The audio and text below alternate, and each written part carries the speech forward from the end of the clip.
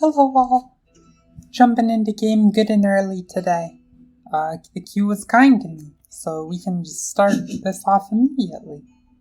So let's take a look at the state of this game. Right off the bat, I noticed that there's it's a very minor shortage on coin availability from the bonus card. We don't have the 6 coin income bonus tile, though we do have the other 3 that can grant coins. So that's a little bit. 2 of the cards that can give workers, and in particularly one with the double worker. The spade is available, and the priest is too. Kind of the big thing that's missing that may shape what people choose is there's no points for shipping bonus tile available. In fact, there's only 2 of the scoring tiles available here, and they're ones that are they're the ones that tend to be the most contested by all the factions. Basically, everyone can make great use of them. So it would be quite reasonable to expect it to be tricky to have points from our bonus tiles. Okay, we have Alchemists, Swarmlings, Nomads. If I want to sort of complete the classic color matchup that gets played the most, I should be chucking in Engineers or Dwarves here. But there's maybe, perchance, an interesting possibility on this board. You have Stronghold and Sanctuary scoring in the first round, and also Stronghold, Sanctuary scoring on a bonus tile. And we can choose our bonus tile that we want to very freely with a 4th faction, since they'll have first crack at them. And in the 4th chair, we have good expectation of receiving an Earth 1 favor on top of that, because Swarmlings, of course, won't be able to take it quite on their 3rd action. And this center hex area is not going to be blocked. And so what I'm building up towards is that all of this is actually quite a good recipe for the Chaos Magicians to be powerful. Of all things. Yikes. So, I think I am actually going to go ahead and toss them in here, because I very much like how they score. They tend to be very focused on spamming out many dwellings in rounds 2 and 3. Is Alchemists also an extremely good backup, but they're already available. The one issue with Alchemists is you probably prefer to make a temple start if you're just doing pure dwelling rushing on round 2 and 3. You really want to have that Earth favor in time for it. Let's see. Cult rewards. Double water rewards. Means that it might be an interesting game to make use of a water 2 favor as Chaos Magicians. Also nice is that the Chaos Magicians won't have tons and tons of cult competition with no Orin or Cultists. So that actually, like, if there's a spot they're good, this is one of those spots. So, in they go. Or we can check what Snellman's stats are on this. It will be interesting to see. Okay, yeah, and as actually I kind of called it out, Chaos Magician's very strong on a very large sample size. So, lots of reason to bid for them in here. That may well wind up being our preferred faction on this. I would hope there wouldn't be a lot of contests, because on the average case, Chaos Magicians are terrible. Also, I know I'm never gonna hear, every stream, I never hear the end of it from Chad. Play the Chaos Magician, so here I am, doing it again.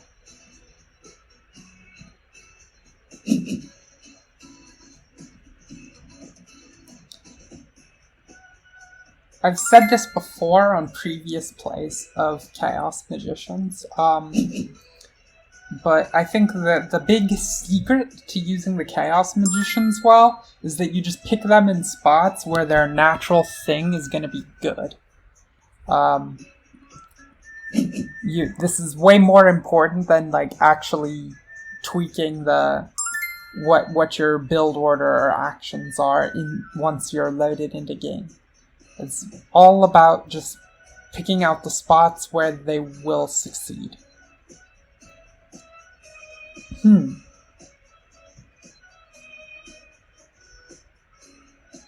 So at what point do I start to look towards Alchemists?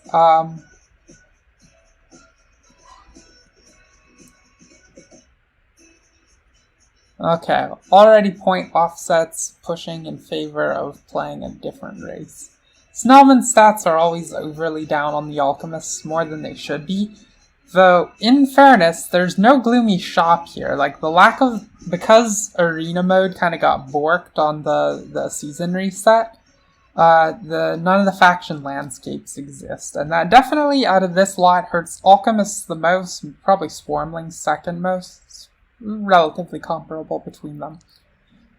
Nomads and Chaos Magicians not taking as large a hit. So if we wanted to play Nomads, would we be able to absorb the kind of power that we need in the early game? It's not obvious how simple that would be. Definitely they'd have all the area that they want to carve out their territory, but having the space does not also beget the early game power that you would be chasing. And actually, I'm realizing starting on this tile with Chaos Magicians has the innate problem that you can't actually be adjacent to anybody unless Swarmlings take this position. Which I guess they're liable to do that. Probably down here, and then Nomads will have this blocked off before Chaos Magicians can come through.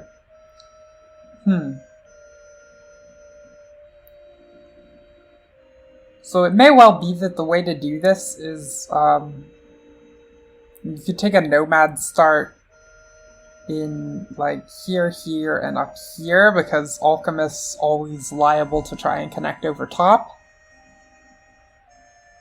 You can definitely make their life quite a lot harder by blocking in this passage. And if no one has any action up here at all, which is very unlikely, Swarmlings would intend to come across, presumably, then if there's no action up here through the mid-game at all, you can still do something useful, making a town like branching over here to Chaos Magicians. So it may well be that we have to play Nomads on this board. The thing I don't like about it is that you can't take all four of the spots you want. Like, here and here are really great because they just have natural areas for towns. Here has the nicety of absorbing some power from Swarmlings and blocking the Chaos Magicians from doing the easy 3-town through here. And then up in the north is kind of where we're going to want to be in the mid-game. But we can't take all four of those.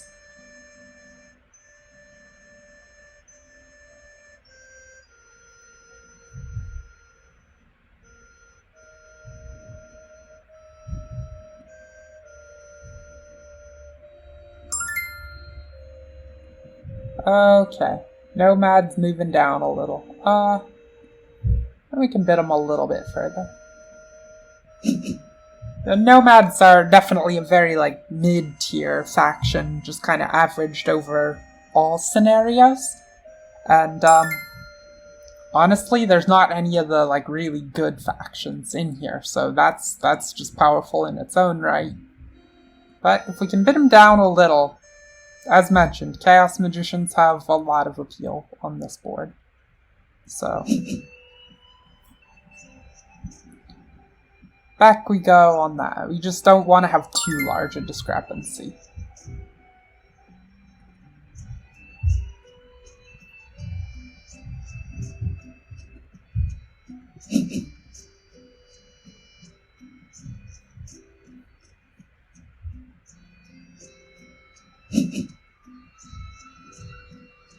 Okay, seeing a little action on Swarmlings is nice because I have a relatively low willingness to bid that faction down on the list. I'd be quite happy to play any other faction here, if the price is right.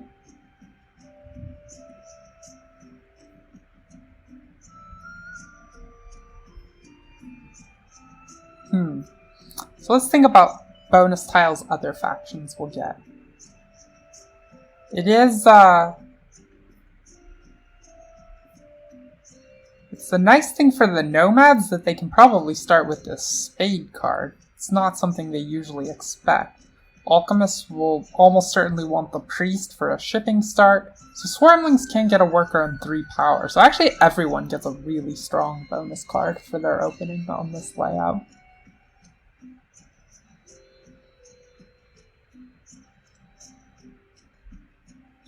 Very, very strong.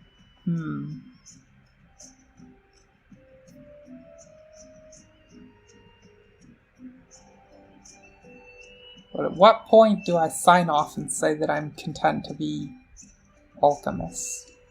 So one issue is that alchemists doing kind of normal alchemist things are not going to have a neighbor over in the east, unless the nomads choose this start point. Which would work out okay, as long as we were quick enough in making it to the edge here.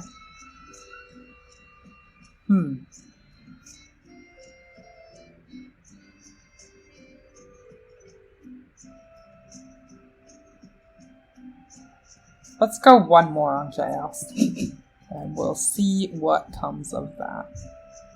Maybe it's crazy to bid this so intently.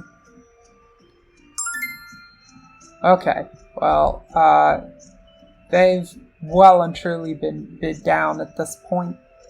And I think the fact that nomads can start with this spade is a lot of reason to do so. To take them, that is. Probably might actually make a stronghold opening with nomads if we're getting paid the points for it. It will be more conducive to spamming dwellings in the following round, so that has a lot of appeal to it, for sure.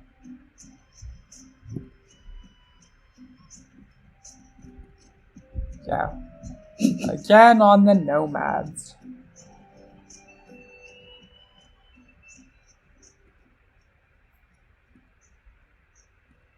It's really nice to have like a high sample size on a representative format in Snellman's stats. It makes this tool much more useful.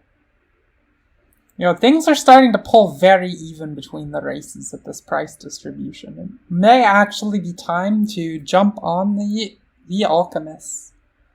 Hey there, AP. Welcome back.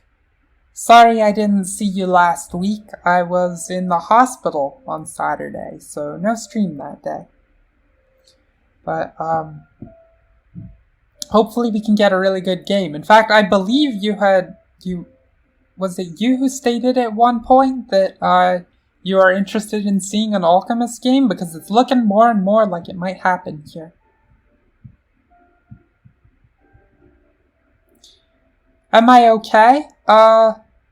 Somewhat? As much as someone can be for someone who spent a whole day in the hospital. It was pretty rough for me, but I've been in bed rest for, well, basically continuously since then, so I'm good to stream now.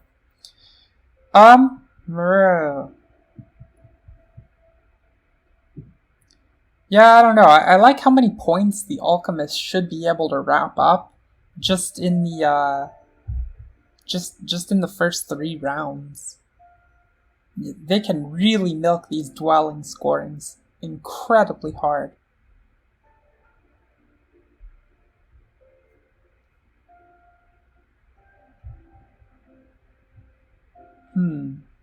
What about power absorption early? That's the thing to ask here. I can definitely get some from the nomads through here or here, but it's not a lot, and may well be cut off from power for some time. It is nice that we have a reasonable expectation of being able to set up across here for the Midtown. So,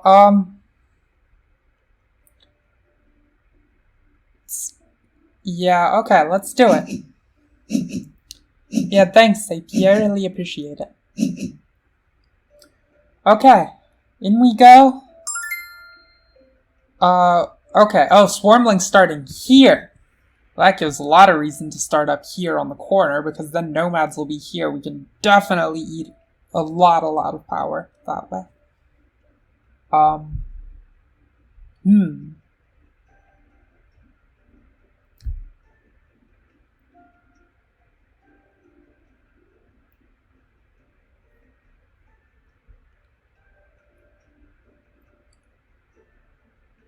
Hmm.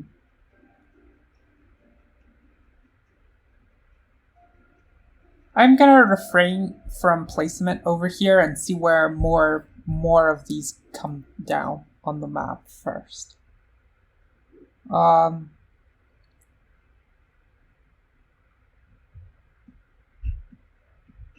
Yeah, okay, let's just take this start point and wait and see where the rest of these line up. Okay, so we do indeed get over here. That's not terrifically surprising.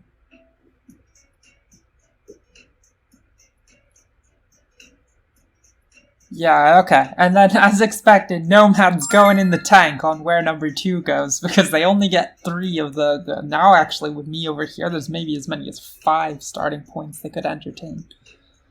Yeah, okay, I think I'm content to start up here. That seems fine. Up I go. This is actually pretty annoying for Swarmlings that I take this spot, because they want to bridge through here and probably do like town up here, town over here. It takes away a space that they would have wanted, and then also cuts off access on smaller shipping amounts across the channel here.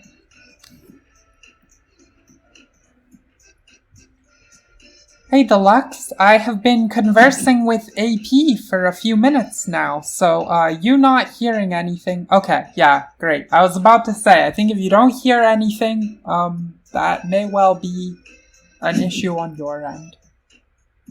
But I'm glad it's fixed now. Welcome to the chat.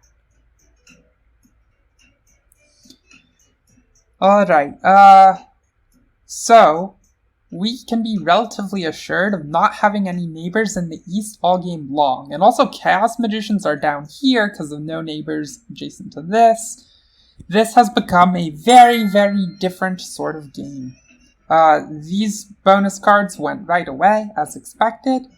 And we'll be pretty happy about snapping this priest.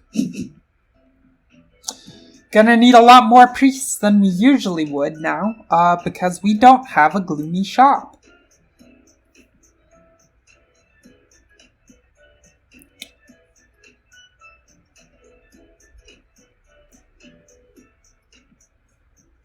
But things are definitely shaping up reasonably well for a good Alchemist game. We have a lot of the makings of something good here, even if we have this dwelling out in nowhere land.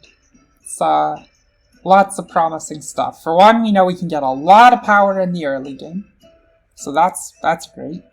Then the second thing is that...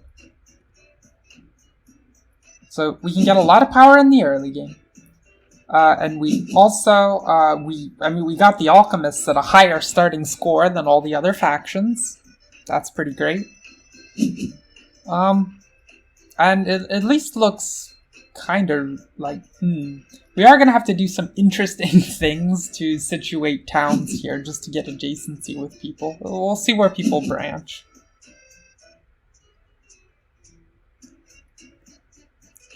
AP, no, I do not think that I can rely on that. I think if anything, I can rely on nomads not getting that favor in the first round.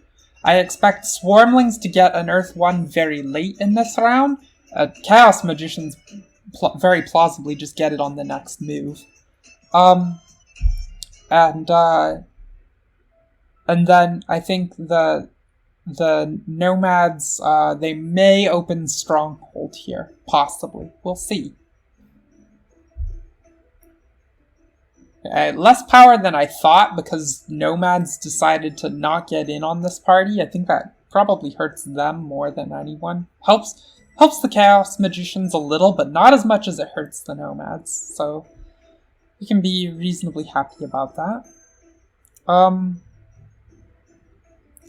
Let's see. This is going to go up to a stronghold as the next action. So, well, yeah, I do think I like the temple opening here above the stronghold one, and the reason is just quite simply that with dwelling scorings on round 2 and 3, I just want to get hyper dwelling focused, and I won't even be able to double back for a favor on round 2 if I do stronghold start, and I want to capitalize on these dwelling scorings.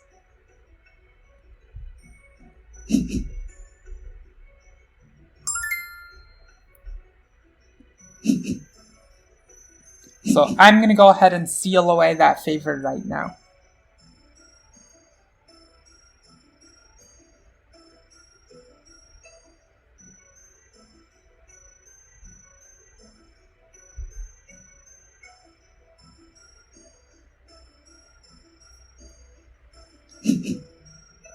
Okay, it is a Nomad Stronghold opener. Let's see, I guess they're probably going to cut this green space, actually, is where they want a Sandstorm, because if they take the green one, not only does that set them up easily for a central town, it really lets them leech a lot of power from what the Chaos Magicians do. Thoughts on B2? I mean, we'll see. We'll see how things unfold. I have many routes that I could go through here. Yeah. I am aware that this is a spot the nomads may have a lot of interest in attacking soon. This brown hex up here. But I mean, nomads are kind of holding the keys to the kingdom on where they want to attack right now. Given that they have the spade bonus tile and their stronghold terraform, there's a lot of ways they could go. We'll see what they do. But again, I expect stronghold terraform to come down on this green space, presumably for the next move? No, but I guess their next move is actually going to be wrapping up this so that they can get some dwellings down.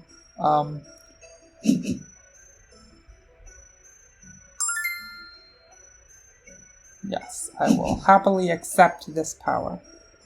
Thank you. My next action. So, I think another reason that I'm not making a stronghold opener AP is that, the lack of the Gloomy Workshop has pushed a lot harder towards the temple opening for Alchemists. A lot harder. The Gloomy Workshop is a big perk of the Stronghold line, letting you get these upgraded much more quickly. And, I mean, you can't do it now. Now you need more priests to do all your stuff.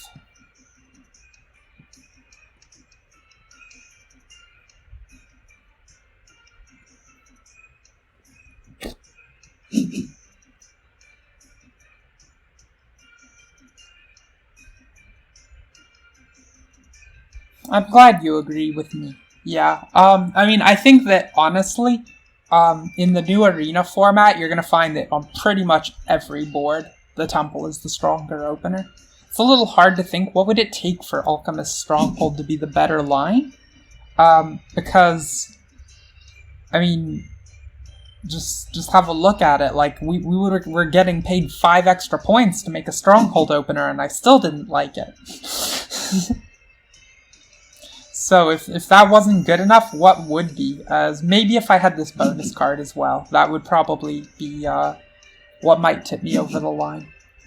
Still really surprised Nomads didn't put their stronghold over here. They would have absorbed a lot more power. Okay. Chaos Magicians grabbed an Earth 1 and an Air 2. I don't know about that Air 2. I know it gives an immediate cult reward, but looking longer game, I'm like, much more excited about getting paid for some of these rewards. And then, of course, winning cults. I think they should be interested in going Earth 1 and Fire 1 and Water 2 and Earth 2 would be my picks as the Chaos Magicians there. I would ditch this air even though that reward is in place. Let's get shipping, because that lets us do all the things that we want to do. And now we're already in shape to contest this B2 hex, if need be.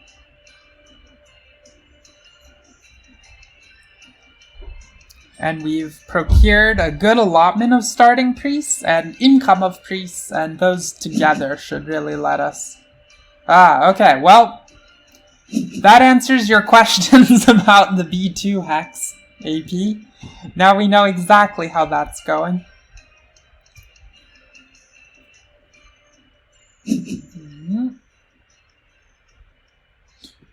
Still a little surprised that that was his next move. I would have done this as the Sandstorm Terraform on the next move, just because then you actually leech the extra point of power.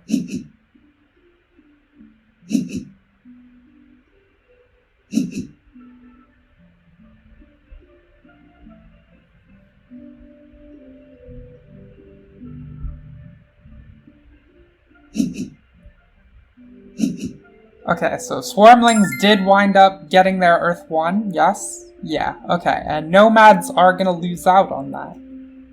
But, I mean, they'll put down all the dwellings they can in these next rounds, I guess, and we'll see if that's good enough for them.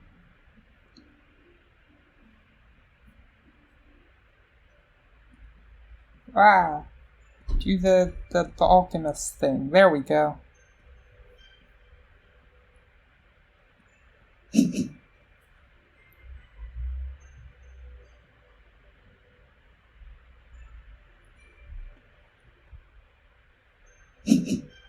Okay, there they did. Yeah, so they made the moves that seemed rational, they just did it in the wrong order. Because, again, if they go here, they get to leech 1 extra power from the Chaos Magician upgrade.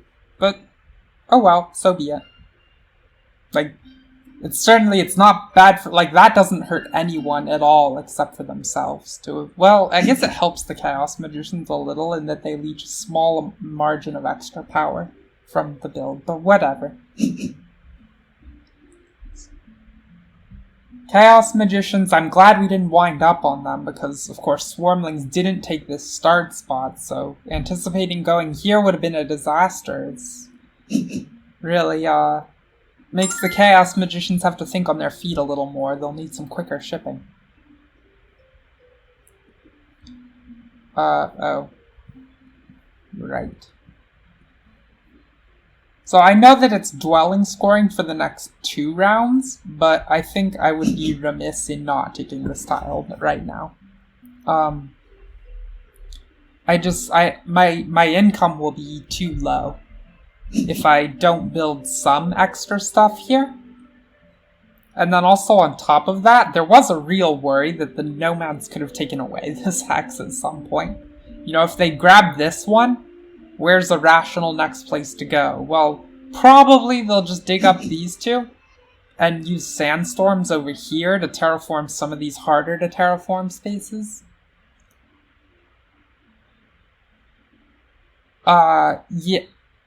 Deluxe, I don't know if you're making a suggestion or asking a question or what, but,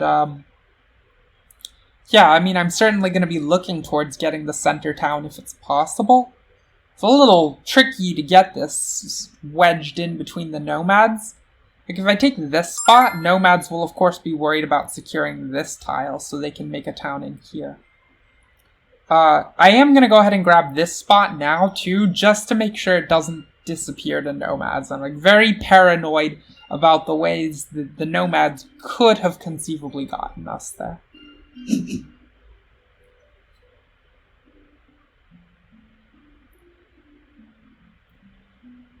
Now, we gotta do all the dwelling scoring stuff that we can in the next round. So, what do we want towards that end? Well, both the scoring tiles are gone.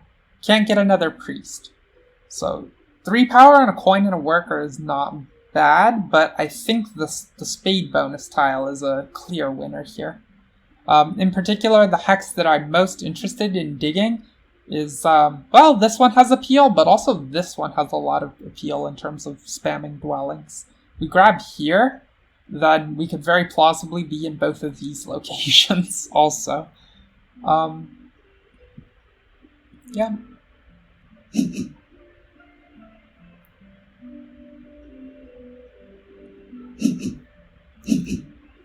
And we're not hurting for worker income thanks to getting those down. Really what we need our power to go towards is digs right now. It's not so much that we actually need extra digs to secure hexes for our dwellings, so much as that we just want to earmark specific spaces before they could conceivably disappear.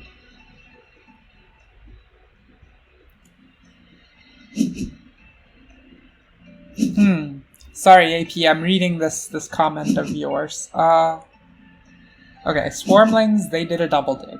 Sure. That makes sense. I'm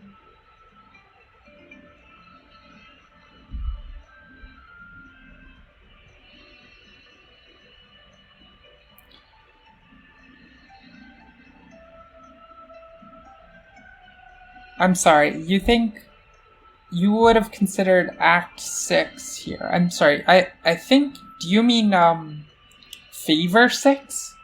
Because of course they did just take Power Action 6. Yeah, so I guess the idea being discussed is what if the Swarmlings just gave up on network connection? And, I do think it's going to be incredibly hard to contest Alchemists and Nomads both. Oh, I see. I see the distinction you're making. Yeah, I do think actually they would have done better to take Power Action 6 in round 1. That is correct. They're just short them on workers to get just Stronghold Temple. They may well get into trouble this way. And they might miss on the favor, or they might still have gotten it. Like, they could conceivably have had that if, like, because the Nomads didn't make a move to gain it. Okay, so we've lost this spot. So much for thoughts of going through here. I guess we're not gonna have the center town now. So, we have plenty of space to do towns if we're like one up here, and then like over here and here, but the problem with those is 2 of them may well not have neighbors. We can probably get a neighbor for this one against Nomads coming through here, would be what I anticipate. So what do we want to do here? We don't really have enough power to do anything interesting on that front. We can just build many dwellings. In fact, can we make 4 of them to go with our 4 workers? It would be 1, 2, 3, 4. Yes, actually we can. Okay. So that makes it pretty clear what we ought to be doing this round, I think.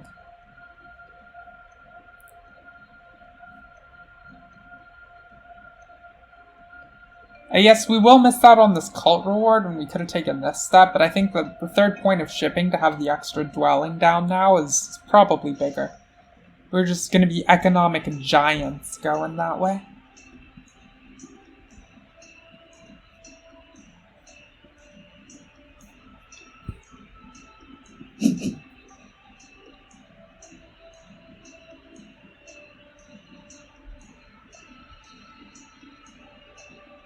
So I don't agree with you that the Chaos Magicians should have taken Act 6. I think they were right to take this one and just get the Sanctuary.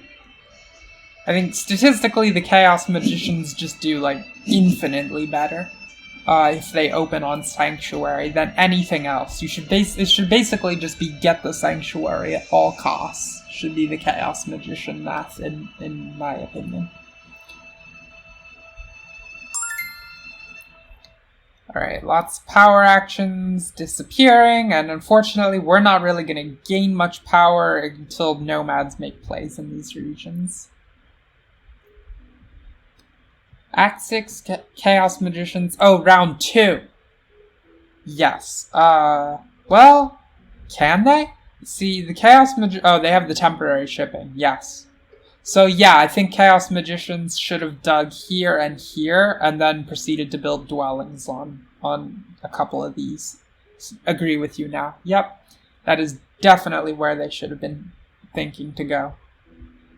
Since it opens so many spaces for them, and now they're gonna be kind of pinched. Alright, let's go ahead and grab... Oh, stop it. Yeah, we'll grab this.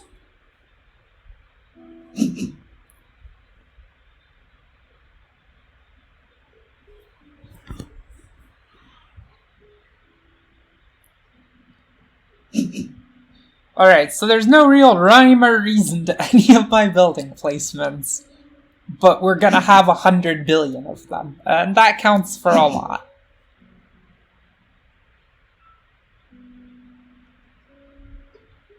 And we will be connected too. Well, that's not quite true. I'm gonna have to... These 4 will be disjoint from these 4, but that's easily remedied later going through here. We're going to have massive worker income. Absolutely massive. And we will be able to start getting upgrades on the exchange track with that. By throwing more priests at the problem. In fact, we could have our digs fully upgraded for the next round to facilitate getting more dwellings, possibly? Is that right? I guess I'm only going to have 1 dwelling left on this map for this dwelling scoring. Let's use this action to terraform this space. Yeah. Oops. What? Come on. Why can't I? Okay, there we go. For some reason it deactivated this. It's very strange.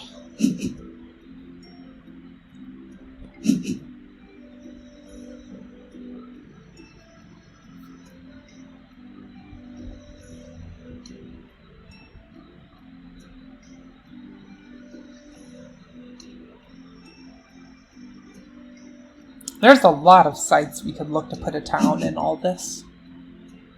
Like, plausibly over, down here, or up here. The fact that we've trivialized our connection problem already and gotten massive economy means that we can kind of just focus on reacting to what people do. We don't quite have the full flexibility of reaction yet, because we can't just dig hexes willy-nilly until we've upgraded this. But,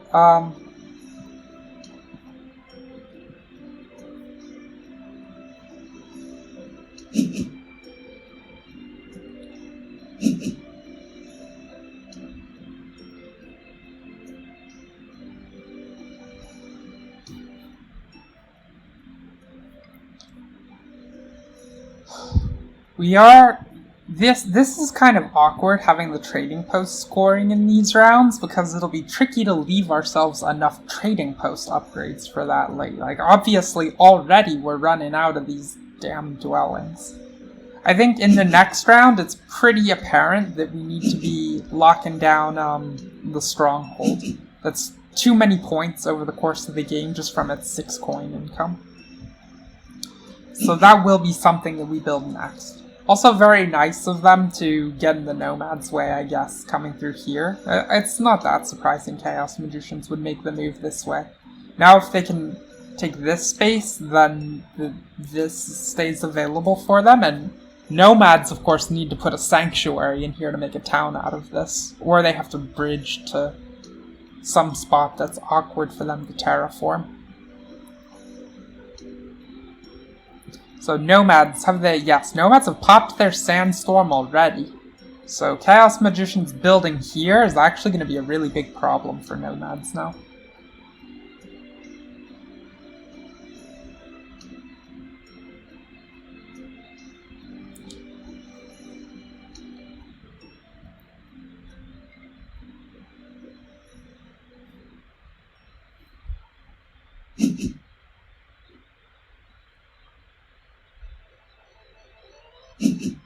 Ooh, this is from Banjo-Kazooie. I like this game. Okay, oh, Nomad's passing out. Let's see. I guess in terms of favors for the next round, we want points. Pretty simple, pretty degenerate, but always the game with Alchemists is so centered on just turning your amazing economy into points to make up for everything you spent to get it. So there's actually an interesting line here. Given that Chaos Magicians still have an...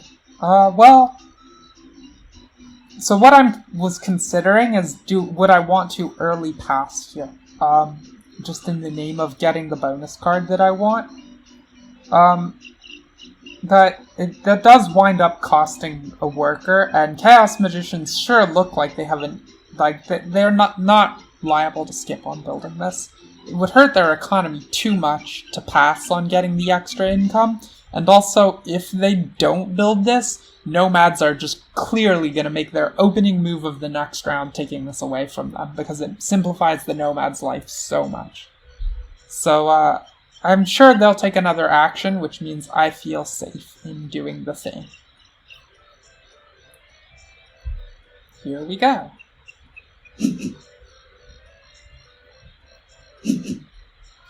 And now I'm in all the places.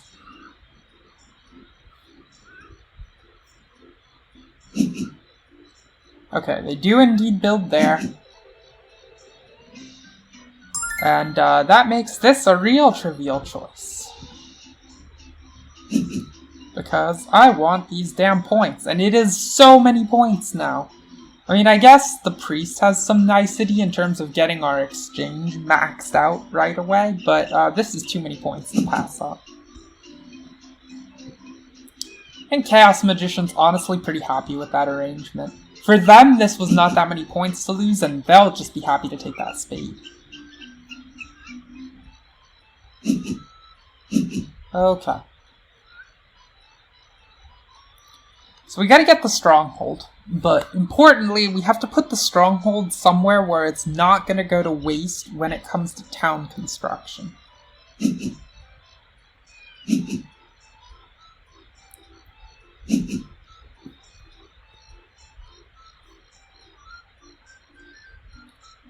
feel like the Swarmlings guy is kind of far behind.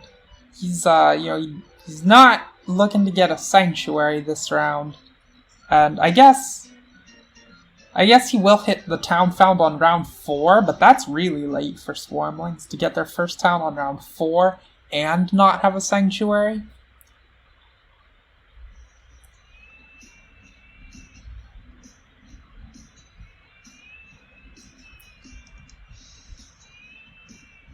You're definitely correct, AP, that they were thrown a charity by the Chaos Magicians in allowing them to have a double dig chance, and them not taking it.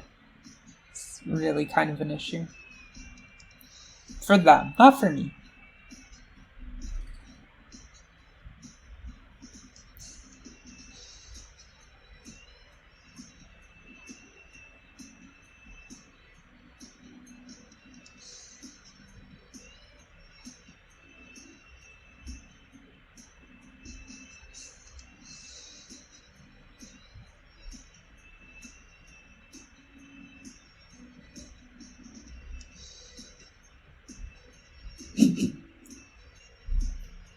Okay, so if the Nomads took a dig power action, yeah, we're really not being let to have chances at these digs. Sheesh. So, what do we want to do with our resources this turn? Getting the stronghold seems like a must, but that is only actually 6 of these 8 workers.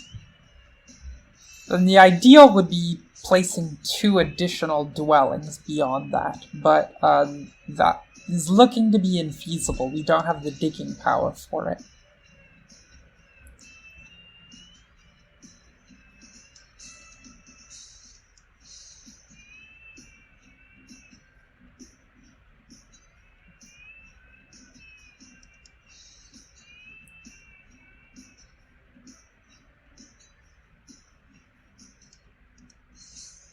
It may well be the case here that,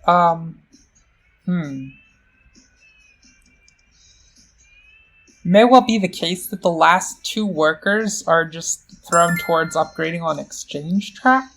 Although we can wait on it, on the exchange track upgrade. Since we can't make it all the way to the top in the 1 round, we may as well just run it off twice next round. And I do think it's unfortunately going to be super important to prioritize this exchange track because we don't, we're just not taking enough power to make these digs any other way. If we're actually going to dig a town for next round. Yeesh. Well, okay, since we're getting a stronghold now, it's definitely apparent that there's no purpose. If it's just going to be earmarking 2 workers and a priest towards upgrading exchange, there's no point to holding on to the priest.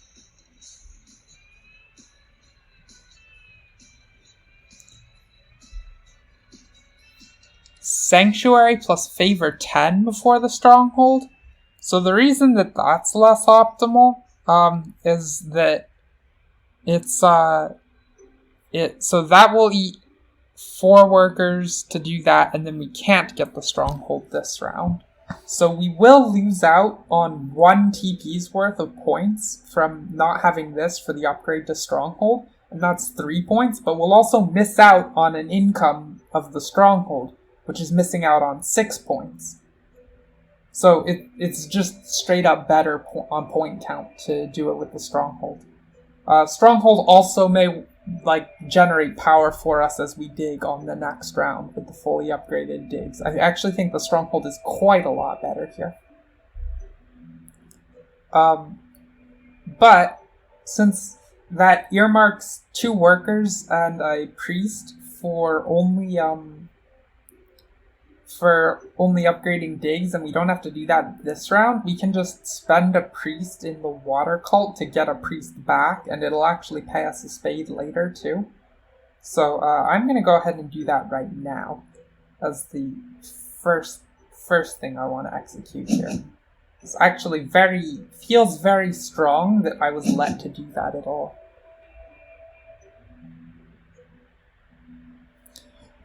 You may notice in this calculus that I'm running that yes, I am valuing 6 coins as 6 points, and I think that's 100% a reasonable valuation. As we come in towards the end, 6 coins won't be worth 6 points anymore, but right now it absolutely is, because I'm just going to use this conversion well more than 6 times in this game. In fact, nearly every coin I've spent this game has... In fact, every coin I've spent from this game was either in my starting 15 or it came out of this conversion. Okay, so nomads have secured town space in here. I mean, swarmlings definitely have to give up on network now because they are straight up not going to be able to connect this. I guess they could with 3 shipping. And this hex, and this hex. But that is way too much effort. They should just give up on network. Super happy we got this. That is probably the highest value priest in the game. When water pays 2 rewards. Now we gotta pick a stronghold spot. So here seems pretty senseless. And here is of course impossible, and any of these places we have to pay a lot to upgrade. So I think by process of elimination, it seems like it ought to be this one. And it's not really clear that that's particularly great, but for better or worse, I think that's where it's going. We have multiple possibilities for how a town comes out of that. Like, maybe something can happen here, or maybe in through there. So, I guess this is going to be the spot.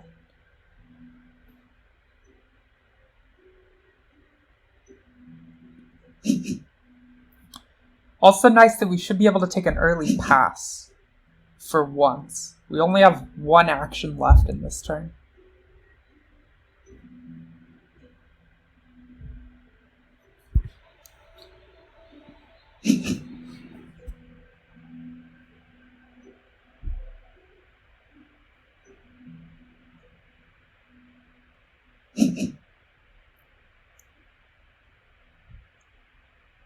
Of course, the card I want to pass on to is this one. And the Nomads I don't think are going to have that vacated yet.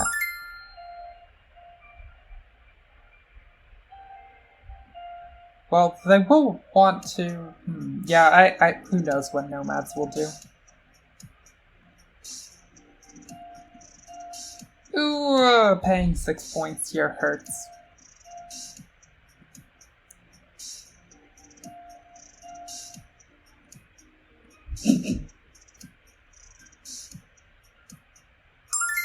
But it's worth it in the long run. Okay, I probably do want to run a conversion here just because I'm super power capped.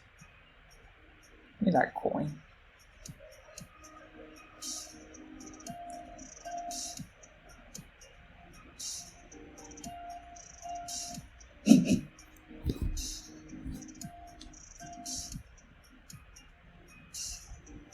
Now, we don't actually have purpose in using the dig power actions for the rest of the game, since we can more efficiently get 2 digs out of this. So if we need to, we do have a possible stalling move on the table, is essentially what I'm trying to point out here.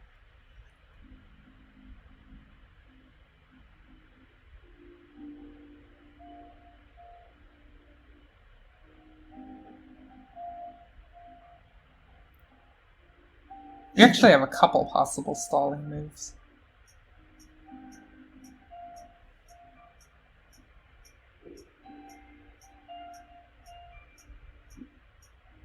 Sort of depends on what the Nomads decide to go with here.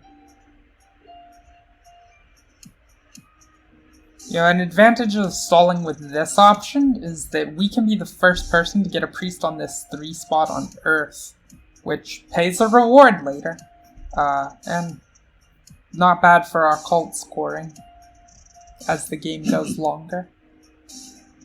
Okay, but if Nomads are passing really early, like we know the Swarmlings are passing.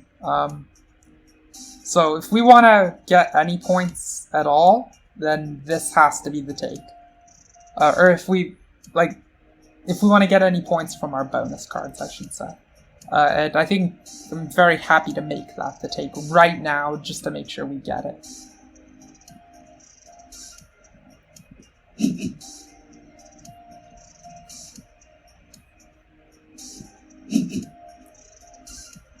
Gotta have those 4 points. And also 2 workers is not bad. We're gonna go to a zillion workers here. This is 7, 8, 9... 10, 11.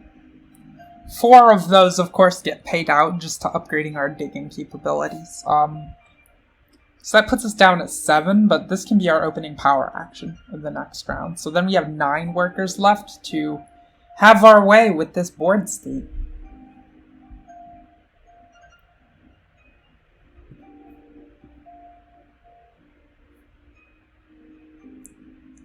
Now, is that actually sufficient to get us to a town? With fully upgrading digging capability and 9 workers? It may well be.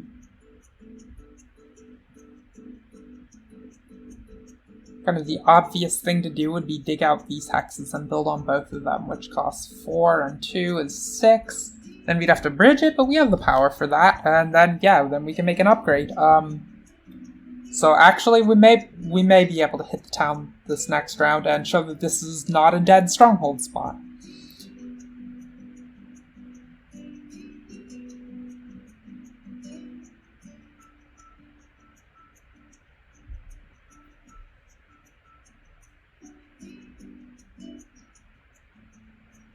It'll be kind of weird to have towns here and here as Alchemists. Don't see that very often. Then we'll just have all this dead stuff over here. it's nice that that chaos magicians will almost assuredly be headed over this way soon, because that can, it doesn't immediately give us neighbors, but it gives us something we can dig towards to have neighbors.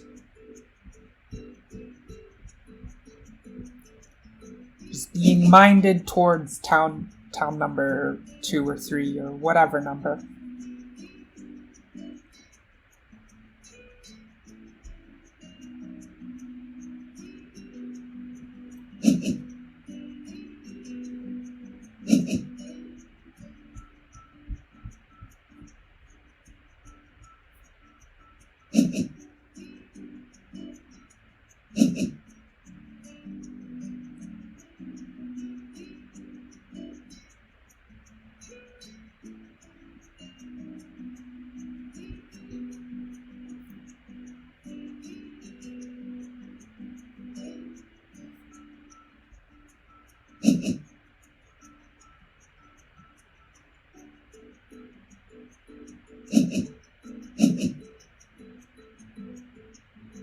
Okay, nomads to start. Surely they want 7 coins. I would be shocked if that was not their take here.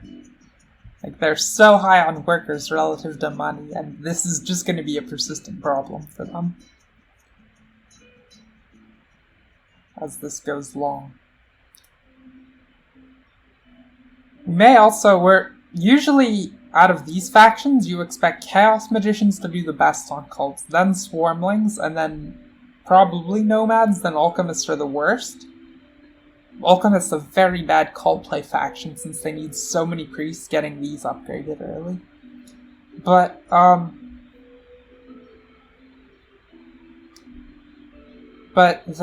then the other thing is that, Nomads, they still haven't gotten their, Oh, we can take a little bit of power. Sure. That's acceptable to me.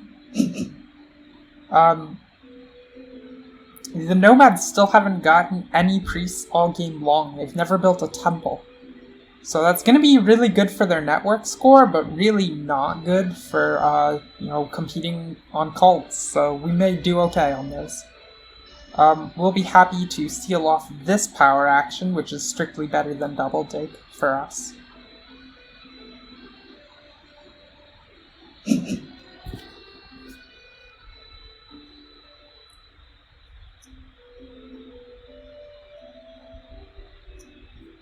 So Nomads use single dig to procure this spot. Hey there, Matt JK. I think I'm just gonna go with Matt on that, unless you have some other way I should be pronouncing that. Don't think I've seen you around before, but welcome to the stream. We have quite a game on our hands here. We're spread out in a lot of places, but it by and large it feels like it's going pretty well, actually. They might. Definitely a possible line, Matt. I mean, they took this away right here, right now. Okay. We can maybe make do with that. There's possibilities to come in other directions here. This is, I mean, it's unclear where I'm gonna wind up going by the end of turn as people do things, but we sure know what I'm gonna be doing right now. Because I need to get these up, or I can't really do much.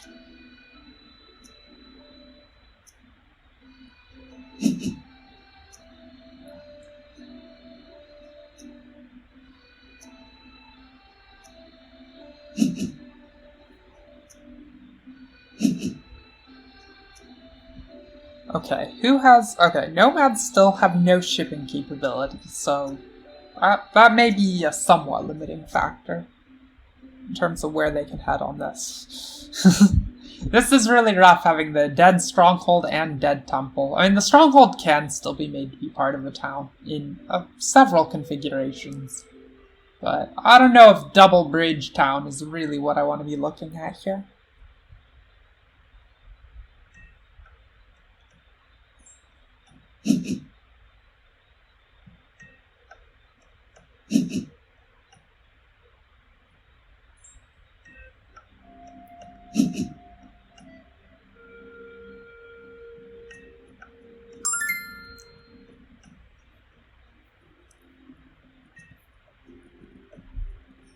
let's go ahead and make, yeah,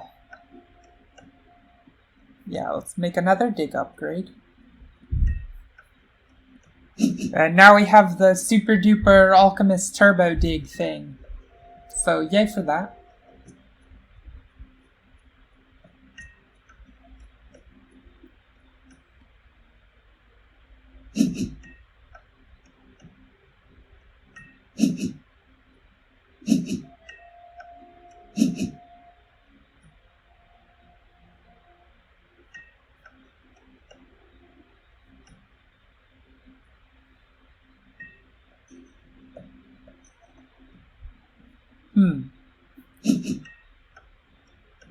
Double dig from Chaos Magicians. Okay. So we may have a line to... Oof. We may have a line to create a town over here on the western part.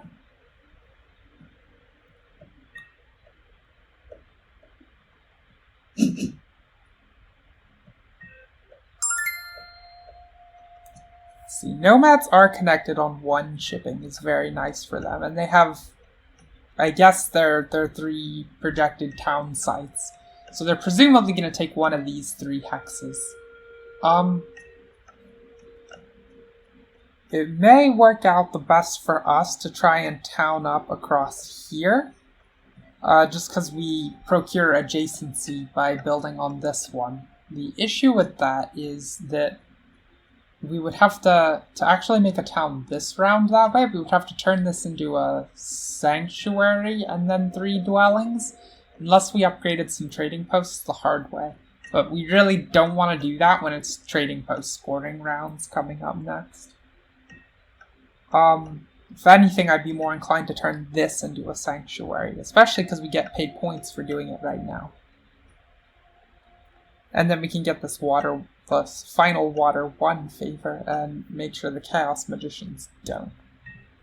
So if we were to do that, and make a sanctuary out of this,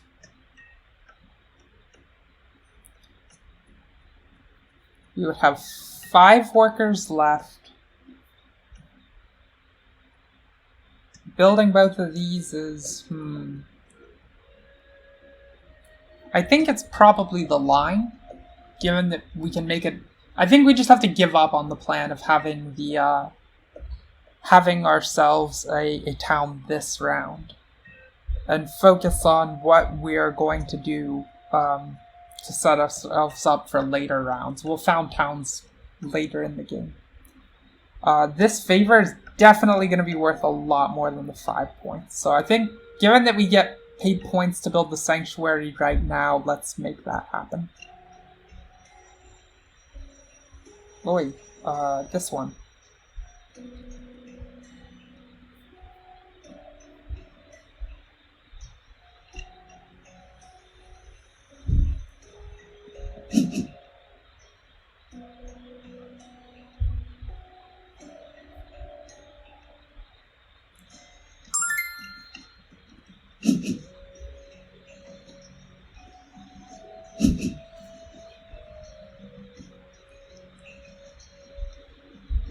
Kind of a big pivot for sure, but not one I'm unhappy about having made on the whole.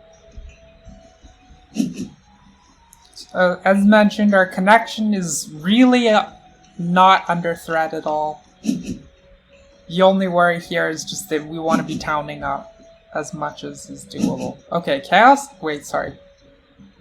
Swarmlings founded a town, and it wasn't double cult, it was the single cult boost? That's interesting. Whatever, they can... Sure.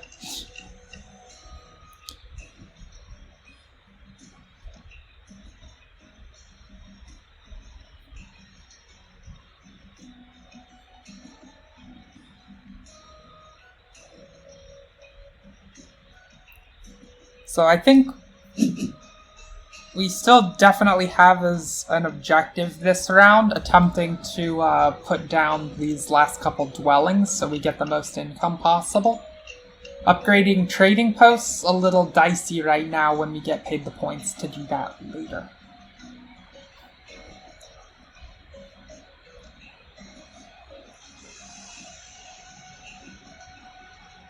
The most important thing here is just outlasting Chaos Magicians so we can have their bonus card. Nomads are in between us and have first shot at this if they want to take it, but we're just going to have to match them down move for move here.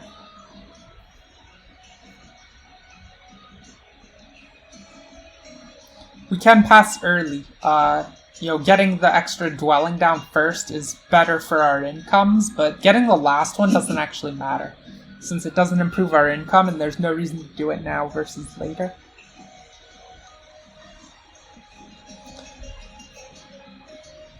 Chaos Magicians, if they could upgrade this to a temple, they could get a town this round. They would have to take a Fire 2 favor to do that, of course. Okay, Nomads they got their Sanctuary. What favor is this going to be for them, though?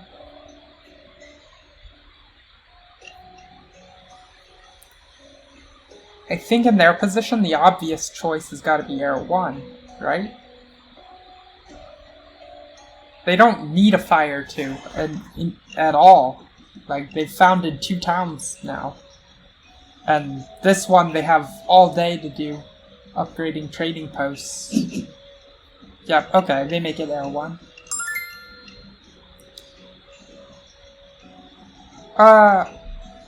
Now, where do we want to put stuff? Don't really want this to become dead in terms of connecting to a town. Also, as the stronghold now is unless we double bridge for it, which sounds incredibly sketchy. We'd have to get both bridges for the rest of the game. It's maybe doable because no one else has desire for a bridge here, but still. I think the highest priority spot in terms of making this a town will be right here.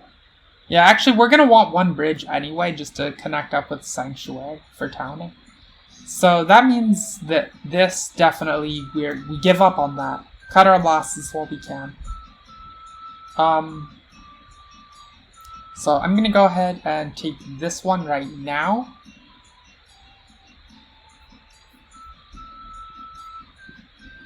I'm going to convert these immediately because BGA gets really weird about conversions mid-construction for Alchemists. Straight bug.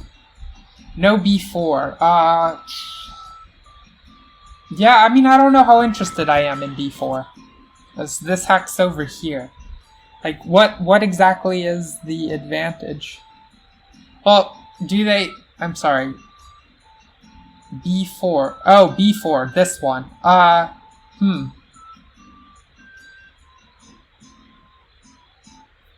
They do indeed have the shipping to threaten it. Yes, actually, that is quite prudent. Okay, this is definitely a better play to grab this. Good catch. So I will do that now, just to make sure it happens. We're connected now. So nothing's gonna go south that way.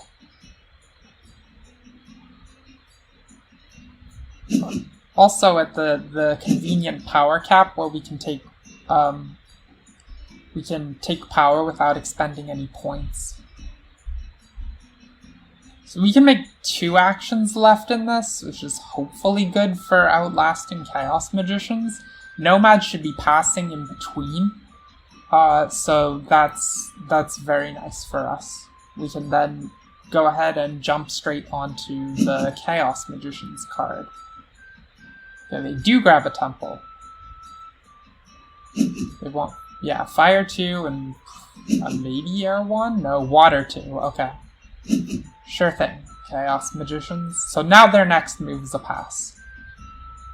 Which means that we will be content to make our next move be our last action for the round.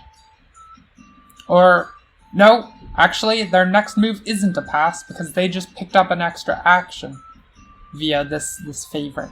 So we're going to have to play it. We're going to have to slow roll it now.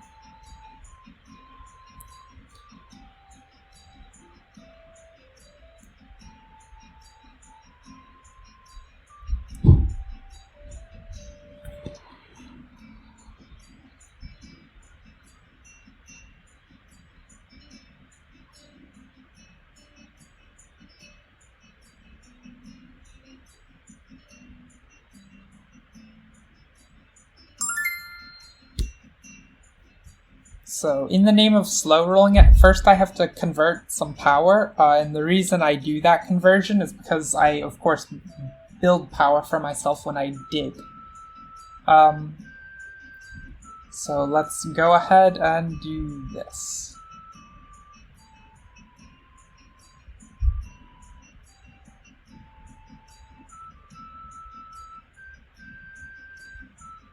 So AP, I'm making that swap already, as you can see here, and the reason I'm doing it is I know that I'm going to want 2 coins this round anyway, just for building the last dwelling.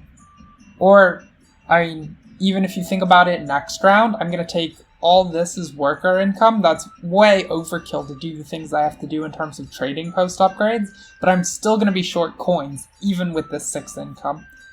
So it's kind of a question of like count up what you're going to do next round and figure out what resources you need. And here I'm very far in the hole with coins.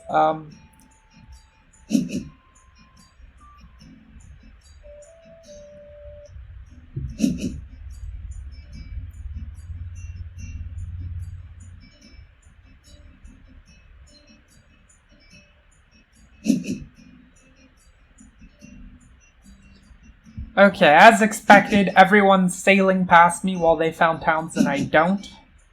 Kind of sad face.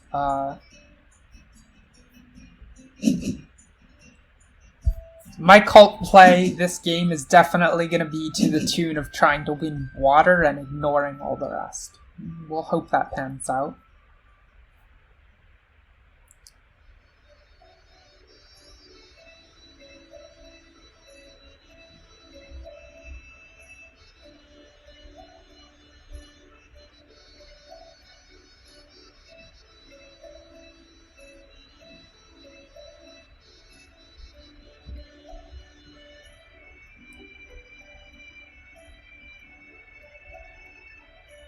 It's possible if I have to really stall for moves on this, I can make the choice to blow power on this action and then throw the priest in the water cult.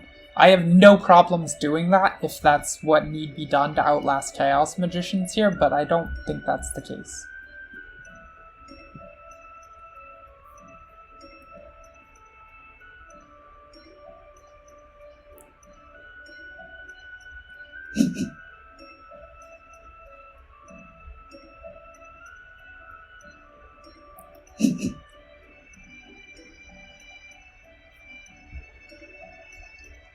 I think actually, AP, the answer to your question I sort of gave how to evaluate it, but if I want to paint the broad strokes picture of what do power conversions usually look like for the Alchemists, I think the answer is in the early game, you're saving all your power for these dig actions, or for this 2 workers action.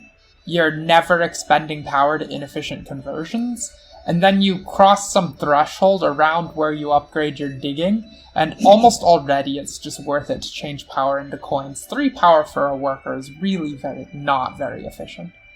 And then you consider 3 power for a worker kind of on a case-by-case basis as needed in the late game, just to finish off towns. If it gives you that boon, you can go ahead and do it. But otherwise, you mostly want to be making coins out of it. Anyhow, this just opened up for us, so on we go.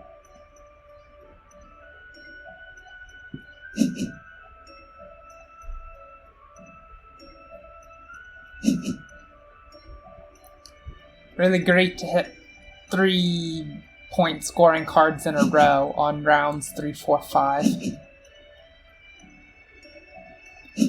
Hopefully we can hit this one for round 6, but it's unclear. Swarmling's obviously going to take it right now.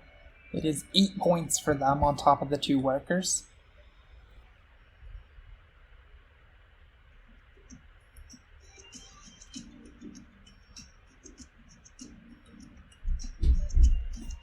So where are we going to ultimately wind up with towns in this game? Should be one over here and one in here somehow. And maybe a third can happen, but I'm not holding my breath for it.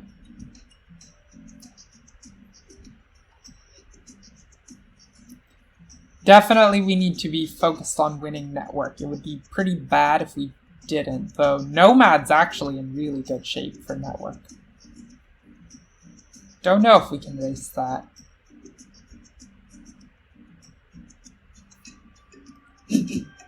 I think with our superior digging abilities, it should be doable. Alright, this action was actually what I wanted to do with my power, if possible. Clearly it's not possible.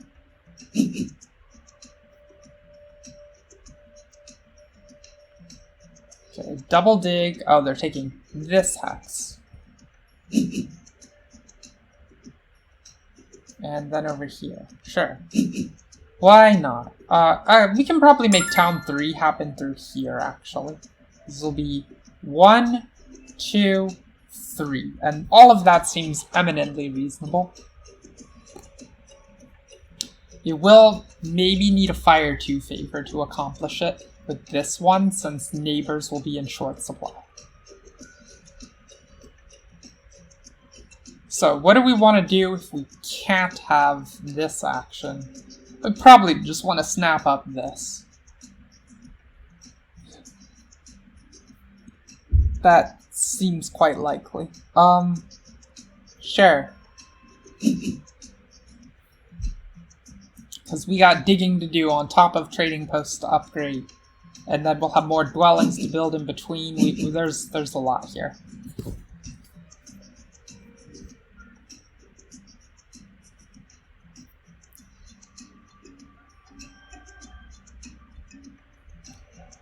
Oh my, okay, let's read this.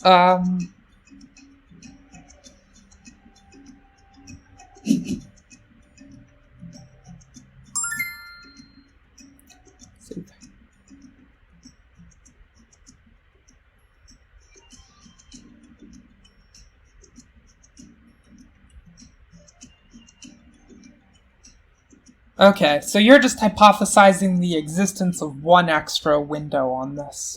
Sorry, where did... Oh, I took power here. Okay, whatever. Doesn't really matter to me whether... Actually, if they'd taken this hex from me, it might have worked out a little nicer. In that then I could dig this hex and have 2 neighbors for this middle town. Anyhow, do I want this now on the margin? So probably just for purposes of jamming priests hard. I think that's where I want to be with my power right now, making priests so that I can throw them in the water cult. It's not so much about getting paid this reward, though the reward is nice. It's mostly just I have a possibility of winning a cult here. I would like to do that. And I don't have anything to do with my priests other than put them on these spots.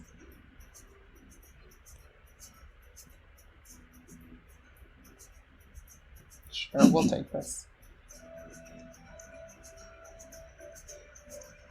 So you think there's an extra window in between the 2 phases I said?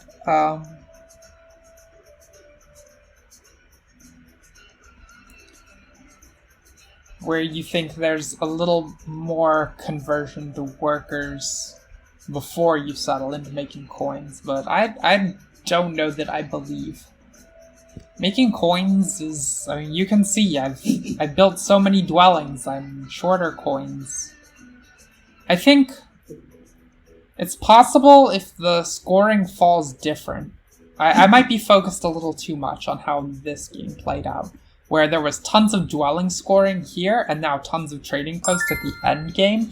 And, like, of course that's going to beget a game where you have lots of workers as income and very little money. It's just an inevitability. So I actually probably should, like, if there'd been a trading post round on 3 and then you move one of the dwelling scorings late, juxtapose them that way, then yeah, I would probably be sitting on a trading post to make a little more money. Yes, AP, that is how you should play Alchemists if there are no round scoring objectives. But, so you should be biased towards playing them in that fashion of dumping down your dwellings on rounds 2 and 3. But if the points favor something different enough, strong enough, you can consider minor deviations. That was one reason I was very happy to get Alchemists at 30 here, is Dwelling scoring round 2 and 3 is just such a big game.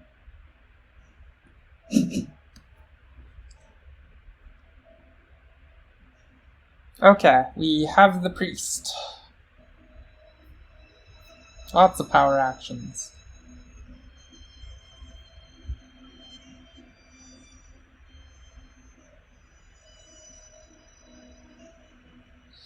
Now, I can't actually build dwellings until I start upgrading, but that's okay. I have spots to upgrade.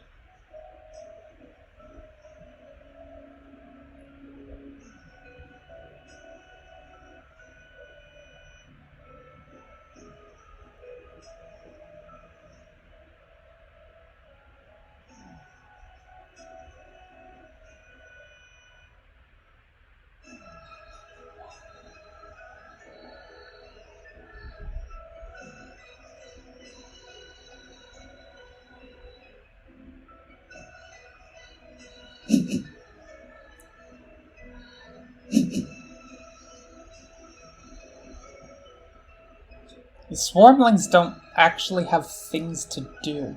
It's kind of embarrassing. Sure, they can dig this middle hex, ultimately, if they really want. Oh, do I want this power? This is a lot of pepper. 4 for 3 points. I might be okay with taking it. It's like, I know that I'm looking to get a bridge before the end of the game, but I have so much time on that, and I can make my own power anyway without paying all these points. It's kind of a lot. Like, I think the power mostly winds up getting utilized for coins anyhow, in which case this is a very bad exchange rate. Let's just turn that down.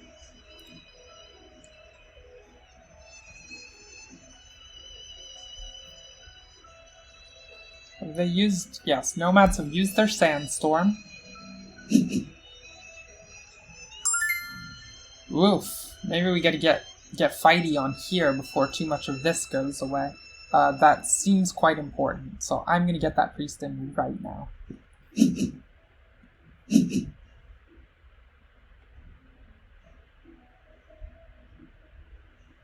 Make sure no one has designs on getting 2 priests in here this turn. Okay, it's not surprising Swarmlings would choose to do that, but whatever.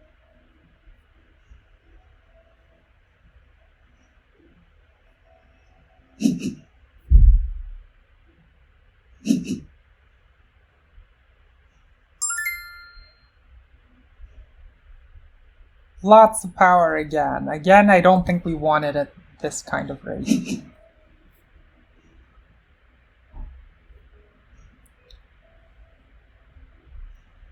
Yes, Matt, that is actually my strong intention this game. I have neighbors problems on every town spot, but not over here, and that just comes about by taking this hex, you know? Dig through here, and then I have 2 neighbors, and 2 is all the neighbors I need. Okay, now we're under big fire for gaining up here, if we want to take that, so that could be an issue. Chaos Magicians on any given move could upgrade a temple and then take 2 favors and win 2 cults.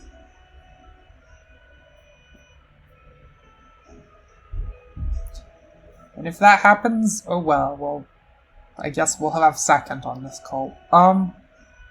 We can just scrap for crumbs, like getting not last place, beating Nomads out on all 3 of these would be nice. So what do I want to do? I can't build a dwelling yet. Literally impossible. So I need to free up a dwelling so that that is a thing that becomes doable. So I'm going to go ahead and make that move over here. And then I'll have access again.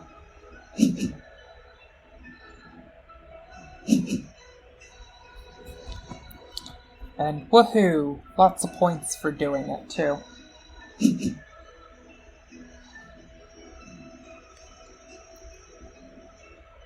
Now, I need to be careful now that I've freed up a dwelling, because I don't have any adjacencies I can upgrade besides this one in the center, which is a terrible spot to strand a trading post. We already have stranded stronghold. We don't want more buildings stranded. So, So I need to be mindful in where I build the next dwelling so that it itself yields a neighbor for me. Because that way I'll be able to upgrade it to get the next dwelling back. Woo! Even more points I can pay. I still don't want to do that. What favor are nomads even going to go for at this point? Like, they just shouldn't have interest in anything, really. I guess water 2 is? No. Because that doesn't help them, it only gives them bumps on other cults, yeah. Like,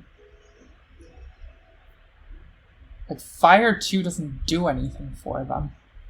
Except to bump them 2 steps on fire. Is it correct for them to take fire 1 on turn 5?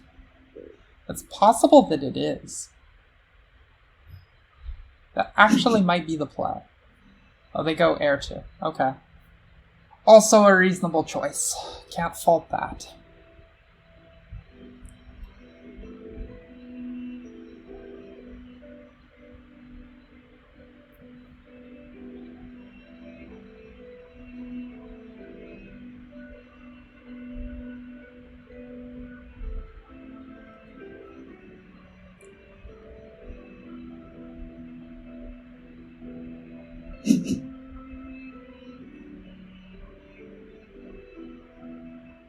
Okay, did Swarmlings... Oh, Swarmlings did take a water 3. They were just that determined to make sure they won on this cult. Okay. That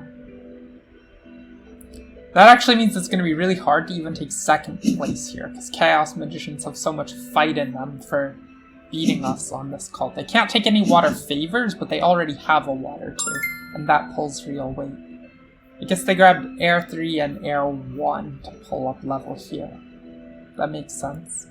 As for what we're going to do, I said we had to put down the dwelling, and I also mentioned that it needs to be adjacent to something so we can upgrade it to get back another dwelling. You see how this process loops.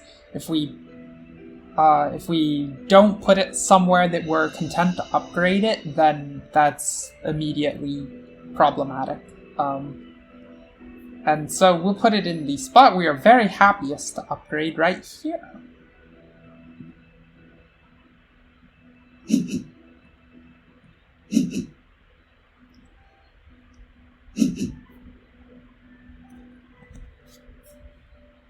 And now we have 2 neighbors for a town. Well, not yet we don't, but I don't think the Chaos Magicians are taking this hex.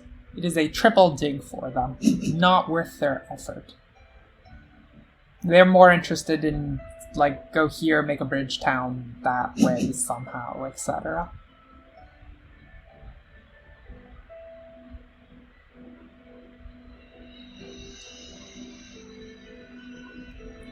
Chaos Magicians can 3 town with a bridge town over here.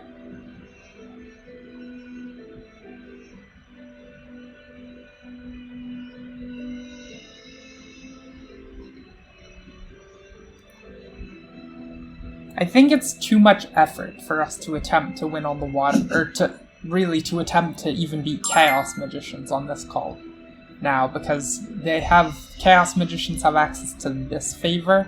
They're always going to be able to bully us out on the water cult. So the last spot that I really want to try to fight cult, or the next spot, is on Earth, because there's a couple low-hanging fruits for passing people. So that'll be the next cult of choice. But in the meantime, let us continue upgrading these. So, because I need to upgrade something or I can't place another dwelling.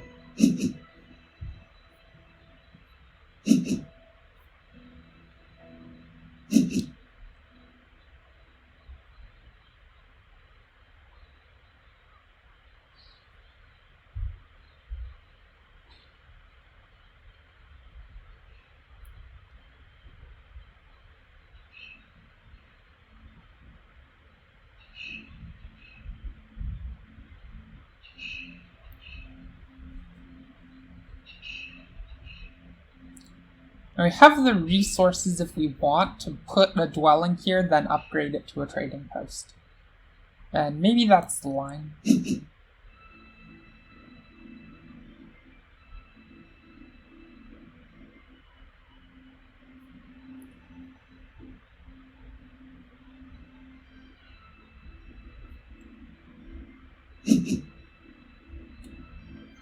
Oof, okay. Nomads throw the priest there. This is maybe less attractive to try and fight on this cult.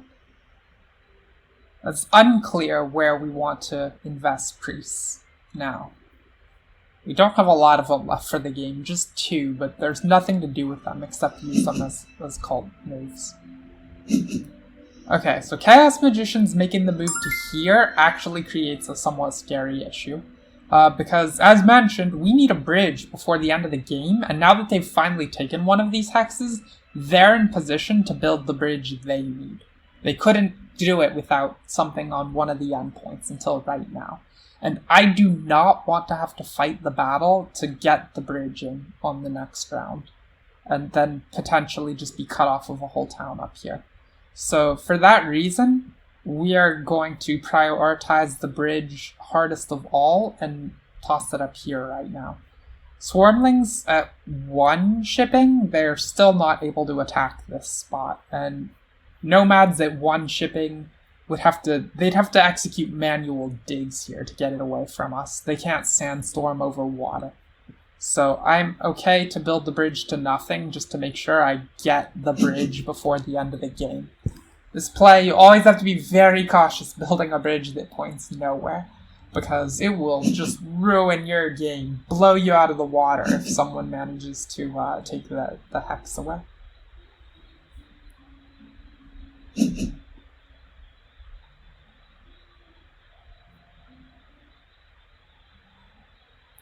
Ooh, Swarmling's card is free. Nifty.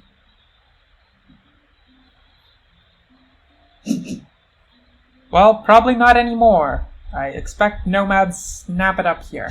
Yep, okay. Shame about that, so we never had any possibility of having a scoring card for the last round. But, at the very least, we can maybe make sure Chaos Magicians don't get one by taking longer than them, so they can't pass on to this.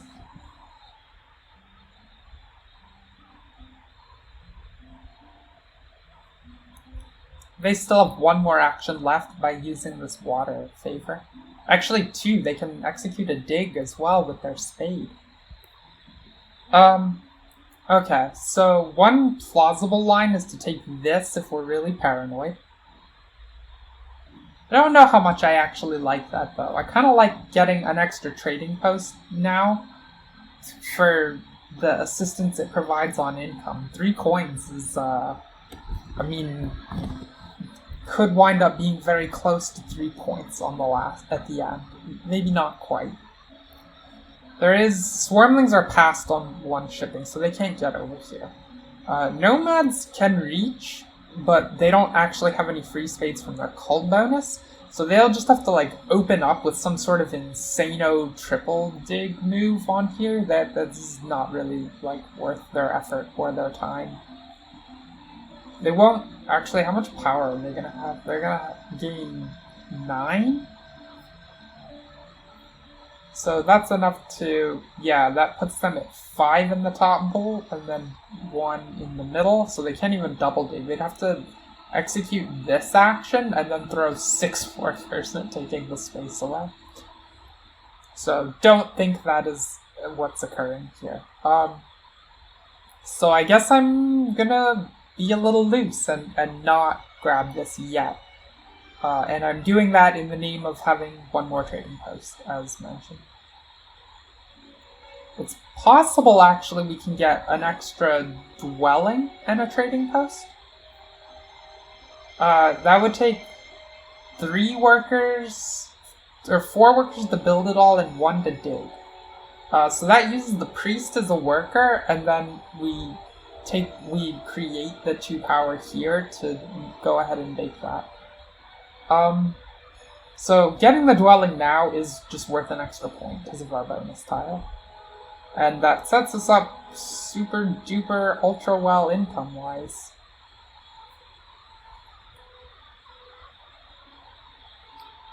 That does spend 4, 5, 6, 7 points potentially. Yeah, I don't know that I want to spend 7 points to do it all. That seems a little too dicey.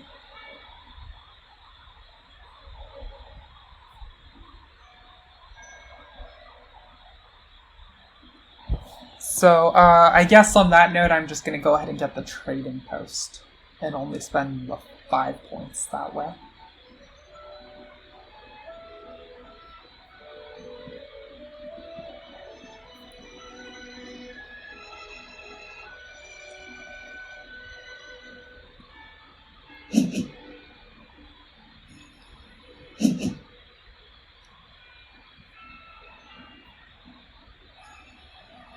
This also ends with a dwelling in hand, which has the nice property that if anyone if Swarmlings upgrade shipping or something to get some crazy idea in their heads, it just lets us cut this away on the first move next round before anything bad can happen there. That's the actual idea there.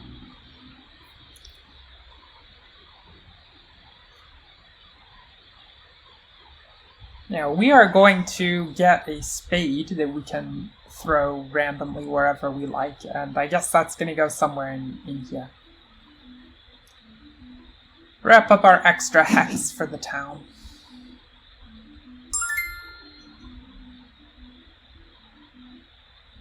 Well, Chaos Magician's coming this way.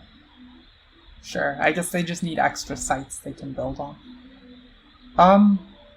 And also, they're trying to outlast me so that they don't have to pass. Like, they want my bonus card. But I don't want them to have it. So they have one action here. Is that their only... Yes, that is, I guess, their only action. I'm okay paying these points to make points.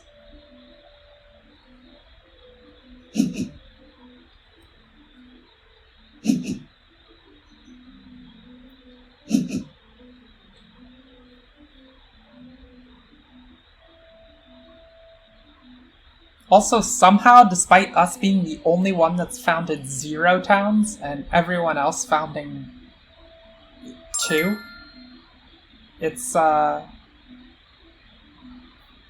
kind of incredible that we're level with most people points-wise. Because we are going to have a very big final round.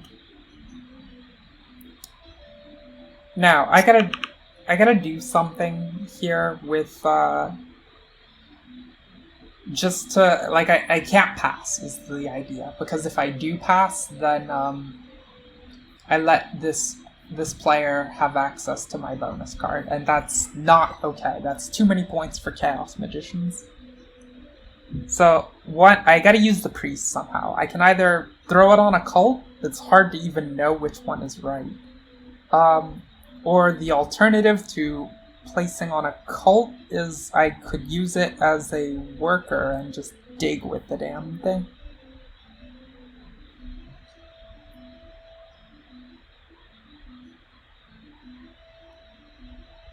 Maybe digging's acceptable.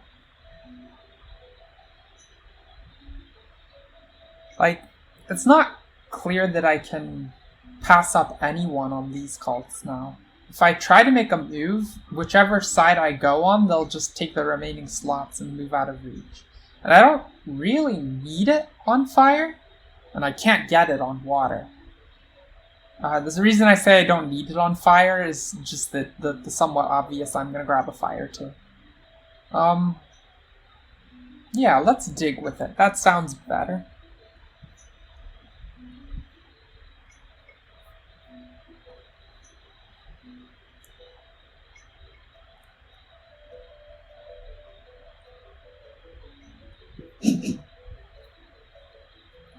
Haha, I'm a jerk. You can't have this card. So now where am I gonna pass to? Well, I mean, we'll see what's left. Because obviously Chaos Magicians need to pass out here.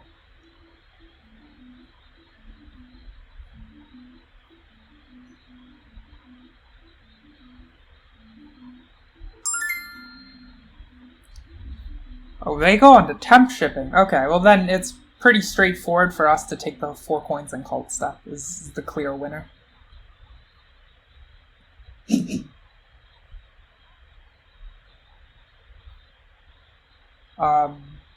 Yeah, because a spade is just the same as a worker. A priest also, like, probably just a worker. We need the coins to do all our things without having to spend ourselves too far into debt. And the cult step is just a nice little bonus on the side.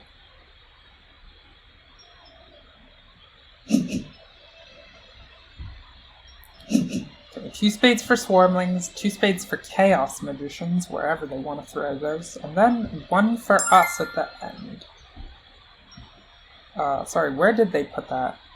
They turned a green space red somewhere? I don't see it.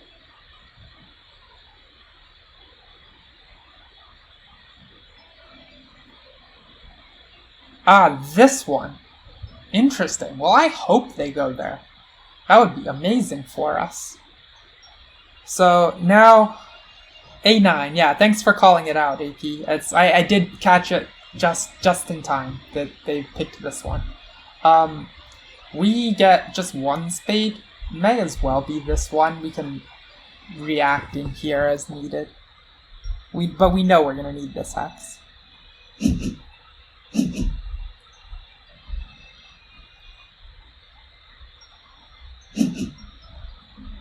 We have so much money! Yay for money.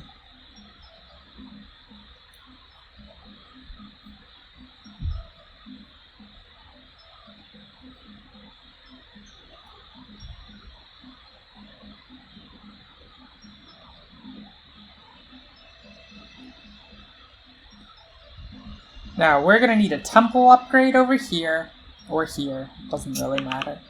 We're also gonna need, a dwelling construction. That's 3 of our workers accounted for. And then we're gonna need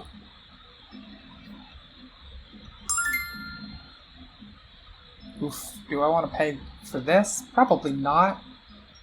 It would be surprising to me if this was useful. So I imagine our power is just aimed at this. Yeah, I'll go ahead and turn that down. Which favor do the nomads want? The favors are so picked over. Okay. People are going really hard in late catch-up on the cults. It's kind of incredible. Yeah, so they're gonna win the cult, and then nomads, at least nomads can be assured of getting second that way. What do we want to do? I think this is the most important power action for us, so we'll go ahead and grab that. Nothing else is crushingly pressing.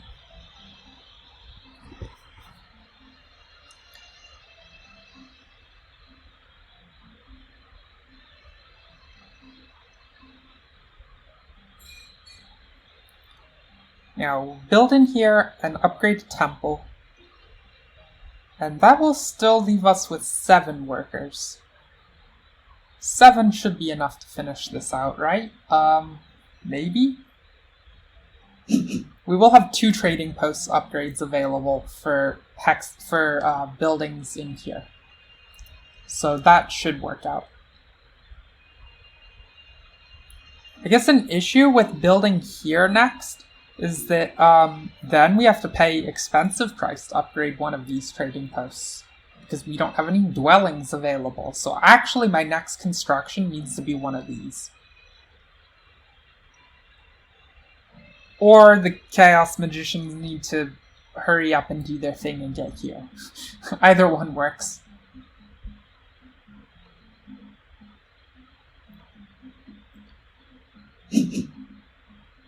Or that happens.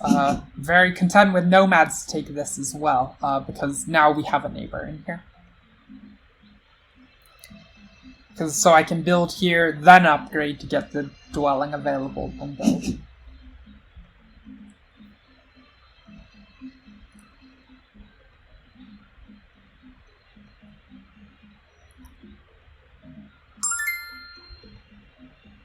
Yeah, Chaos Magicians cutting their bridge, finally.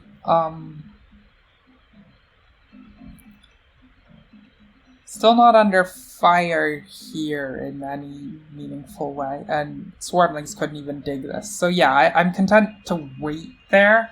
I guess probably the next most important thing is, just in case someone gets crazy ideas of taking stuff away from me here, I may as well grab this hex while it's still there.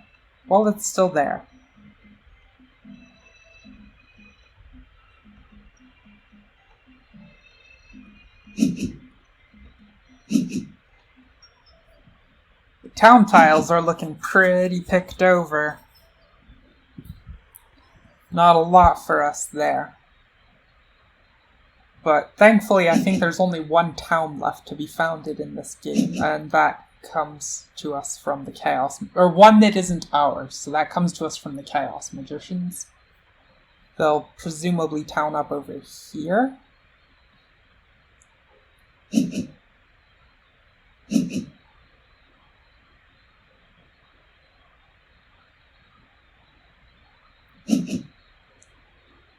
So our next priority is actually founding the towns so that we can get to these more valuable ones.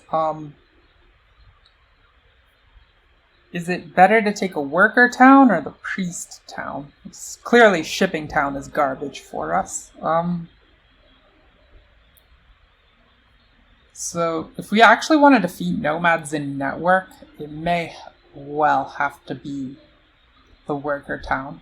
We have a lot of work to do to beat them network-wise, and that is pretty high value to us.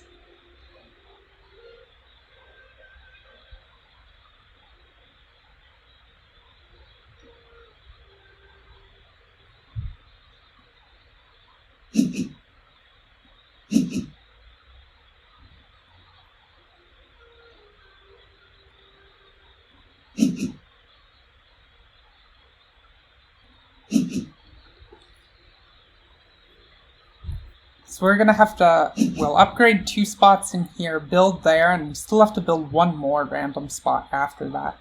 So all that costs 6 workers worth of buildings to beat the nomads in network.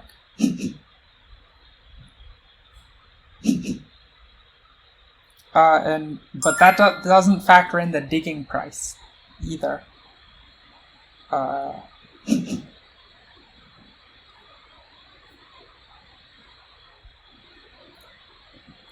So, I mean, we can do it, but it's vaguely close-ish.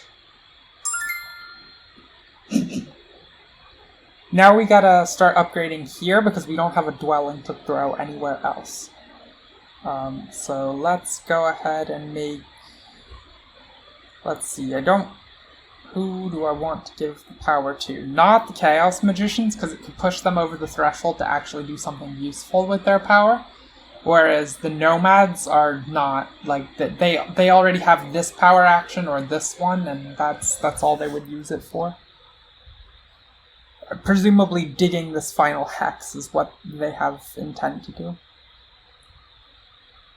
Oh, whoops, that's exactly the opposite of what I said should be done.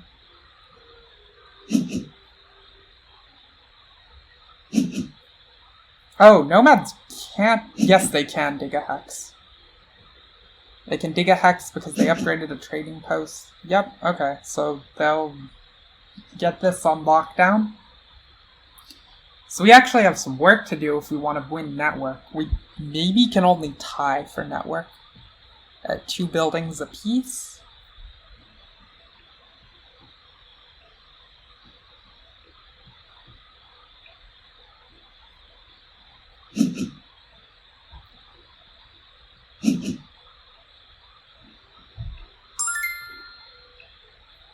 Still don't think I want to pay this out. Huh.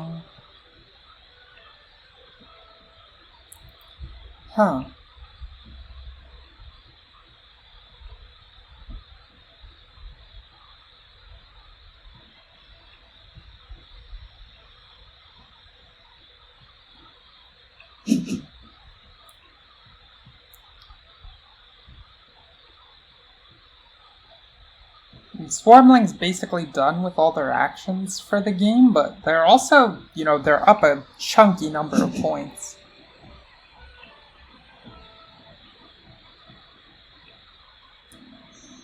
And the Nomads level with us on points, but they also have this available. Like that's 8 points coming their way when they pass, and we don't have that.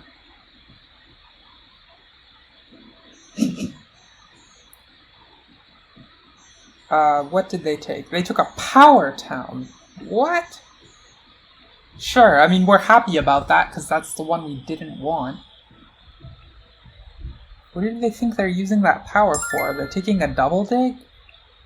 I guess. If they take a double dig, they can build 2 dwellings. Okay, that makes sense. Oh, but they can already do that. They have hexes open.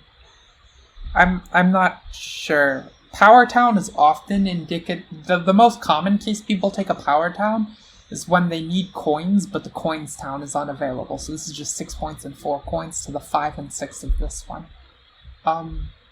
Second most common case where people take a power town is they screwed up or did some insanity of counting or are just bad. I think we're looking at that second case here. Maybe not. Oh, maybe they just are planning to, since they know they have network for 3rd place no matter what, building the dwellings is no good for them. So they just want to upgrade trading posts. So they use it as money. Right, and this gives them exactly enough to make 2 TP upgrades. Okay. I retract the statement. They were in case 1, where they needed the money town but didn't have it available. Sorry for ever insinuating otherwise, Chaos Magicians. Also, I love this video game that this song is from. Tales of Vesperia is very good. Okay, so next thing I do, probably grabbing this spot because I don't have to compete for town tiles anymore. So let's just take it while we can. It also founds a town.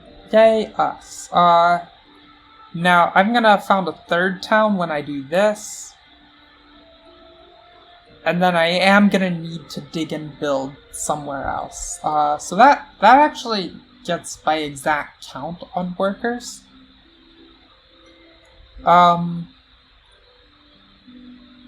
I don't think I can't make it far enough to then upgrade a temple, upgrade a dwelling into a trading post, just so I can build another dwelling. Like, that would take 4 extra workers. And how much? This is only a total of 4. Well, actually, I'll make 2 when I dig the hex. So there'll be 3 left here. That's 1, and then 3 from this bowl. 4 power spins an extra worker. If I use the priest as a worker, I can do it. Huh. Yeah, maybe that's actually the... Well, but that's so many coins, it's probably not worthwhile. Because doing all that puts me an extra 10 coins in the hole? I have to spend out that many points? It's definitely not worth, so I should be looking at this town.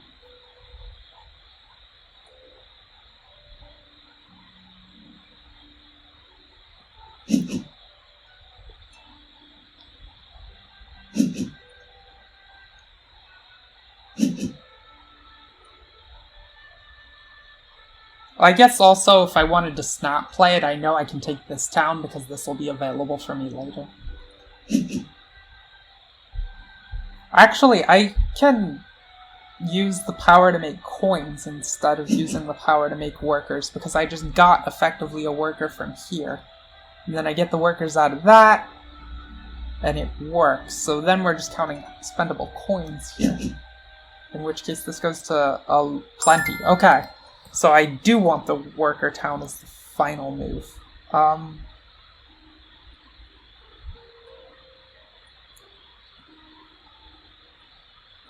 So up goes this one.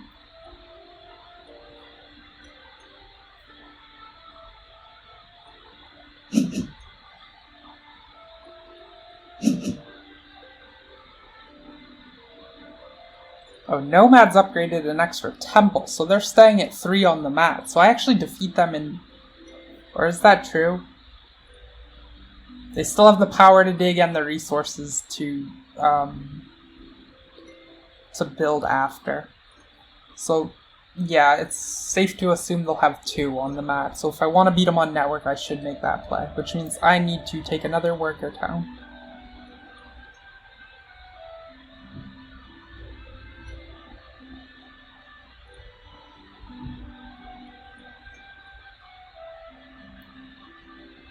See if I do this. I'm at 1, 2, 3, 4, 5, 6 workers. And that's enough to... Yeah, okay. And then I have to blow 2 of them to get this out. Puts me at 5 workers. No. 4.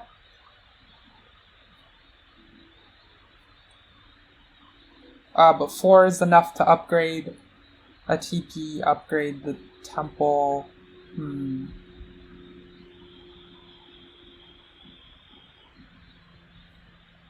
Yeah, I think this is it. It's 3 points against nomads, too. And nomads are our only actual competitor in this, is that right? They're the most realistic one. Yeah, let's grab this. But the issue IP is I actually need 2 digs to make this line I'm planning. It's pretty involved to try and get all of that.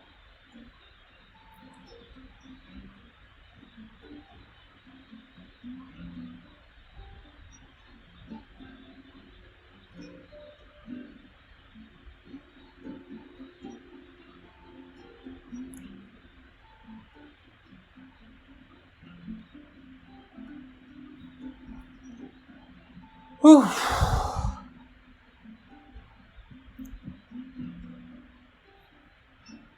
Like, thank goodness the digs give me the power back. It's a big deal playing as Alchemists, for sure. And I have all kinds of hexes I can choose to single dig. So that's nice. Yeah, nomads do go for it. No surprises, but now they are well and truly out of things to do with their turns.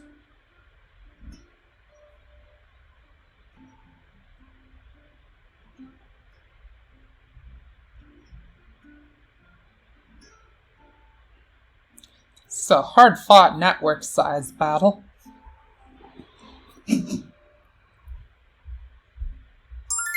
Do I want all this? It's... No, because I'm only actually short money. I can pay 3 points for 3 money instead of 3 points for 2 money. So this is a decline. Now, where do I want to go next? Maybe I go for the circle town because it looks funny. I guess I need an adjacency to upgrade a trading post, but I have that in so many places. Here, here, here. It's fine all over. So yeah, circle town it is. Let's dig this one next. I do the digs before the other actions because it just makes it easier to visualize how many resources I'm actually holding. Since it, there's like power exchanges involved and such.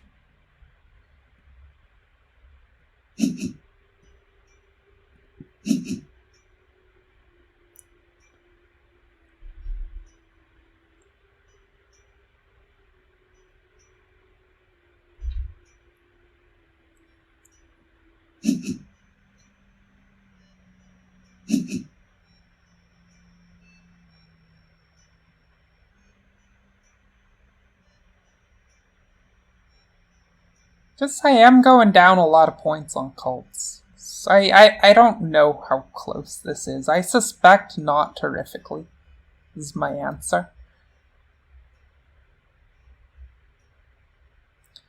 Chaos Magicians obviously about to cult step in water also. We can only hope to tie them, because they have a cult step available totally for free, and it literally does nothing on any other cult.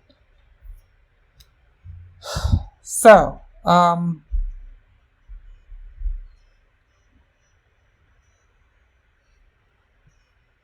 what do I want to do in this? I can't dig and build because I don't have dwellings. So I need to upgrade a temple as the next action. Let's make that this one.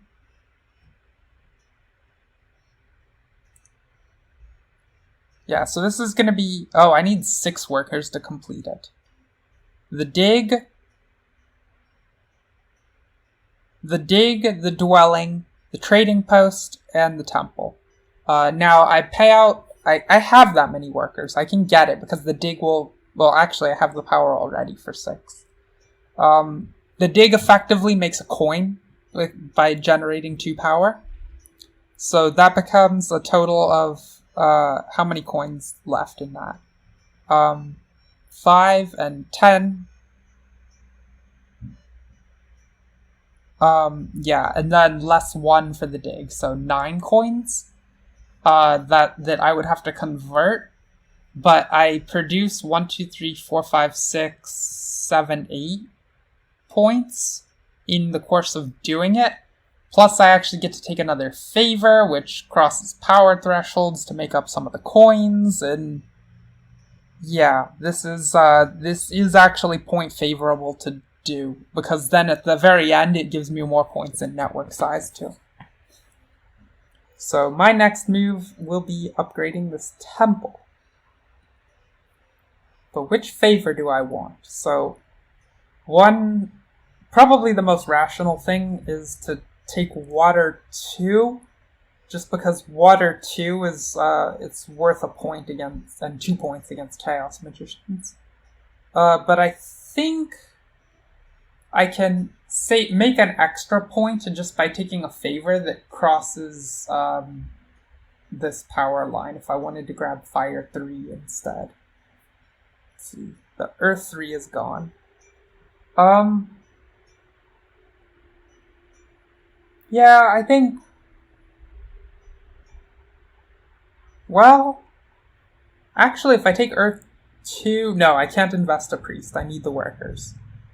So I guess that makes this... I am going to need to convert some.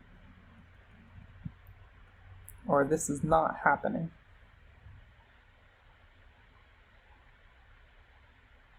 I guess it's only 1 coin here, which is a point versus a point for catching Chaos Magicians on water. So I may as well grab a water too.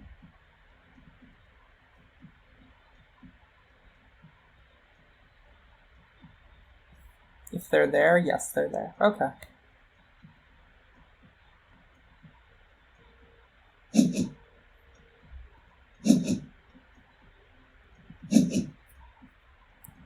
And now I can upgrade an extra trading post.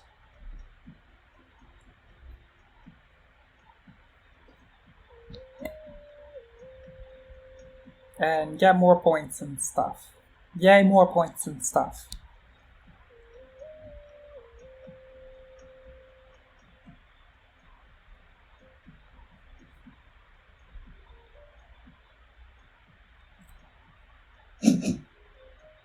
Whoa! DJ Parson!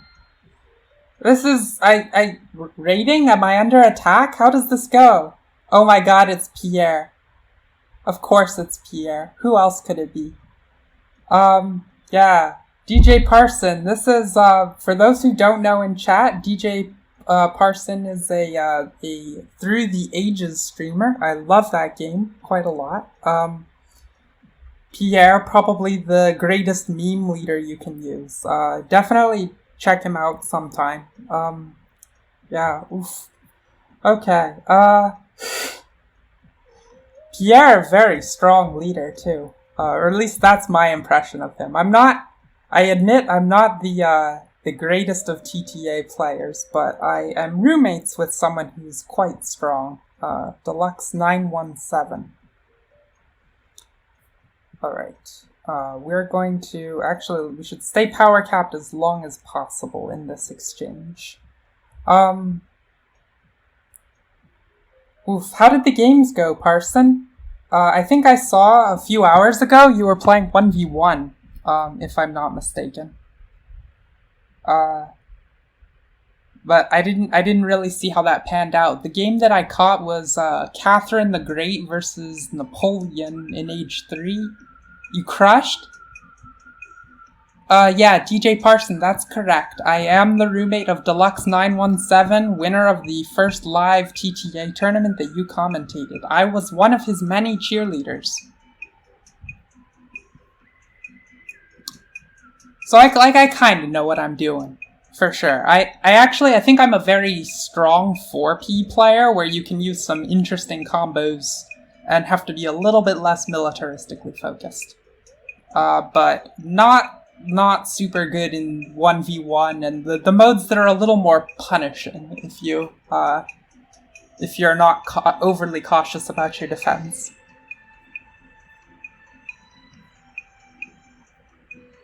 Let's make the... No, I should go ahead and convert this. Yeah, all his fans. Only one of the fans was me, but certainly he has many.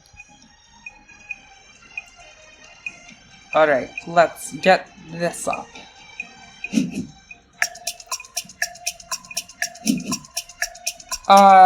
Knock 1M, yes. Have I played Gaia Project? I have not. So, I've had many chat fans recommend the game to me, and I've read the manual for it and kind of done some theory craft, but I've never actually played in a game. And my first reaction reading the manual was that the Itar and the Terran look really overpowered, just reading the descriptions of their abilities. And I found an online client for the game and spectated like 10 games, and sure enough, Itar and Terran seemed like they just crush everything. Let's dig this. I can't build actually because there's a bug on the BGA client that doesn't let you run conversions between an Alchemist dig and a construction. And it makes claims at you about how, that's, like, not allowed or something. Like, it's very clearly intentional implementation, and yet it's just wrong. It's straight up not how that works. You can check on the Snellman client, you can just read the damn manual, that's not right. Okay, lots of things. I know at the end it kind of looks like I dirtled and just made back the points that I lost in converting all those extra coins. And I did do that, but on top of it, I defeated the nomads in network size. So it was not fruitless. Oh no, I messed up! Crumb. That was a mistake. So specifically the mistake is that I have 2 cult steps. I forgot I had one on this card, so I could have converted 1 less coin by advancing across this threshold in fire. Right? Like, I do fire step, and fire step, and then I would have had 1 extra coin for use. I got distracted, and my score is just a point lower than it should have been. Whoops. Hopefully that doesn't lose it for us. Oh well. Okay, so I see your take. Terran's not that overpowered, but Itar one of the best. Okay, well, sounds like, I mean, I already had pretty good confirmation. Based on watching some games. But yeah, sounds like I had the right idea. No, not at all. I do not blame my viewers for me being distracted. I'm quite new at this streaming thing. I'm actually quite new at this Terra Mystica. I only have like 50 games under my belt. But very cool to see you in my chat, DJ Parson. You are someone from whom I have watched many videos. Alright, was this... Oh no, this wasn't good enough. Holy crap. The Swarmlings got it. Okay, well the 1 point wasn't going to make a difference, so we'll just take second in this. And hopefully that will be good enough to slide on up in ELO somewhat, but I don't know.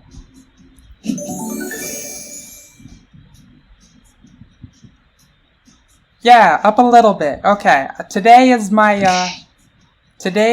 450 day. I want to hit 450 MMR before I quit, if possible, because I'm on a quest to get to 500.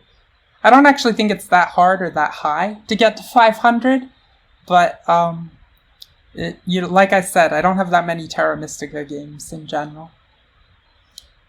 Yeah, like kinda close. I was 7 points down by Terra Mystica standards. That's not a huge margin, but it's not the most dicey. If you check out actually my most recent VOD on this channel has a really close game. I tie for first place, and then second place is 1 point behind, and then the third place is a point behind that.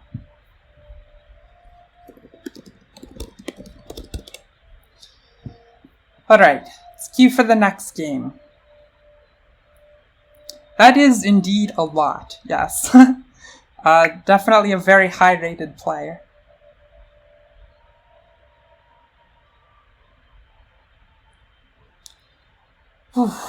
Okay, come on, give me the match. It's so close. I don't want to wait for a queue. Blah. It is higher than top 20 territory. I think that's top 3 territory, Haynes. It might only be top 5. Yeah, not surprised you have to head out, given that you ended stream for a reason. But, thanks DJ Parson. Really cool to see you here. I mean, we can actually check how high that is. Unfortunately, we can't check without leaving the queue, because Board Game Arena is terrible. Yeah. Yeah, good night, AP. Enjoy your evening. Bye-bye, all. I can open an anonymous browser tab. That's not a bad idea. Okay.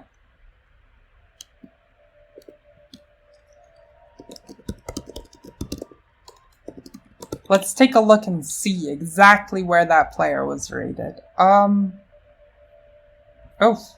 that's not... Is that anonymous? Well, I think it's still gonna let me take a look. So, if we come over here...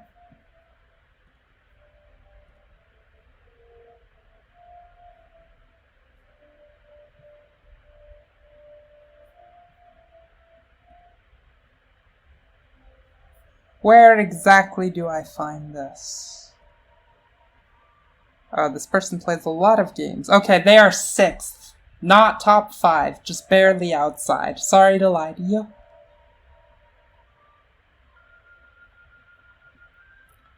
Yeah. Come on, give me the last opponent.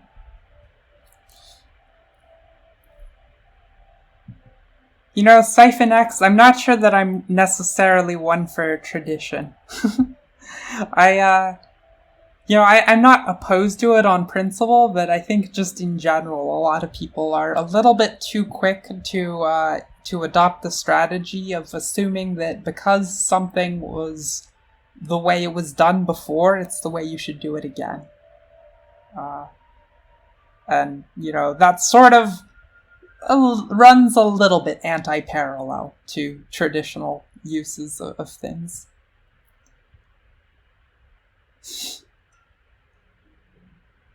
Yes, 6th, a pleb indeed. I'm pretty sure, I don't even know where I sit. I think it's something a little bit disappointing. Oh, actually, wait a minute. So, I just realized that's not right, because Board Game Arena tracks 2 ratings for players.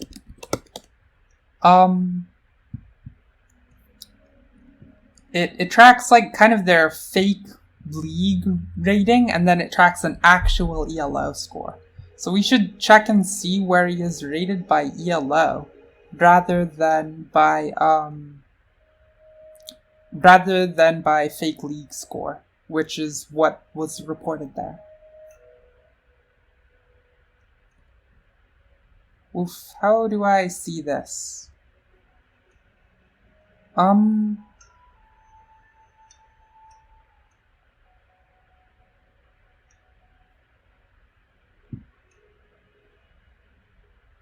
Philosophical? Like, maybe?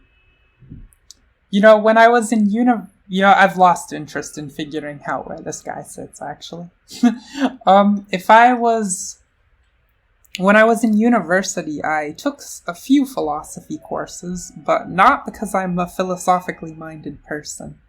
That was because I had to read less than if I took a history class or an English class.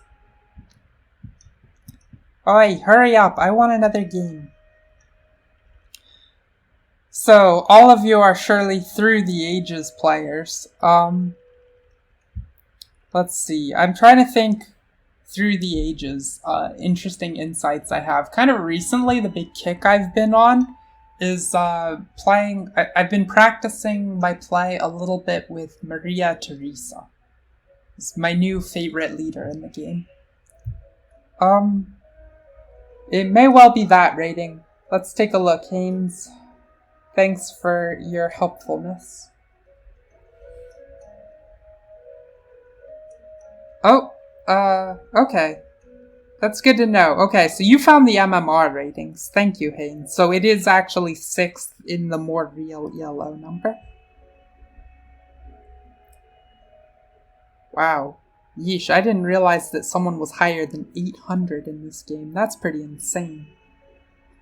Either way, just grinding more games. I should be able to get the 500 relatively soon.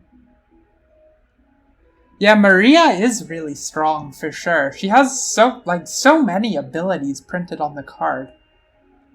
It's kind of crazy. I mean, just if you manage to take the 3 rocks, twice, or maybe even just once, she's already paid off a lot. But just being able to print yourself so much science, increasing your population... yeah. I'm a big fan. I'm also, I kind of shamelessly like making Michelangelo plays. I don't know. I think I'm pretty flexible in the leaders I like. Here's my hot take, though, on Through the Ages. I think that Julius Caesar is horrible. Really, really horrible. Unfathomably bad. That, and I'm in the Deluxe 917 camp of thought that St. Peter's Basilica is still the strongest wonder even after the nerf. So, Maria doesn't have to be overly specific. I think as long as you have irrigations or selective breedings, and you have, and you're behind a little in military. That's almost good enough right there, the fact that she will fund your military push, and then she'll make a little bit of science and culture. That seems fine enough. But obviously, if you want to max capitalize on her, you have to be in some kind of colony setup, so that you can repeatedly bid your people away and then use the vast territories that you win to re-recruit them. OLS. Best Wonder, sorry. OLS is, yeah, Ocean Liner. Yeah, that may be true. Ocean Liner is super strong.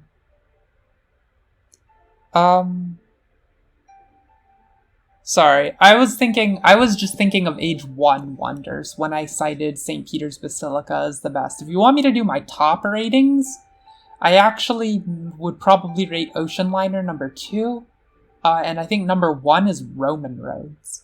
It's actually very powerful.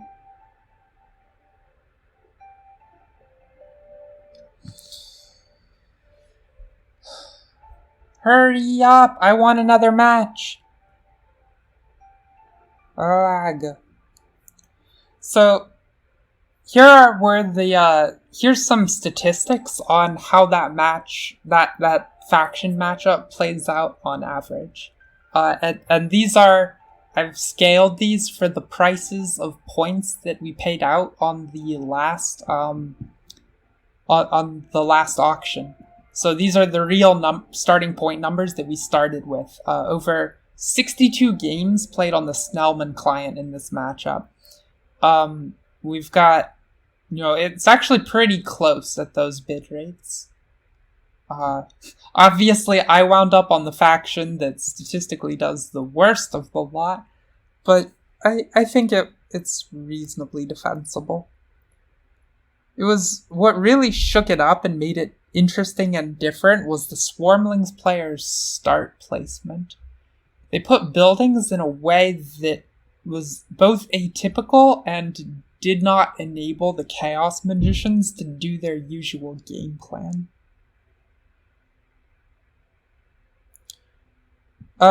Favorite Terra Mystica faction?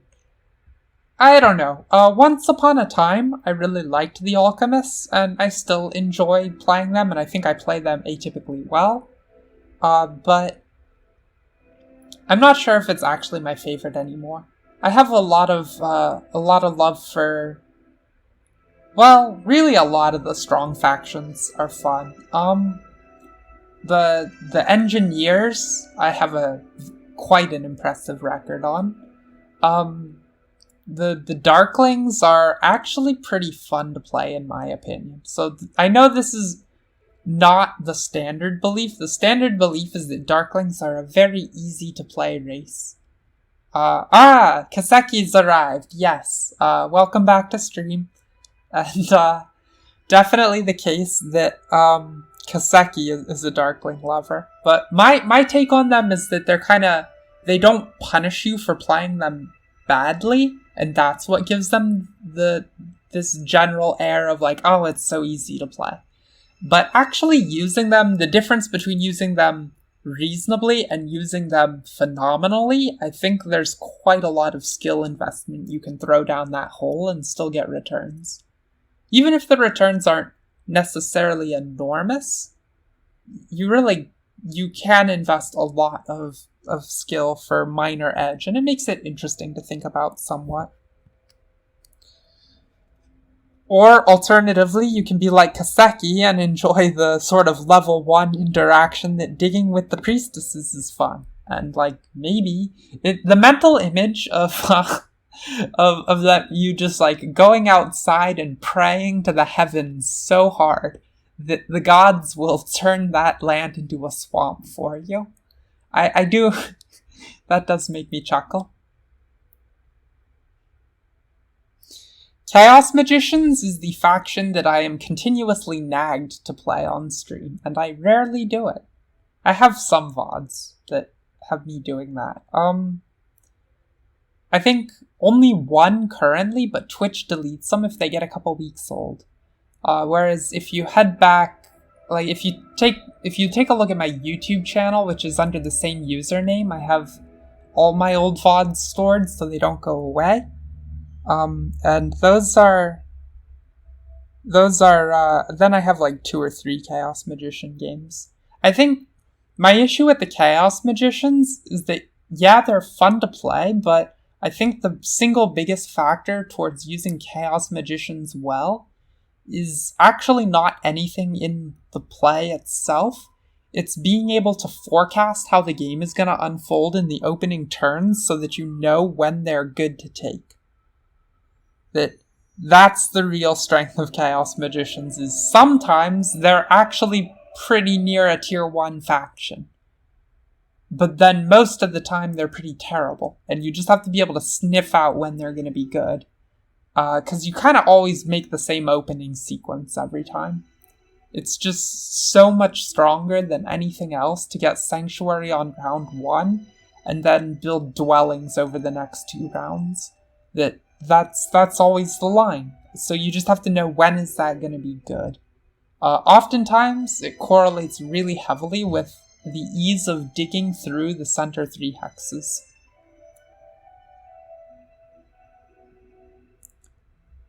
Yeah, definitely having an innate victory point generator really strong. You ask yourself, who are the best 2 factions in Terra Mystica? 1 is the Darklings, 2 is the Engineers. Both factions that have an 8-point generation, and it's pretty powerful. It's especially, something that's good to ascertain on the opening sequence is you take a look down the round scorings and bonus cards and ask yourself how many points can be made by everyone on this scenario. Like, yes, these factors do tweak things somewhat in favor of certain factions, but more so than those interactive effects of powering up one faction but hurting another, is that some arrangements just make more points for everybody. Like town scoring in round 5 or 6, everyone's gonna capitalize on that. Also, another one is like dwelling scoring in round 2 or 3. It's very common that lots of people can cash in on that. That's naturally what they want to do. If you see lots and lots of the scoring bonus cards compared with only 1 or 2, like everyone gets more points. And when everyone gets more points, it dilutes the strength of an 8-point generation. But so the situations that make Darklings and Engineers even a little bit stronger than they usually are, though they're usually quite good, are the ones where that dilution doesn't happen, when it's just lower scoring for everybody. Because it will hurt Engineers and Darklings score less proportionally as they skew towards those. Yeah, that quote. What is that from? Is that The Incredibles? I think that's The Incredibles. I am not enough of a movie watcher to know. Yes? Okay. It's been a long time since I've seen that. I'm not usually one for superhero movies either. I think I only went and saw that because, like an ex-boyfriend wanted to or something. It's actually the same reason I've seen Avengers, is my brother wanted to go see it. I really, really do not watch a lot of movies. Maybe it is, but I don't have a lot of context, because I don't think I get taken to non-family movies.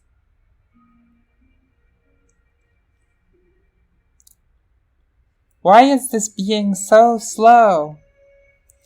So, chat, since some of you come from DJ Parson land, I assume at least one of you has the answer to this question. And that is, how good is the Through the Ages client on Board Game Arena? Because I've never tried it. I don't even know why it's recommending me this game. Somehow it guessed that I would like it. I always play on the Steam client, which is pretty good. I was a big fan of the Steam client until a recent patch release where they tried to support Catalina and the new Mac operating system. And since then, a couple things have not worked correctly.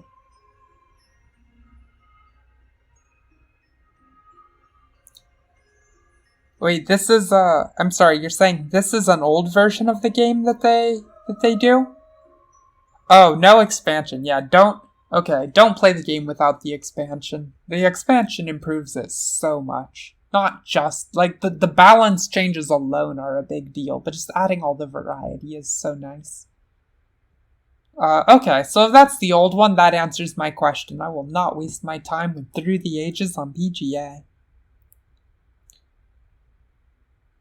Yeah, I have, like I said, I have the app downloaded from Steam. And it's pretty good, but ever since they tried to support OS Catalina, there has been a big problem. Whenever international relations triggers, it's kind of spotty. The best you can hope for is like sometimes it works correctly with international relationships, and sometimes it doesn't, and you wind up losing your political action even when you decline to make the exchange. And then, in the special case where you win on international relations, but your leader is Pierre, it's disaster time, because now it's just mega broken.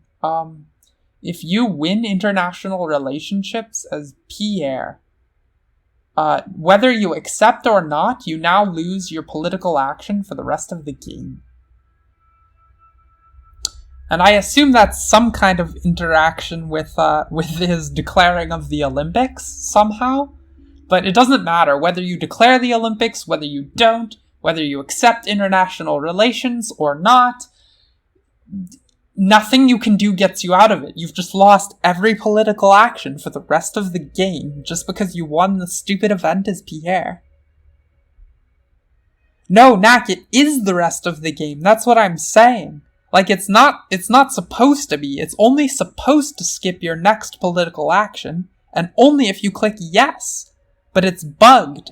You just, no matter what you click, you lose all of them. Yeah, it is a bug. That is correct. So that is my big gripe with the Steam client. It's doubly bad because Pierre is a leader that tends to skew slightly militaristic. Slightly. There are a couple other bugs too, but the other ones are like so narrow you have to go really far out of your way to create them. Like, I've managed to, just kind of poking around, I have managed to create lots of display bugs that crash the program by doing truly extreme things. Like, I think if you pass, 32 cards in your military hand at once, you will crash the game. I think if you, what else was there? There's like some sort of visual glitch in displaying triple-digit culture incomes. And another one if you get the 13th colony. Like, all of these are really obscure, so who cares? Wait, 2 events in 1 turn as Confucius. That's spicy. Oh yeah, that's another thing I've been able to do with the international relations bug. I have been able to get 2 political actions out of declining it sometimes. It's very bizarre. And it was pretty great because I managed to declare a war over culture on someone and then plunder them so they wouldn't have resources to fight back.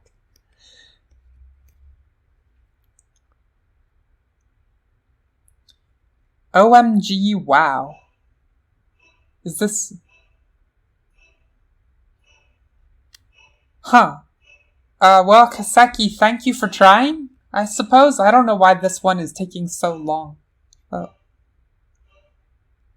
Too many units? How many was that? I think the most I've ever had of one kind of unit was that once I had 16 cannons. How many did he need to crash it? Yeah, the phone one actually works, is what I've been led to believe, because I know that's what my roommate plays it on. Unfortunately, I can't personally buy the app for my phone because I don't use a cell phone.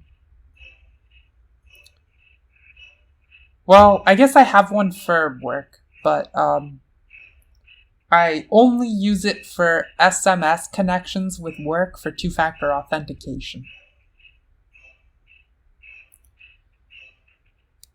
Yeah. Oh, also, if you're wondering how I managed to do things like get the 13th colony or get a triple-digit culture income, those sorts of things to create visual glitches, at one point in my life, I was, my quest was to be the single highest scoring person ever in a Through the Ages game.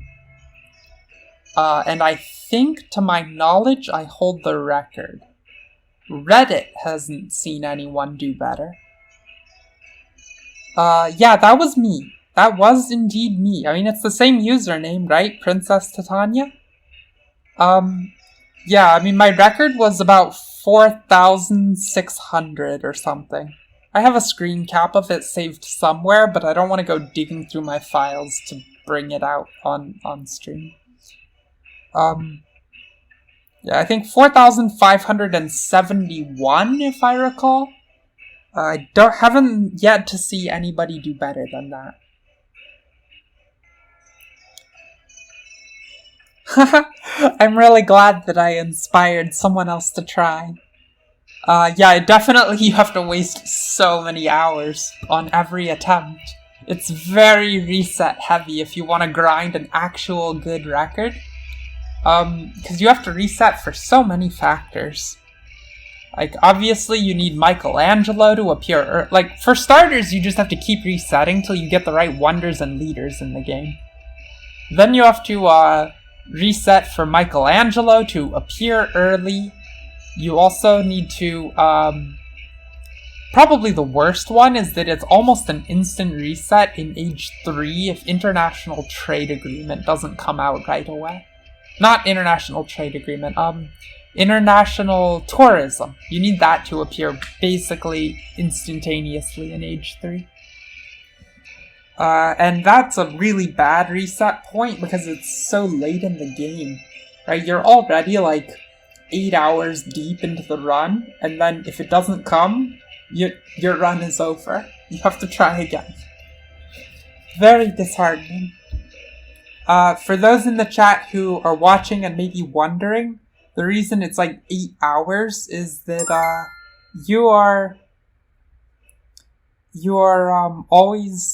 the only way you can hope to achieve scores like this is you have to play all of the players yourself in a pass and play game. That's just kind of the basic level 1 tech. And doing that is super duper slow if you really want to think it through and do well.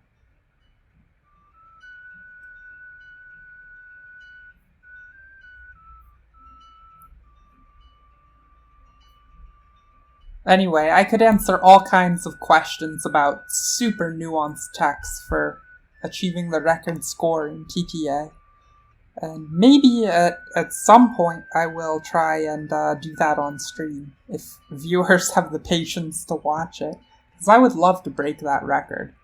I know a couple axes on which, angles I could try and do a little better. Anyhow. You nagged DJP to pick Moses? Look, you would fit right in here if you nagged me to take Chaos Magicians. That's always what Chad is getting on about. I would pick Fakirs previously, but there has been a season reset on Board Game Arena, and they changed the rule set for Terra Mystica. They got rid of the Landscapes expansion. So now the Fakirs have gone from a low-tier faction to so far beneath the other worst race that, it's just a joke. You can't play them anymore. So sorry, I will not be taking Fakirs under any circumstance except all other 3 factions are, bid to 0 points. That's maybe not quite true. I would entertain doing it if I was starting, 20 points up on everybody. But you would have to pay me a lot before I would even think about it. Now, let's talk about this game in front of us. So, I know, I've played against 2 of these players before, on stream several times, this KYW fellow and Avocado. And, KYW, very important to know up front, the man always picks Swarmlings. He will bid you down to 0 points for Swarmlings. He is only interested in playing the Swarmlings. Also, he's going to play them very badly. Specifically, what KYW is going to do on Swarmlings is he's going to get himself locked into the game state where every round he goes first, he takes the double dig action. Then, using his mere 2 workers, he will build a dwelling in one of the spots he dug, then he'll use his stronghold power to upgrade it to trading post, which is why he is only gaining 2 workers every time, because he has no dwellings, ever, when he passes. And then, he can't do anything else, so he passes. And this perpetuates itself, because how could he not pass first if that's all he does every turn? So the reason I highlight this loop in such extensive detail is that when KYW is in your game, you can expect to never ever get to take like double dig actions. Like, you will be so starved for digs from the power actions. And so this actively hurts a race like the Engineers, who don't have backups. They really have no choice but to grab dig power actions. So we might actually have some amount of interest in a faction that can dig by other means, like specifically factions flexible enough to be capable of upgrading their digging. There's only maybe like 6 factions in Terra Mystica that can realistically employ that tech. Yeah, I know, pretty detailed metagaming here, but it's happened enough times that I always like to run down the analysis. Try to be informative on my stream. So let's take a look at these objectives. Trading post scoring early is unlikely to be... Well, there is actually a Bizarro 3 TP mermaid opening I can make, but that's done and gone because I can't pick mermaids when someone chose swarmlings. Let's see. Lots and lots of scoring bonus cards. Missing the dwelling one. So actually this is going to be a pretty nice configuration for the swarmlings. There's a lot of reasons to love swarmlings on this layout. The big thing, they do not have town scoring, and that tends to favor swarmlings, because other factions will build like 2 to 3 towns in a town scoring round. Swarmlings don't have that luxury. Their economy is fueled by founding towns. It's their passive ability. They get resources for it. So So the fact that it doesn't score on any particular round to found the towns is very helpful for them because they can found them as soon as possible to keep the engine running. And then, of course, they have their favorite bonus card, this trading post scoring. So actually, we'll be kind of interested in swarmlings.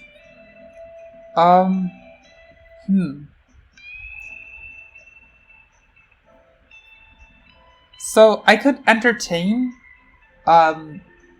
tossing in the Alchemists also. They will have 2 color neighbors, which is a little bit unsavory, but it's possibly workable. So the reason to like Alchemists here is there's so few coins available from bonus cards, and also they'll have pretty free reign to gain a lot of points from the shipping bonus card. No one else is going to want that one early. So that does bode strongly for them, but 2 color neighbors is not a happy time. You can lose a lot of spaces over here. Like if you start this hex, you could very plausibly see start positions here and here from swarmlings and cultists. And then you're already pretty cut off. And that's not a good time. Let's see. If we were to... oh, goodness. I need to get a faction in quickly. You know what? I'm going to go ahead and just make it the dark... Wait, do I want the... Yeah, okay. I'll make it the Darklings here. Get in there, Darklings. Alright, let's reset this and take a look at what mess I have created.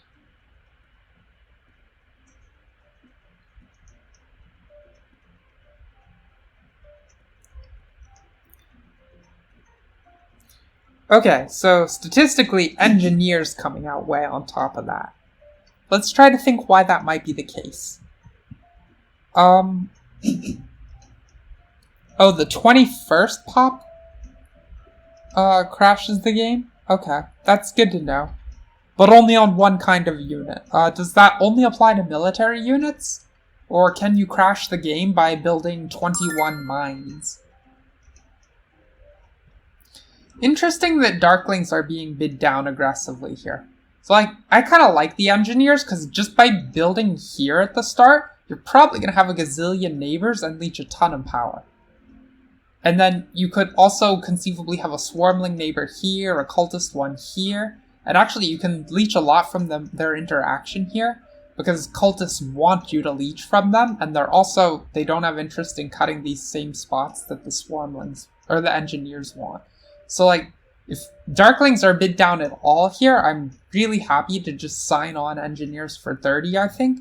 And the only insecurity I have surrounding doing that is where like digging could be hard, because we know this KYW guy is gonna keep looping the double dig at starts of turns on us. But gaining infinity power at the start is that's pretty good compensation for pretty much any other kind of abuse that you will suffer. Also nice is that we have no color neighbors as the engineers, whereas any cultists and swarmlings are both neighbors with the darklings, and obviously darklings are going to lose all kinds of spots to them.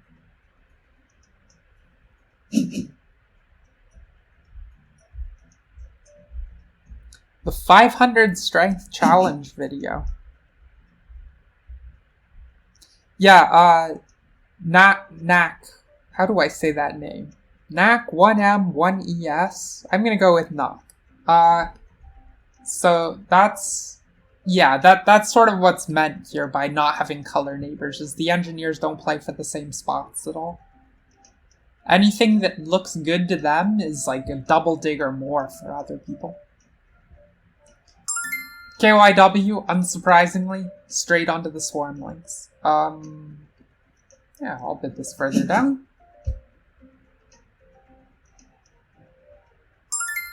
Oh, right. The ones are eyes. Okay, I'm still gonna keep going down here. It's actually not an infrequent phenomenon in this game at all that when engineers and darklings are both in, the engineers are actually favored over darklings. Like, darklings have this reputation as being super OP, and so you should just always bid them down a lot, but they're, like, engineers have this weird dynamic where they're very weak to playing against the witches, specifically.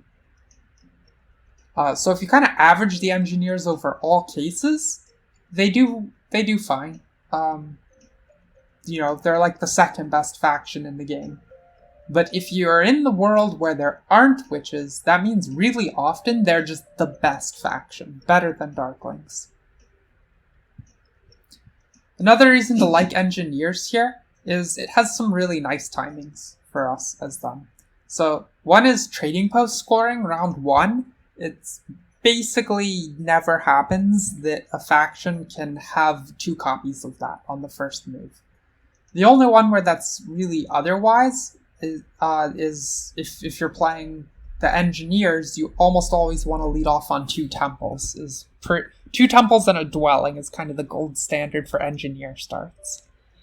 So we'll just get 2 copies of that. It's like 3 extra points over other factions because of that starting bonus. Also, a stronghold scoring in round 4 is a really nice sweet spot for engineers. Very few factions want to build their stronghold at that timing. Most factions either want their stronghold quite early or like last round. Whereas engineers kind of have this weirdness where if they build their stronghold in the last round, it doesn't really have time to keep accruing all its points. But they can't build it too early because all it does is accrue points, so it'll hurt their economy too much. So they have this weirdo sweet spot where like round 4 is where they're really happy to get it.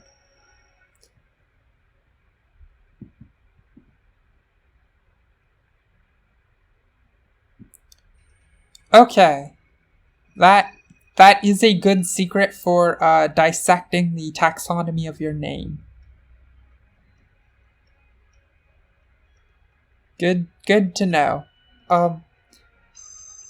Not sure that I'm super thrilled about calling you Sausage Boy, so we're just gonna go with Nakimis. That sounds good.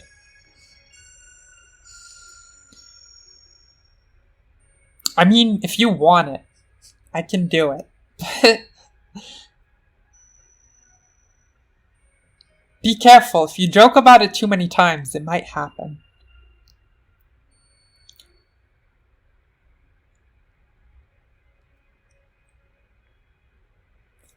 So let's take a look at how the scores fall down once people pay out starting point allotment.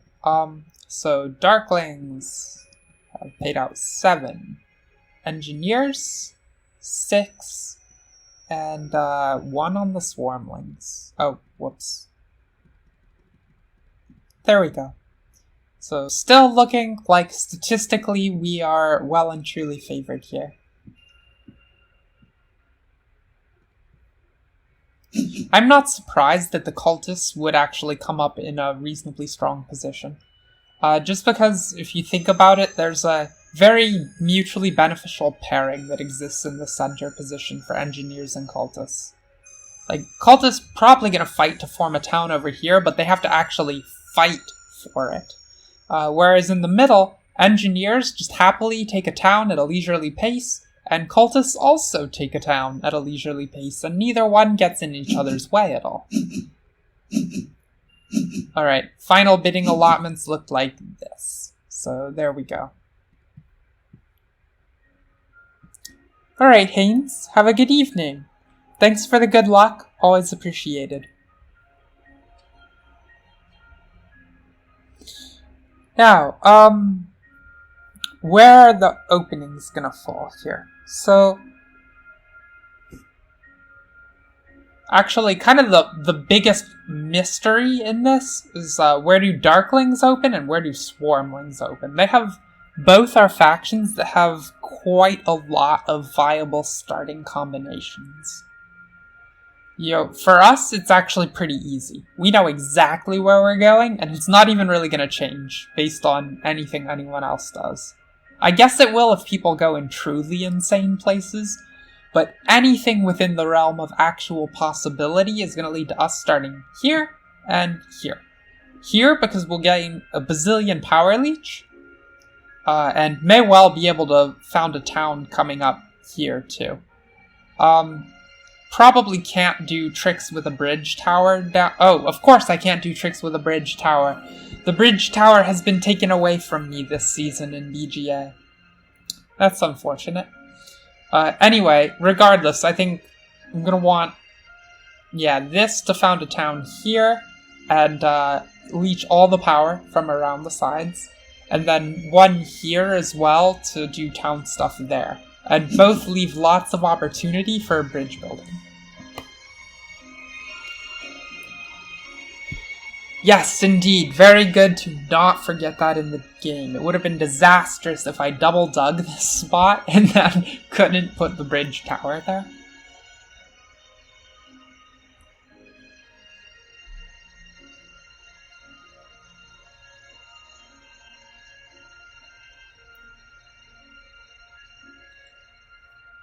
Now, we are third chair here. So we get second pick of the bonus cards. Darklings get to choose before us. Most likely, Darklings are either going to take this bonus tile or the Priest. So we can comfortably get on the one that we want for Engineer starts. Okay, where to place? Yeah, I'm happy to go here.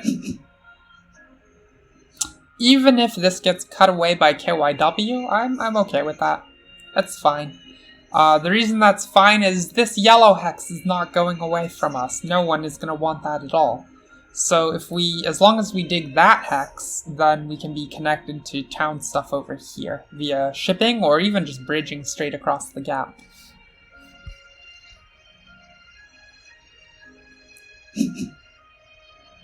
Power? I'm sorry? Are you asking questions about the power mechanic in this game? Because I'm happy to explain that if I have some new viewers on account of the raid that don't know all this game's mechanics.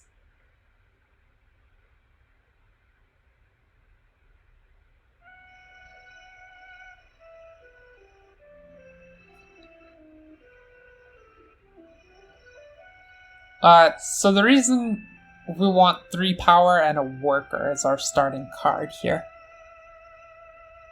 Oh, yes, exactly. That's the one that I am gearing up to get, is the worker and the 3 power. Okay, now it's very easy to slide in here. And maybe we'll get even more neighbors around the side. It's possible. Okay, so as I said before, we want to start on 2 temples and a dwelling. If we can end the round with those things, we'll call it a winning round. And the reason that we want all that is engineers have this very bizarre dynamic where they have this super valuable income under their second temple. So we're going to want to keep those 2 temples for that second income for most of the game. Then we just want the dwelling, because otherwise we don't have worker income, and that would be really bad. Yeah. So that's what we're aiming to do. Now, we only start with 2 workers and 10 coins as engineers. So what do we need in order to attain this? Well, the first thing is, obviously that's 3 buildings, so we need to come up with a 3rd hex to build on. So I need to find a spade. And then also, I need to find 1 worker, and I need to find some number of coins. How many? 1 coin. So, wait, is 1 coin right? Yeah, 1 coin. So a worker, a coin, and a spade. No, I feel like I've counted this. Oh, it's a worker, 3 coins, and a spade. Okay, so if I want a worker, 3 coins, and a spade, which of these bonus tiles is going to get me there? The best one is clearly a spade and 2 coins, but that doesn't exist in this game. The worker is really the high value target here. Because it is the most expensive to produce by power by far.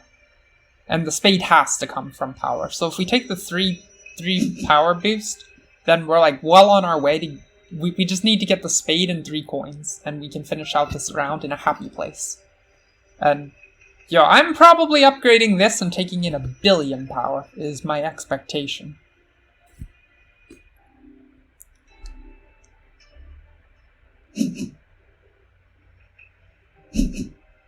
And just like that, there goes the double dig.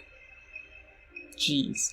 So actually this might work out in our favor. I of course memed about what was going to happen with this guy always cutting the double dig at the start of every round. I didn't necessarily mean round 1, since he hasn't locked himself under that pattern yet. But But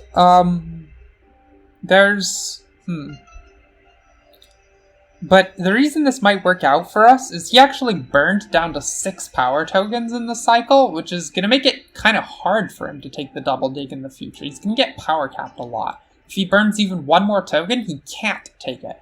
And then we'll have pretty free reign over this, only have to compete with the cultists for it. I didn't say this at the time. Sorry, I'll get back to that later. Let me take a look at what's in front of me. I can make this trade. The reason that's actually a consideration is the cultists get a cult step if I do it. But I don't think I have the means to compete with the cultists on the cults anyway. These are 3 reasonably good cult factions, and I'm clearly the worst. So, like, fine. Just... Yo, if you're gonna beat me on the cults anyway, then all I'm tossing you is extra rewards in these. And thankfully, none of these are super spammable rewards, except maybe this round 4 one. So what do I want to do? I think I want to upgrade in the center here, because we know Darklings are gonna have to upgrade around here. Like, they don't have a choice for where else to do it. So this one is for me. Yep, okay.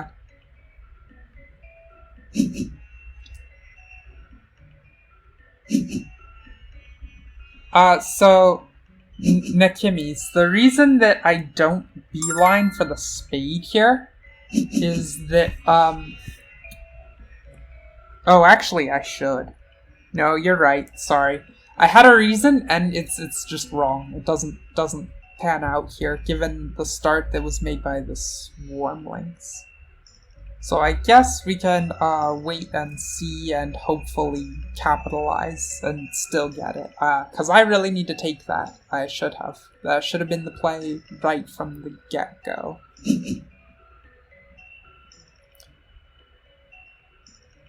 Okay, kind of annoying he would upgrade this one. The reason I'm annoyed is he hurts himself to do it. If he upgraded here, he would leech more power from me. Yeah, sure, have your damn cold stuff, that's fine. He would leech more power from me to do it here, so he hurt himself and us. A little frustrating, but what can you do? Now, so the only consideration for why I wouldn't take the spade here is that I may lose access to this Earth 1 favor. Like, it is actually possible. It's probably not going to happen because Swarmlings presumably start on a stronghold.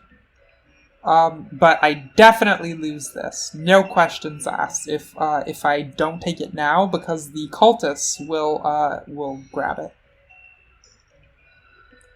So I will go ahead and use this and terraform that spot. Actually, is this even the spot that I need to worry about? I take it back. I'm going to terraform this spot. And the reason I want this one is just racing down to this hex has a little bit of merit.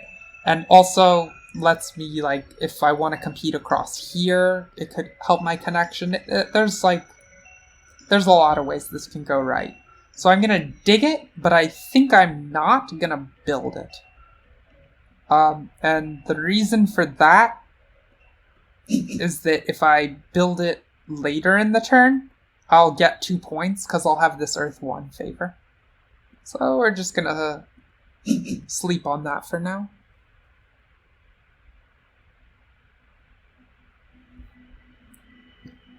And already we have the resources that we need for that optimal start. Right? I got the spade, I got the worker from my bonus tile, and I just need 3 coins, but I can actually make that by advancing power tokens. You can, if you exile power tokens, just remove them from the game from Bowl 2, then you can also spend them from Bowl 2. So I can make 3 coins that way. I can maybe even do something better. We will see. Like, it's possible that this action comes available, because I already have power for it, and that would be super awesome.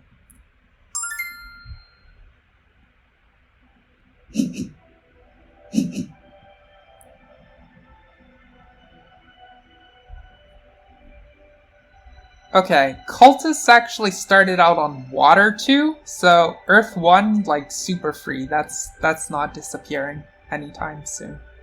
And cultists can actually make a 2 temple start here, which is... Oh, I guess that's what they're gonna do. They're gonna grab an Earth 1 later. How high ranked is KYW? Not. Not at all.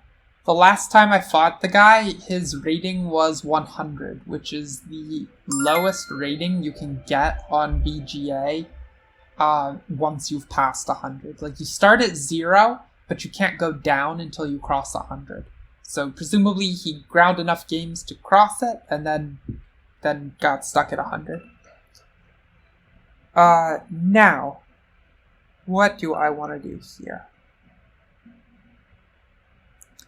I think there's no real reason for this power action to... Well, is there? This could be under threat. I guess Swarmlings can't take the favor tile we want in one move, and there's 3 copies of it, so only one person has to miss out. So there's no real reason here for me to, well, no, there's an advantage to waiting on this, which is that I won't have to burn 4 power tokens, because both of these are going to get upgraded to temples, and then when that happens, I can leech in 4 power, and I only have to burn 2 power tokens. And I'm reasonably confident no one should want this. It would be a poor choice for most people. So I will just trot along like so, and then not burn the power tokens. But we'll grab we'll go ahead and grab this.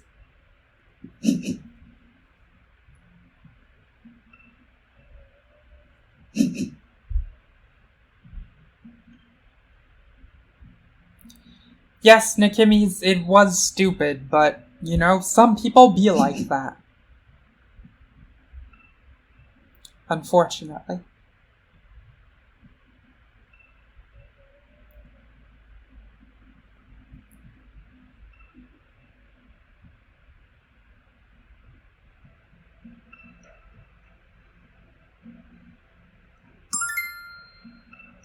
Okay, this disappeared. Oh well. I can't say I'm super shocked about it, but I didn't expect it to. That much is for certain. Definitely want my dwelling.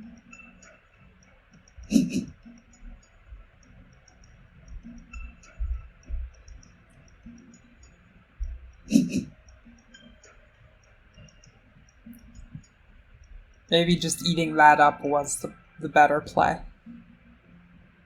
I guess cultists, we maybe could have anticipated it because the cultists were short 1 coin if they didn't advance a power token to get it, to start with 2 temples. So it does actually seem, I should have been able to project that rather than burning 1 power and then gaining 1 coin, they would burn 4 and gain 7.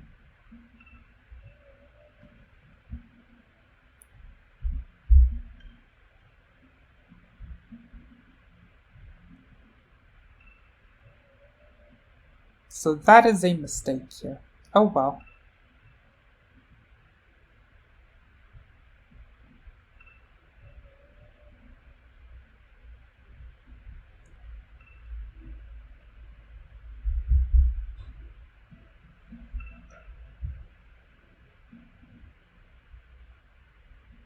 It's unclear how costly that is gonna be, because, we're doing kind of okay-ish coin-wise for now, even without that, but I think as the game goes along, just having coins banked up for stuff later is actually going to be pretty worthwhile. Because we can't get coin help from the bonus cards outside of just one option. It's really quite unforgiving.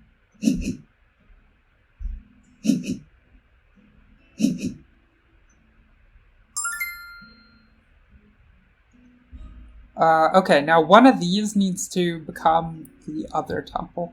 So which one? I think this one's better because cultists may make their move here a little bit sooner. I guess, these are both single digs for them. These 2 are double, so probably wiser to go here in anticipation of him taking that, and then him building a sanctuary town in these 3 hexes, rather than trying to race on these with me. So up it goes. In the early game, just looking to leech as much power as possible here.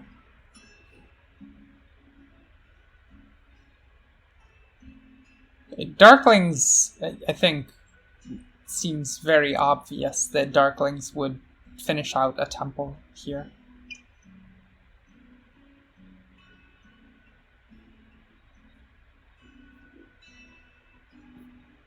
Oh, Darklings used this power. Okay, yeah, we will take that. Great, that's 2 less power tokens we have to... so at least we got something for being denied this. We were let to have 3 fewer power tokens burned than otherwise would have been. And that's not nothing, because we are going to be taking very large power incomes for most of this game.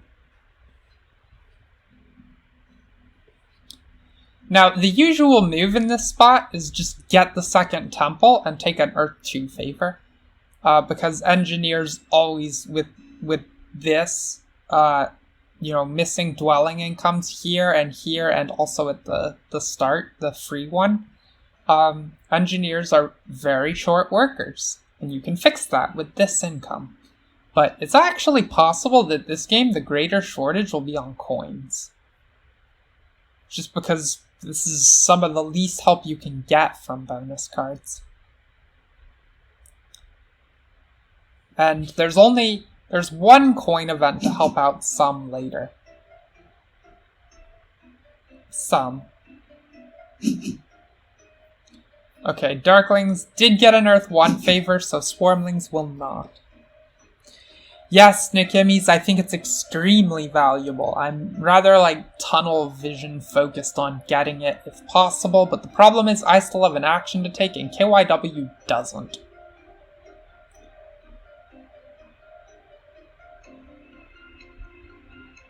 Darklings actually got a pretty strong opener here. They absorbed so much power from all this happening that they took both of these power actions, and now they were able to invest a priest in water to get paid both of these rewards, as well as still having a couple digs to make over here. So Darklings still have several actions to take, and Swarmlings didn't take away the card we wanted, but maybe Cultists will here. No, they're not gonna do that. I mean, okay, yeah, they could, but why? Why bother? It doesn't actually help them enough to do that. They can build 2 dwellings here. Surely they want to actually build 2 dwellings instead of just building 1 to lock me. And it doesn't, it doesn't even hurt me that much. I can go make another town around this way. There's so many options. I think that would be a very, very poor decision on their part. It would hurt me a bit and hurt them immensely.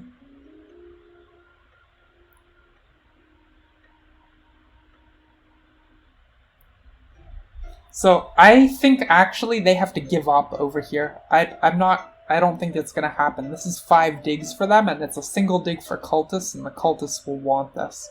I think they should just kind of leisurely take these 2 hexes.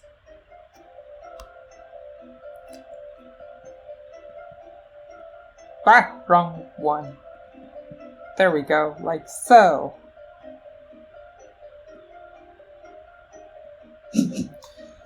Alright, here's the moment of truth. Would I rather... Yeah, I don't know that it's... Actually, with trading posts scoring in the next round, I can probably pass on a couple trading posts, or one of them at least, to help out my money income problems. So I am going to make it the Earth one after all. The Earth one also has the nice property that it gives me 1 power and helps on a somewhat contested cult.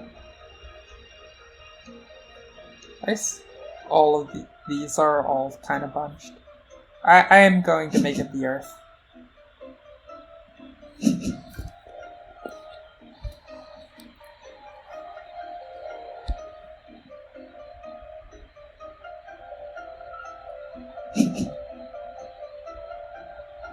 Well, I mean, okay, as expected, this player heading down this way. Yeah, I mean, you gotta kind of sit and think in this game how much it's actually worth it to do those kinds of things, and I really don't think it's worth it at all to them, and obviously this person agrees, and this person is playing quite well so far. Alright, Cultists did manage to find a pass before us and take away the card we so desperately would have wanted. So, what do we do about that? Well, we're definitely passing here. The question is just for what? And we're gonna have so much power to spend if we can spend it. I think we have to be prepared for 2 possibilities, right? The Swarmlings are not gonna have tons of power. Oh, never mind, they're taking 6 income. Of course they are. Okay, so the Swarmlings won't have enough power to lead on the double dig action, at least. But the Cultists may well execute that double dig. If that doesn't happen, we should, I guess, be prepared to take the money here.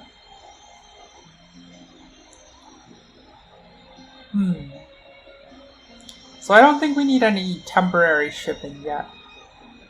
We have plenty of hexes to dig in our vicinity. 1, 2, 3 are all very useful to us. Might be looking at something like temporary shipping for the round after. Scoring for shipping also seems like a big no, so I guess we're just gonna grab 2 workers. We won't be gaining any points from this card, but it's still okay to just have 2 workers.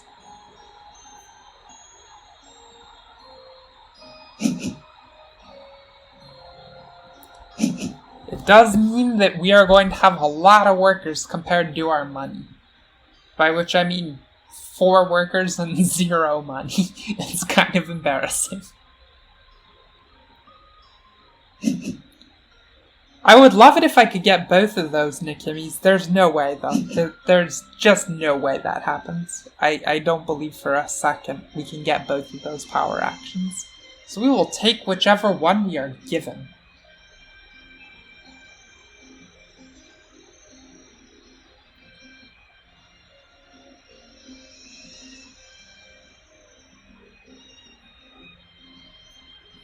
One thing that is going to be hard for the Darklings on this start is usually Darklings always looking to build a sanctuary on round 2. In fact, if you kind of run the numbers on various historical games, it comes to light almost immediately that the sanctuary is pretty much the reason Darklings are good. This 2-priest sanctuary with their passive is so powerful. They want it as early as possible, but they can't actually get it next round. This start is incredible for them, but they're not going to be able to come up with the coins with no help from the bonus tiles, and the fact that this power action won't exist for them. By their turn in 4th chair, it certainly won't.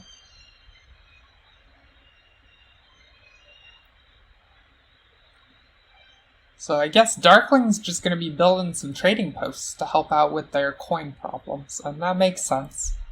They'll be able to throw down a...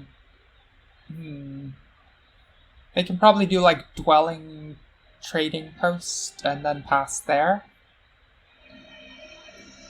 And then take an early pass, look to get this for the next round, and build a sanctuary on round 3. This is how I expect their actions to play out. Obviously, they have a free dig to throw on a hex. That comes from this cult reward. They're probably going to pick this one. Nope. Okay. Wait, what? Oh, the cultists dug this. What? At that point, that's just throwing away a dig just to hurt us. It doesn't even help them at all.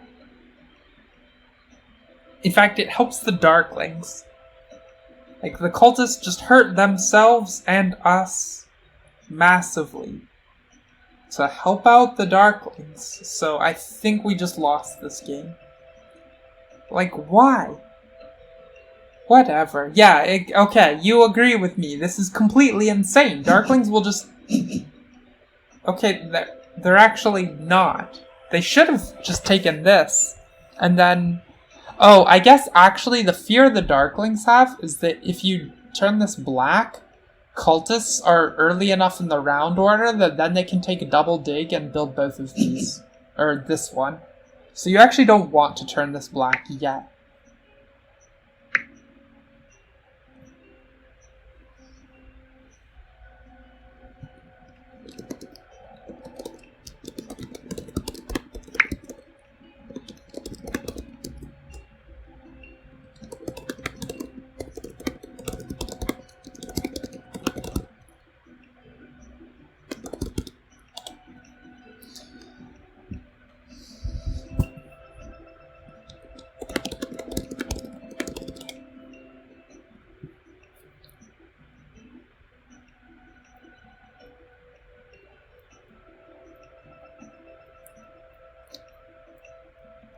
Yeah, why indeed? I mean, they're citing that it's, quote, their only guaranteed way out, but that's not even true.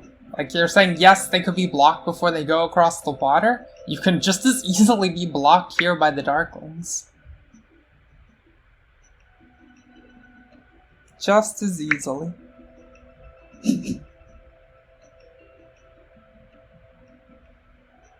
They can talk all they like. It doesn't really matter.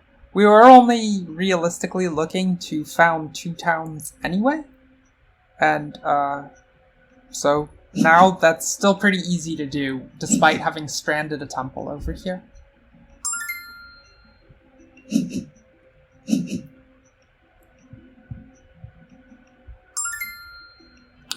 And it does mean that a thing we get to do is have this money, which we desperately, desperately need. So, give me money.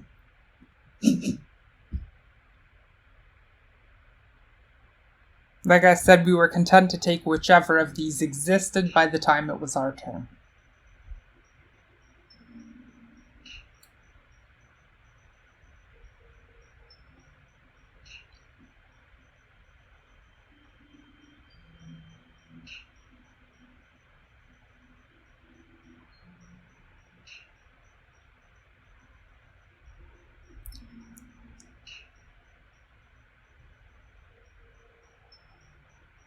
I do agree with you, Nikimis. There is no guarantee that this yellow space still exists for them later. Darklings have ample incentive to build it.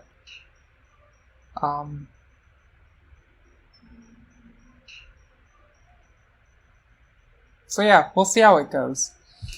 But I'm not going to be salty about it. Like, I'm stating facts as I think they are. I honestly believe that they hurt themselves more than they hurt us.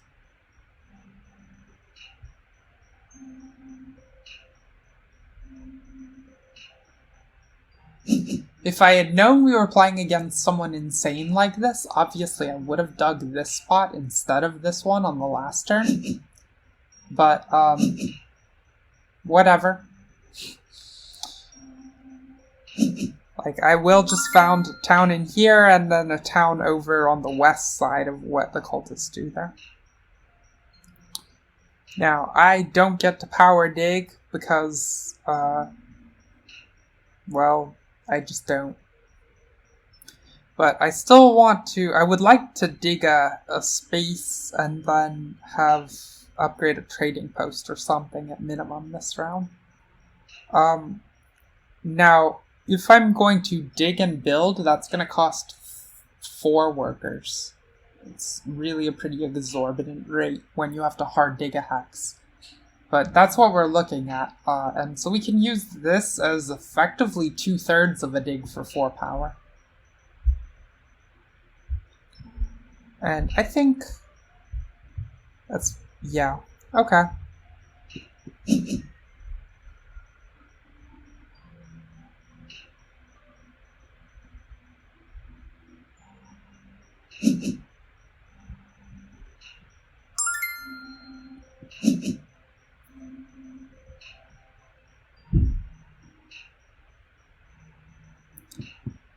Agreed, I'm solidly in your camp, obviously.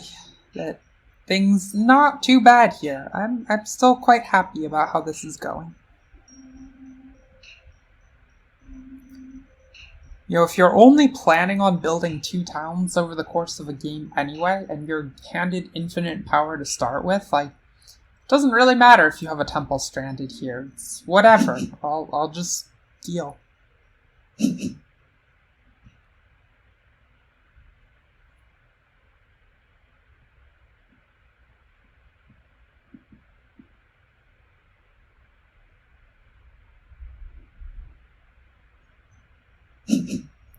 Good for me? No.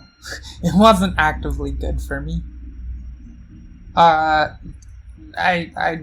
don't know. Like, yes, it provides me extra power leech, but now I'm gonna need to come up with more digs over the course of the game to found those 2 towns than I would have needed to otherwise.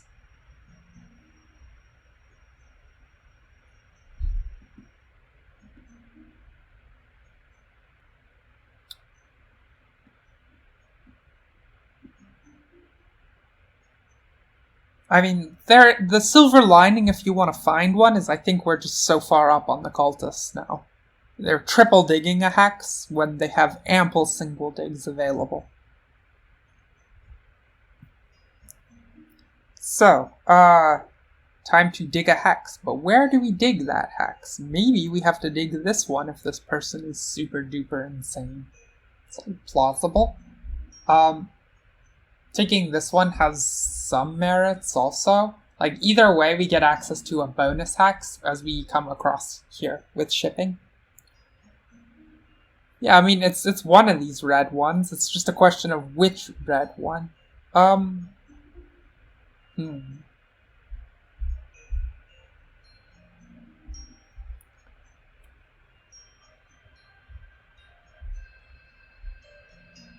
Is up better, though? I don't know.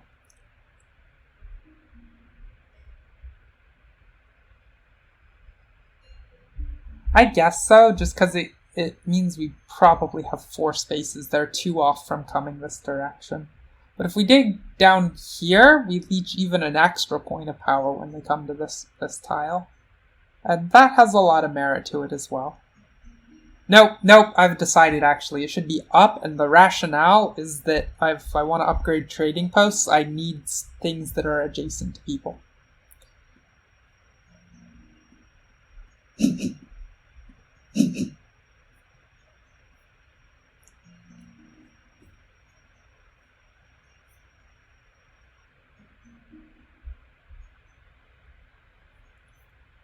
Okay, so I still have the ability to upgrade 2 trading posts this round, if I really want to. And I don't know how I feel about doing that.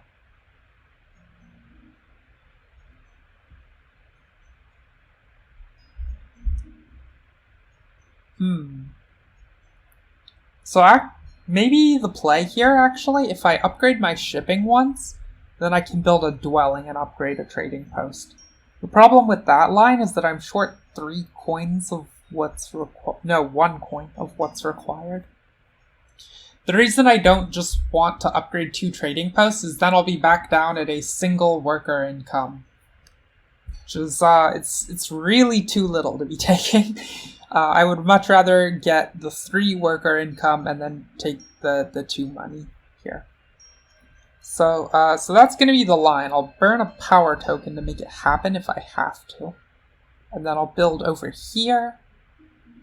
And then upgrade one of these.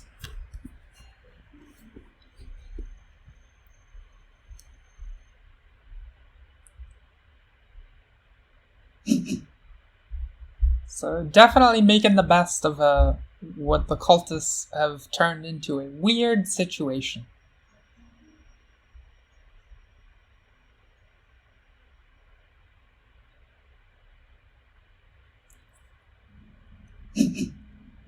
Also, no obligation to dig this hex needlessly anymore because we can't connect over here anyway. So that's, that's some lining. We'll just play on the west side of the map. We're now very free in terms of what directions we can head. I think it would be nice if I could grab this hex, and the reason I say that is that then on 2 shipping I have access to these.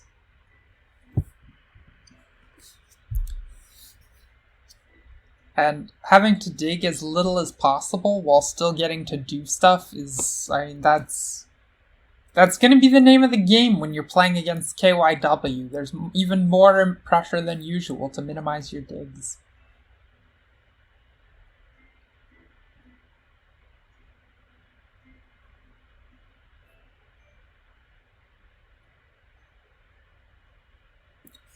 No, that's actually not what I'm planning, Alchemists. I think I'm actually probably gonna use a bridge in advance of round 4, just to found a town quicker over here. And then maybe also throw down a second bridge on the same stronghold round. I'm gonna have the stronghold come down on round 4 with intention to have to take like 24 or 27 total points off of it over the course of the game.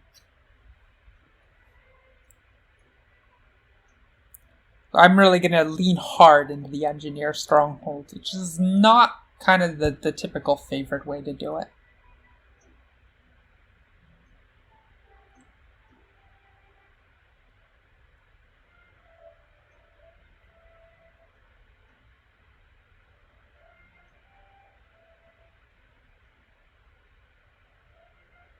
Yeesh, Darklings have so much incentive to cut this hex now.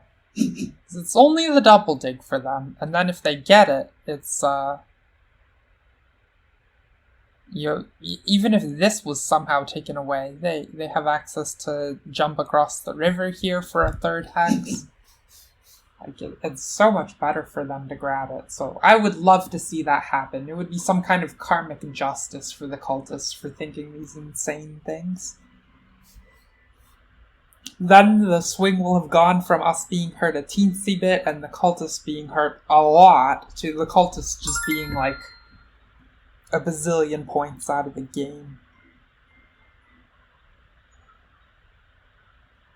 And as described, the Darklings have every incentive. Yeah, let's go ahead and get that shipping.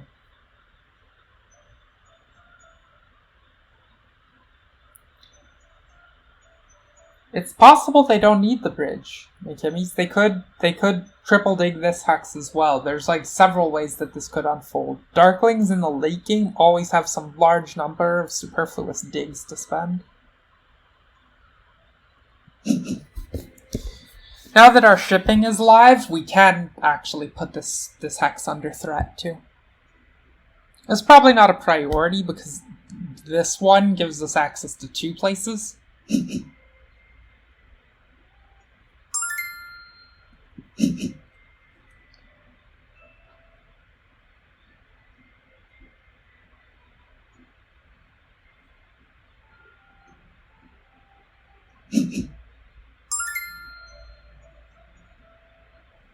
We've taken, I don't even know how much, 14 power through this point right now. That's pretty insane.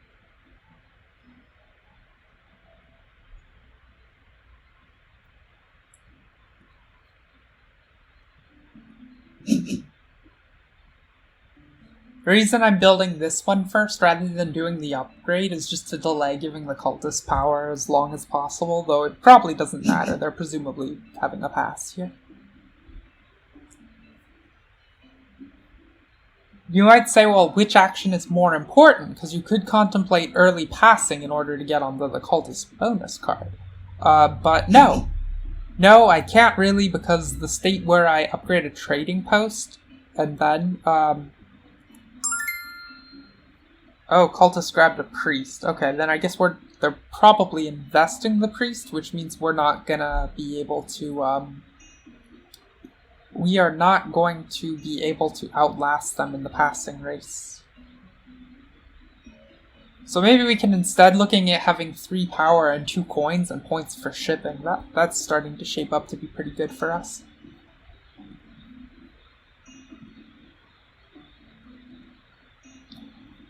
I love upgrading this trading post since it covers up the vacant slot here, and the build sequence is actually timed reasonably purposefully to that end.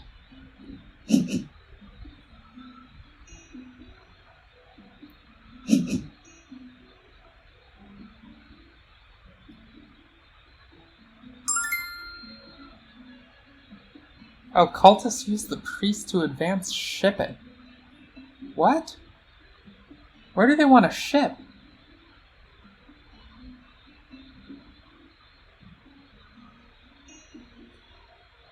I do not know what to make of this, but it doesn't particularly matter. 7 power income, and we can store as much as 15. So grabbing on this, no worries with that bonus tile.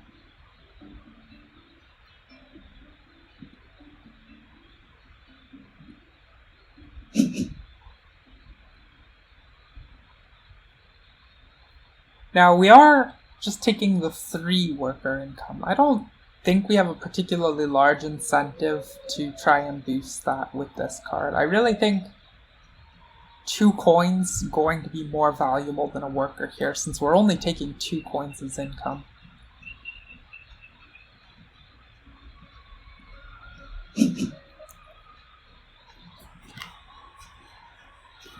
And of course, we can't value 3 points as 0. 3 points it's worth something, alright.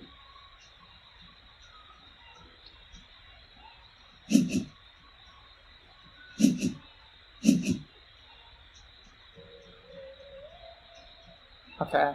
Interesting they took both of these. Because, that's still leaving this up. I guess they were paranoid Darklings would single dig this away. Because Darklings are first to act. And we see KYW entering the lock. Never again will they take a real turn. Well, that's not quite true. They're taking enough worker income that they've escaped it. They'll actually be able to do more than build a dwelling every round. So maybe they're on course for something reasonable. But still, nonetheless, you catch my drift. This action is never going to be available.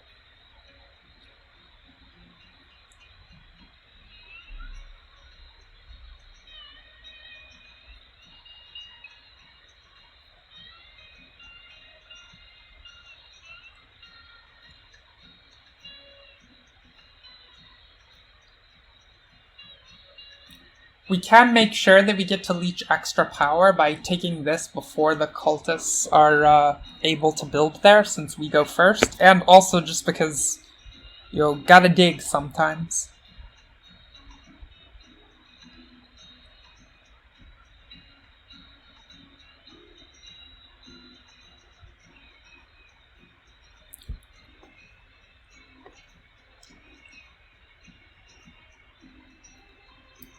Whenever we can take a full dig for 4 power, we're going to be pretty happy to do it.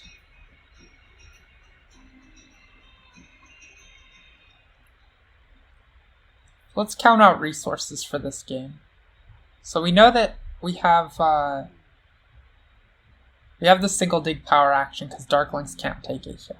And then if I build a dwelling and a dwelling, I still end with a trading post and a worker and 2 coins.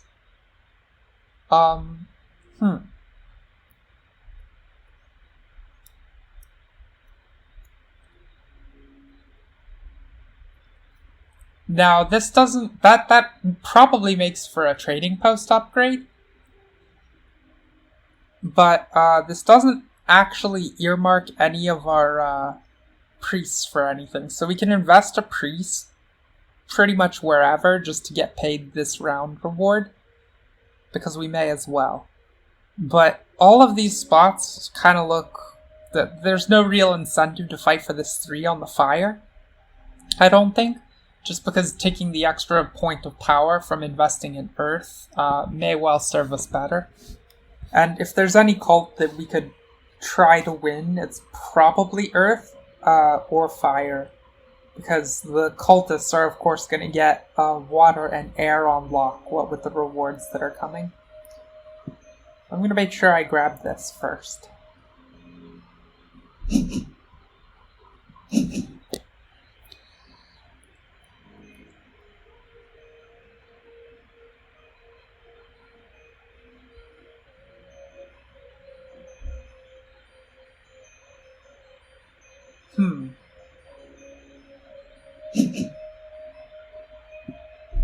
Okay, we can leech that for 1 more because we got to this space first, so that's nice.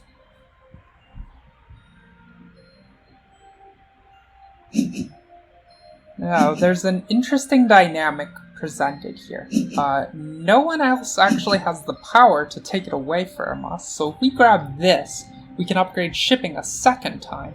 Yes, I know that means we don't get to reap this cult reward, but we do get an extra 3 points on this card. And then having the 2 rank shipping means that I will be able to build here and here both.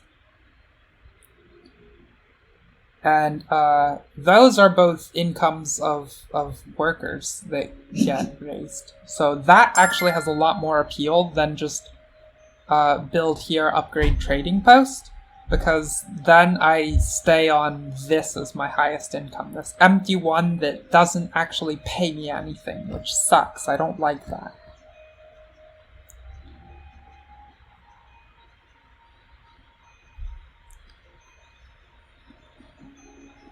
pretty happy about burning these now because we still get to keep 7 power tokens in the cycle, which is a very healthy number. So if we grab this, I will be sitting on 10 coins. 4 goes out to shipping, and then 2 for building these. So I make it into the next round with 4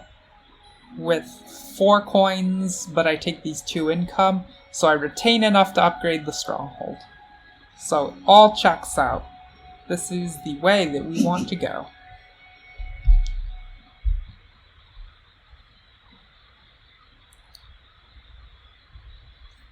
Am I planning to take the trading post point tile? No, probably not. I could, but the issue is that we just passed both of the trading post scoring rounds, so, like, I mean, I guess it'll score for what upgrades I make, but we won't be able to really milk it to its maximum value.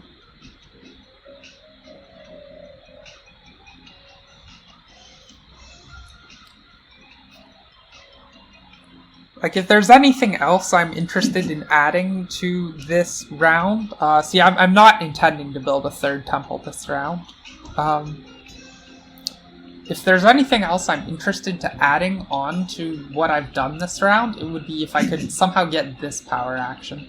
But I don't think that's gonna be a possibility. And yeah, I guess we'll wait and see.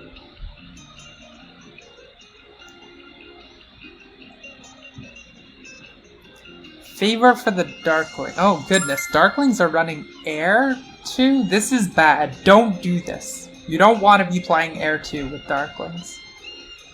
I mean, maybe this is the one circumstance where you can justify it, where it's not enough that there were Air cult rewards. You also need to be, like, racing to the top of the tower here and trying to beat someone who can take it really fast, like the cultists.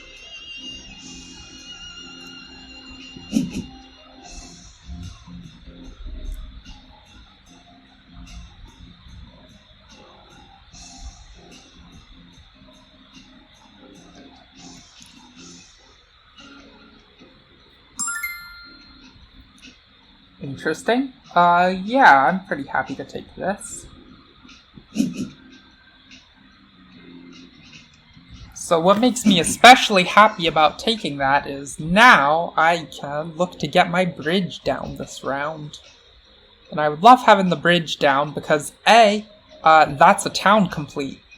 And B, it's also, you know, town complete is wonderful, but the bigger thing is that we have a bridge heading into the stronghold construction round for the one after. Now, we are going to want to have a neighbor for this town out here. Otherwise, this is going to be kind of unfortunate. Like, we don't really want to put the stronghold there. Though maybe we have to. Yeah, probably it has to be done. You know, it's going to be tricky to get spots where we can actually bridge across them. I mean, the obvious thing is we'll take this hex and then put a bridge in through there. But we're going to want a 3rd. It could be this point, makes a lot of sense. Just because then this town in here has a neighbor. And you gotta have a neighbor so you can upgrade something. No, I don't know. Well, yeah, it really... Okay, you're right. It will be difficult to build it without Stronghold. Unless we make it come in at end of game and build it with Sanctuary here. Then we could make a town out of that. Or just take a 5th hex, right? Like, we could be happy to have 5 hexes as part of the town. I think there's enough ways to do it. That we shouldn't miss the stronghold timing just because we're worried about where it ought to go.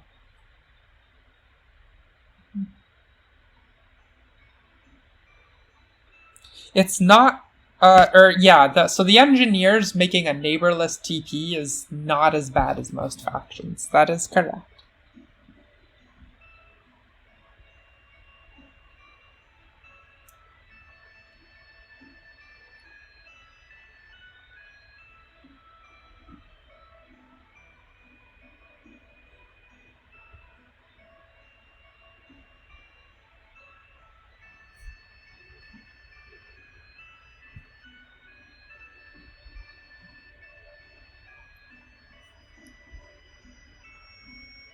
This player knows it's still on them, right? To choose a bonus card? They must have figured that out.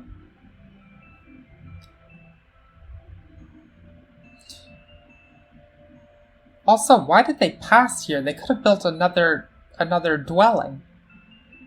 They almost certainly wanted to. It might be Kingdom Hearts. I don't know, Alchemists. So, often what I do on my stream is I just play whatever random video game medleys without looking at what's in them because I enjoy being surprised. So every now and then I will blurt out, "Ooh, I love this song," or "Ooh, I love this game," because it's just as surprising to me as to you. I do know, there has been some Kingdom Hearts music in some of them. I think we've had a lot of viewers excited for some of the Hollow Knight songs previously. And some Final Fantasy. But I don't really play any of those games.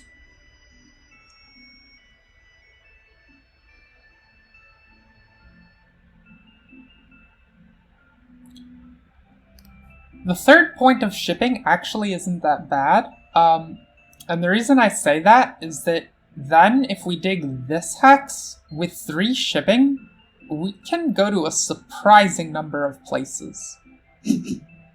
Right? I can ship from here to there, here over to here, or from this desert down to both of these two. It's just all kinds of spots to go.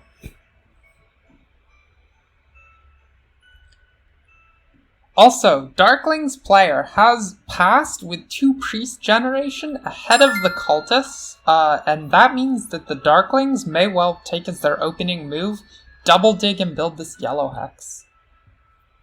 It's plausible. They don't really have anywhere else to go, because they don't have shipping yet. Things I want to do. Yeah, I'll sign up for some extra shipping.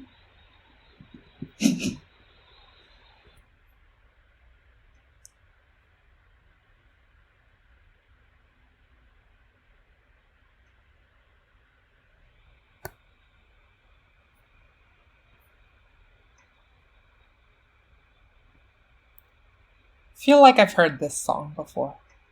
Wait, I've got it. This is from Twilight Princess. I did enjoy that game a lot. Okay, cultists powering up the water track.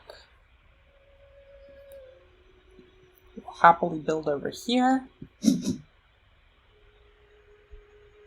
Then we're actually going to pass up to 43 points. Which is going to be ahead of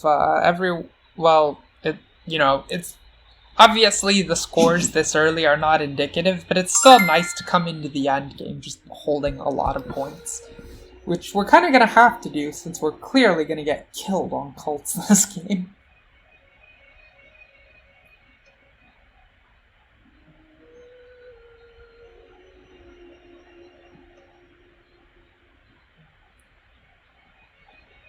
Alright, this is kind of the moment where we have to decide if we're content burning a full 3 power tokens just for this bridge. I think probably not. And the reason I say that is I don't know that we'll actually...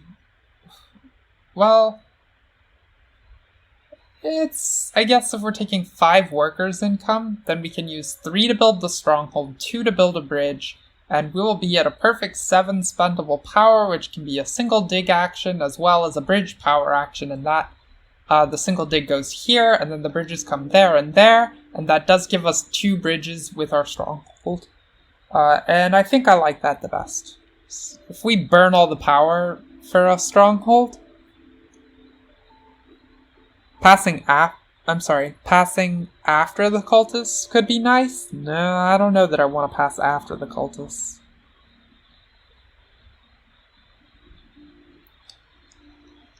I want to be passing earlier in the round because I want to have a... the reason is Swarmlings will eat the double dig because they always do. Darklings won't eat the single dig because 3 power for a priest is just so much better for them. And then we can take the single dig, and cultists can't get the dig.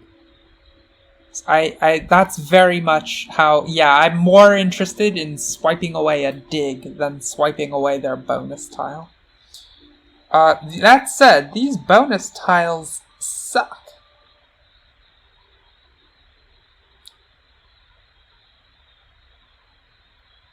Three power is 0 power because we are already hitting our power cap, and we can't even convert to make more space because it's all in Bull 2.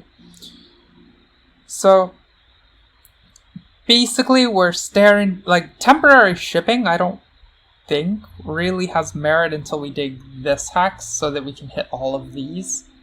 So yeah, in the dwelling scoring round I can look for temporary shipping. But this is just a priest or a worker and a coin, and I think the worker and the coin is stronger than the priest. I can't really use a priest for any meaningful cult rewards. And I'm already getting the one I need for shipping purposes, so let us sign on for a worker and a coin, sad as it is.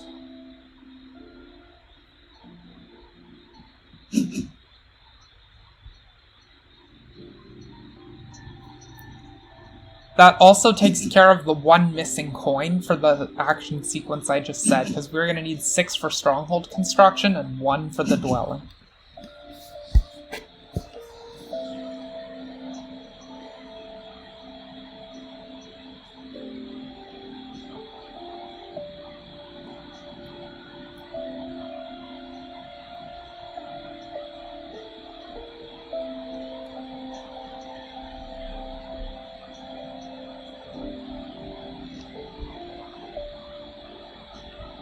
We are presumably going to see Darkwings build Sanctuary this round, because their Sanctuary is about 2 rounds overdue.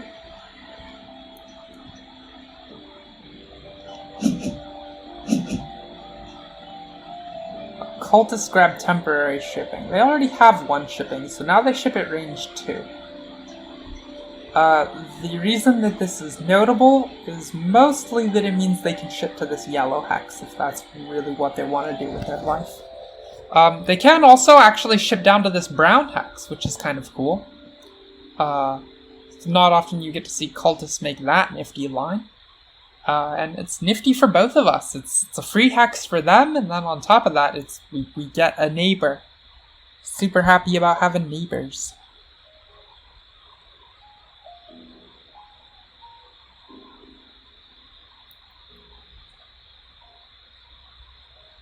Yes, cultists indeed could have used a power action to outlast us if that's really what they wanted to do with their life. Now,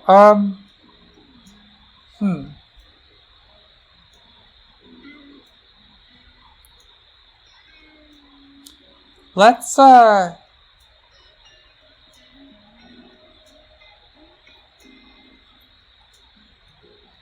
I guess there's probably not that much to think through here. It's pretty straightforward to see what we're doing with the whole turn. And not really any meaningful opportunity for people to deny it from us.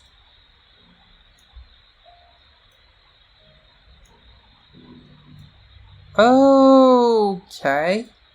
Swarmlings for some reason decided it was okay for us to have the double dig. I assumed they'd just be double digging all day, every day. And I think they should have. But now the cultists get to dig. Sad.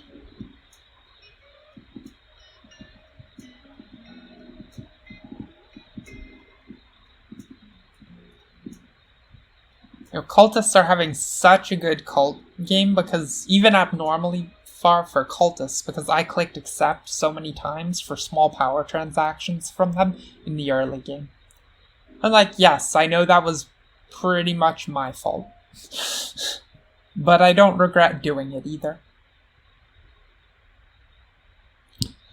Yeah, Nikimis, that's why I'm saying cultists get to dig, and it's sad. They get to double dig. It's real sad, because I don't think I want the 2 digs. You could even start to think, where would I put 2 digs? I mean, I guess I would put them both here and here.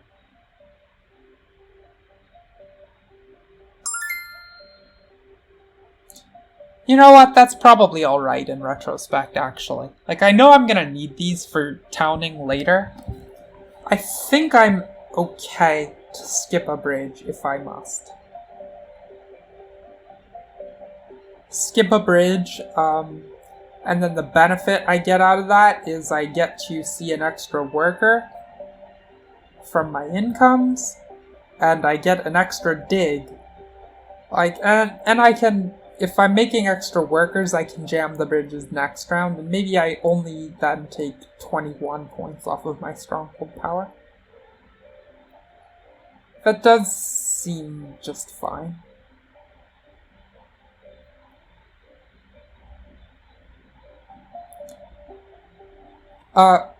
So the way that I have this counted out, if I actually choose to build both of them, I would need the bridge action.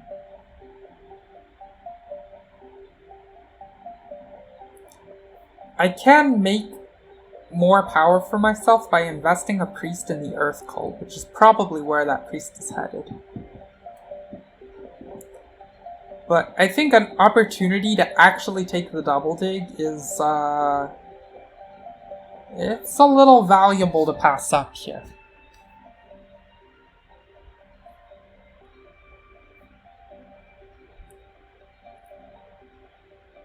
Yeah, let's make that the line. We will see how things unfold here. I'm also looking forward to taking in 2 power from Darklings this round, because they're gonna build their Sanctuary. We know it's happening, and it has to be in one of these spots. So, like, that actually does give me enough power to take the bridge action anyhow.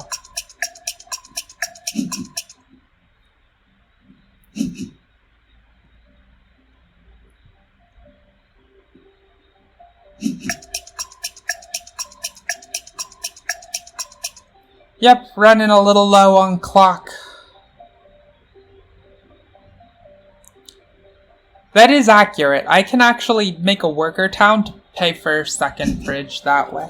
Or I could just gain infinity power off of this. Do I take this? I think I do. I think that's acceptable. And then we can have a big round here.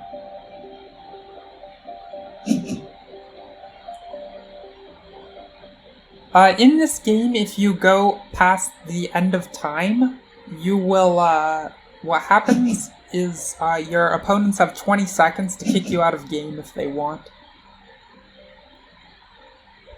And if they do kick you out of the game, then they all win and you lose.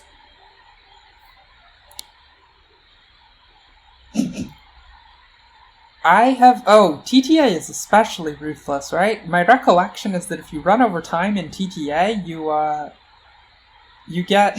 Oh, it's like really bad. Doesn't it just replace you with an AI, essentially instantly?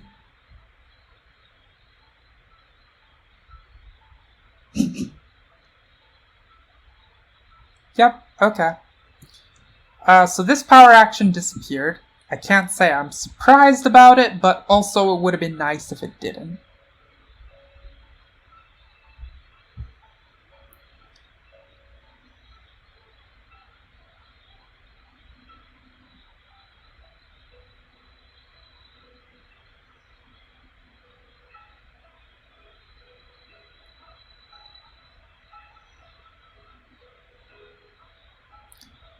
So the big question for this round is, do I use the priest as a worker, or do I use the priest in the cult track? There's the projected 2 power that I said I knew was coming. No surprises.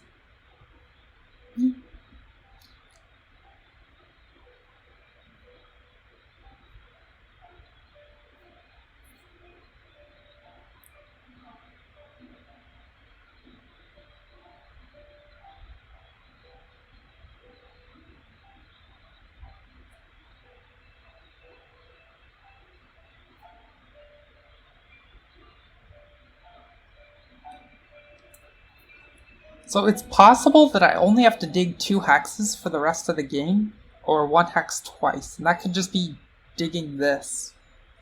That may be enough.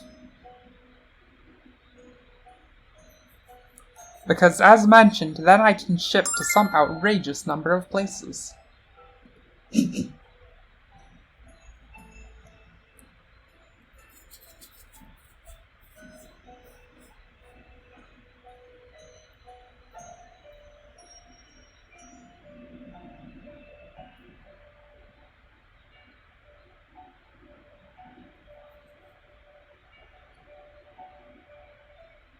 It would be nice if we also... I guess if we dug...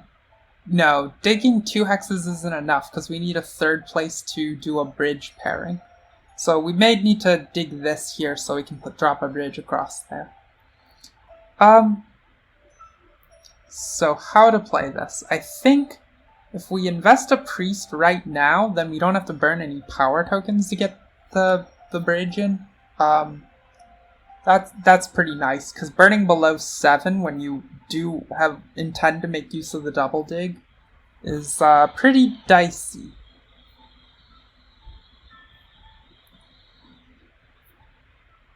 And then also, we set ourselves up to be in very good shape to take second on this cult over the course of the long game. So, I'm gonna go ahead and grab that. Yeah, okay.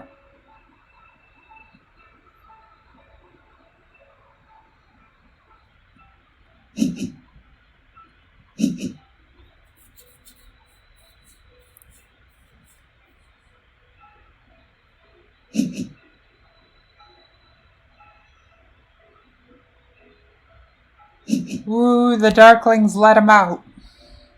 I don't think they should have, but whatever. I don't think the Darklings should have, but I'm still not upset about this. And the reason I'm not upset is that I think the Darklings, of course I get the bridge anyway. Who else wants a bridge here, right? No one wants a bridge. Just me. So that's why I did this first, so I wouldn't have to burn power tokens for it.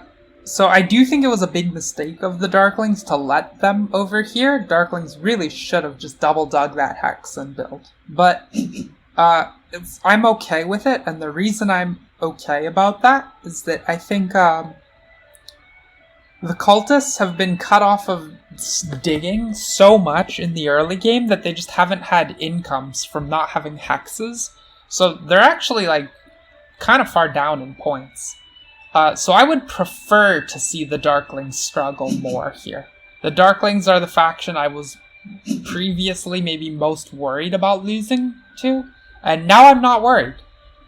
Because they're going to struggle for town number 2, and definitely they're off of town 3. And then they're even... It's like a bad kind of struggling, because the usual Darkling reaction to struggling to do something is just don't do it. Get your points a different way. Darklings have too many ways to get points. But that's not even really an option here. They can't get more points from the cults, and they can't use priests for digging to make more points because they don't have enough area to do it.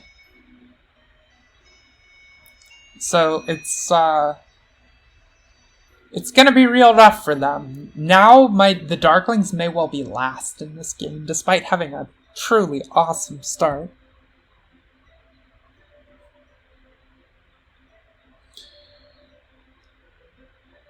If I had to take picks here, I would hypothesize that, it's probably cultists and I are in the best shape currently. So I am going to go ahead and get that bridge here.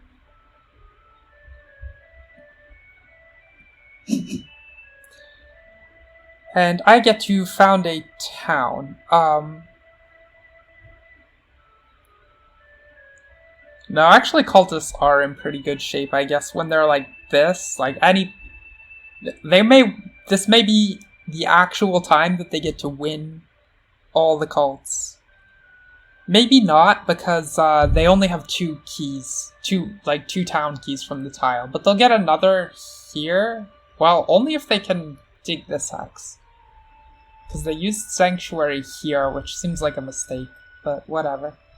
Then they'll, Yeah, they'll get another town here, and then they can take first place on 3 cults. So I have 2 workers that aren't earmarked for anything. Except, I guess, building a bridge. It would be nice if I had an extra coin to get my... Well, no, I want to hold off on building dwellings as much as possible. So maybe in the end, the way this goes is I get the shipping town because it saves quite a lot of points for me. Or quite a lot of coins for me. Right? I am going to want the 3 shipping for aforementioned reasons to enact this dwelling rush sequence later. I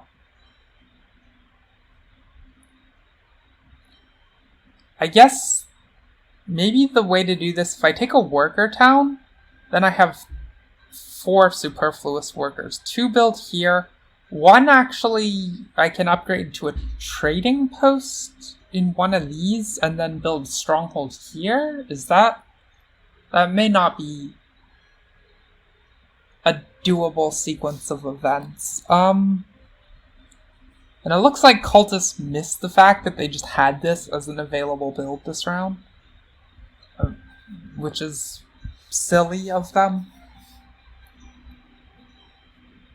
Is shipping town really the right one?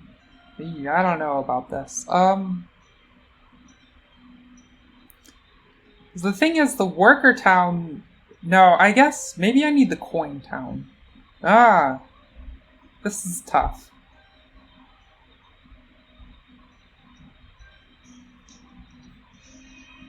Can't pass on to this card. Let's make it coins.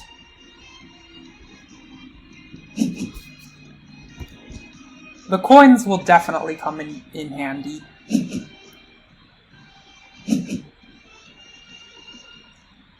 Like any reasonable route that this unfolds. And I am probably going to need to take this hex on the next round, and then upgrade the shipping. And then I can get to work, as I think what tipped the scales for me is the really low valuation of our own priests. They're pretty bad here when we can't realistically win any cult. So the shipping tile versus the coin tile is the one I took is plus a point and 2 coins and minus a priest. And honestly, a point and 2 coins may well just is probably just the better of these. Gonna be hurting for coins.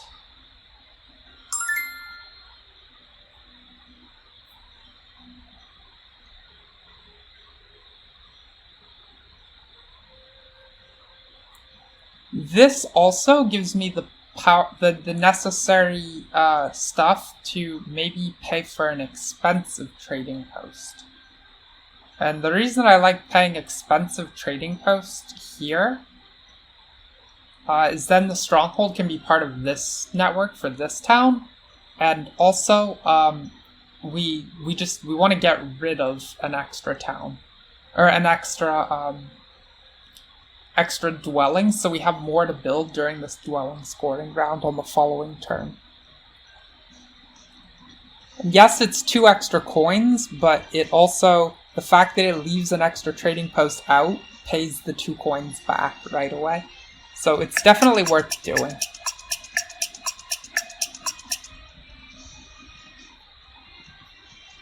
If I'm going to build an expensive one, it should be here, not here. And the rationale for that, it's kind of bizarre looking, I know, but I may get a neighbor here anyway, and then I just have an extra neighbor for the town. Do I want this? Yes, I want this. I want it because the cultists can't actually go up on any of the cult tracks. So that's just free power from the cultists. Yeah, taking the coins town tile did enable this kind of fancy play setup. Where we get the extra trading post. I'm pretty happy about that, leaving a trading post out to continue racking up those points. Or those coins, which really important here.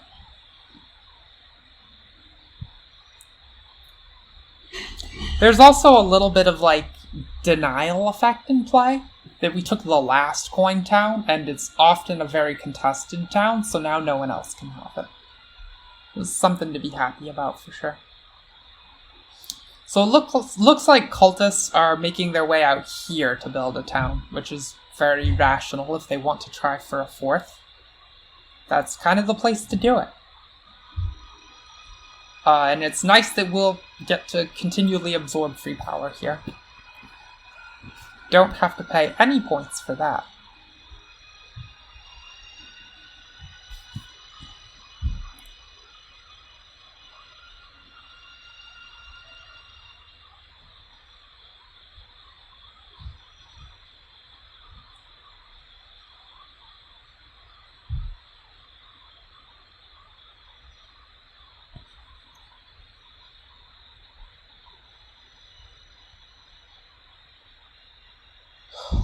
Oh, this person's really in the tank here. I guess it's actually not. It's kind of a hard call on their end, what town to take. Lots of counting to be done. They definitely, I think they wanted the coins one?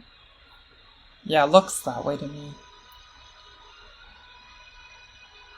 Because then they'd have 3 workers from their passive, plus the 6 coins, and they could continue to do things, like get another temple.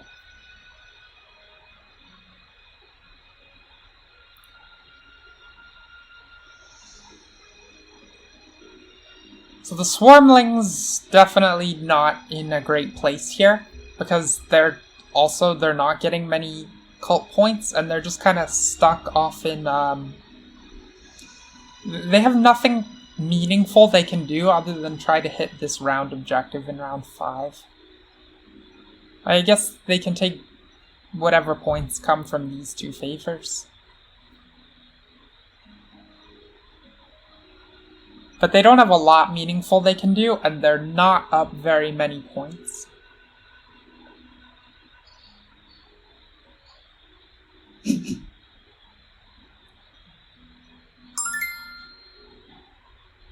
Okay, Darklings go onto the shipping tile. They upped their shipping twice this round, so plenty of sense there. I guess we'll see what's available to us, because we're definitely not ready to pass yet.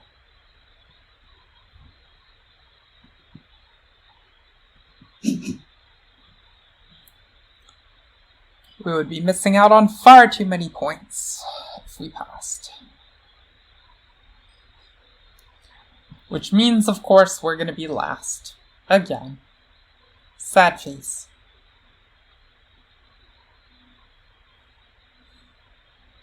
We've actually done a pretty good job staying 3rd.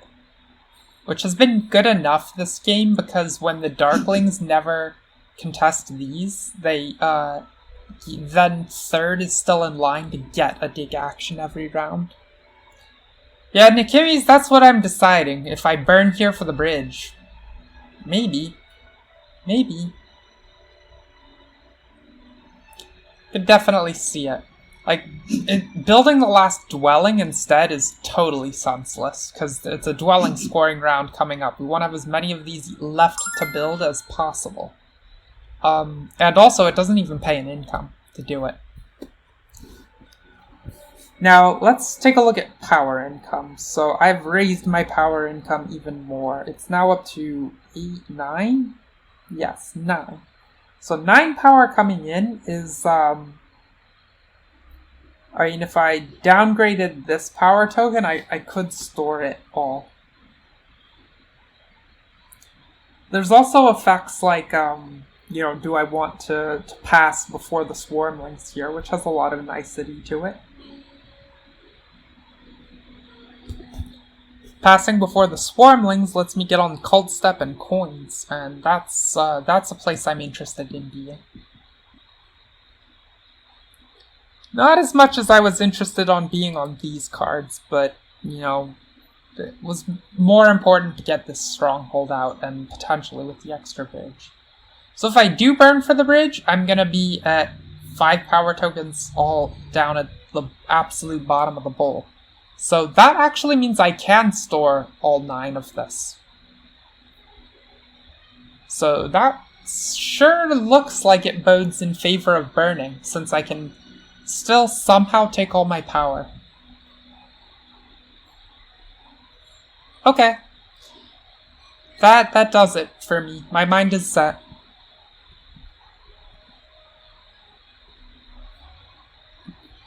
Oh, whoops. I have to do this one too.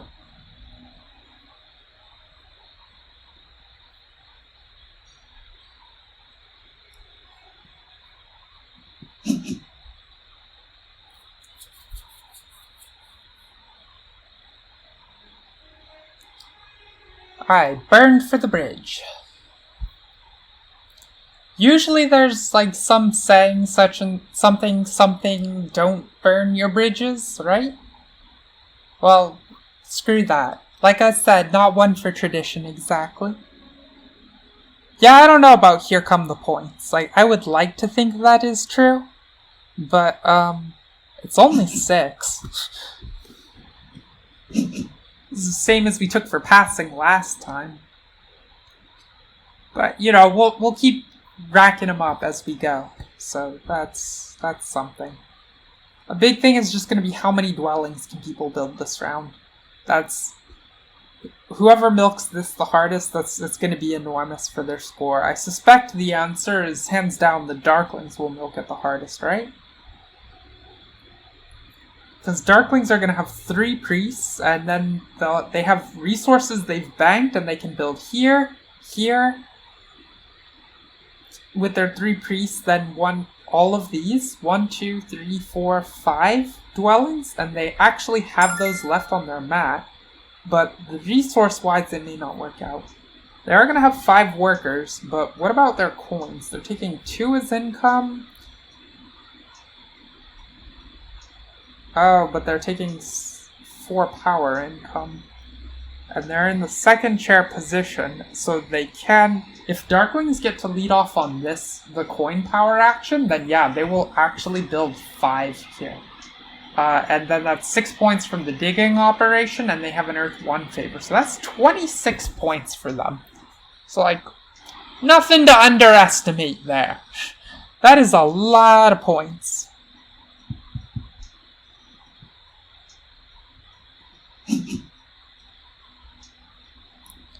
Okay, Swarmlings did move off onto this coin card. We could maybe look to just... It's not a lot of points, but we can take some from this trading post one.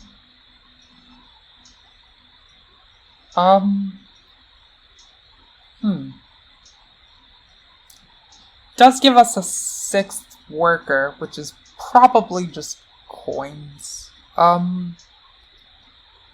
Honestly, nothing else here has much appeal. Like, the temporary shipping... Oh, temporary shipping saves a lot of money. Because I don't have to upgrade shipping on the next round, then. I guess the concern is I'm going to want to dig this, but I can only single dig it now that I only have 5 tokens in the cycle. And then if I throw 3 at hard digging it, that lets me build here and here. But then I only have 1 worker left. So I think it is better to grab this.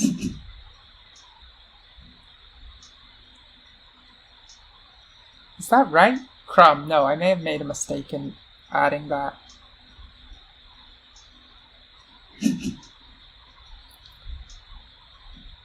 Okay, oh, Darklings were first to pass, so yeah, they absolutely had that action under wraps.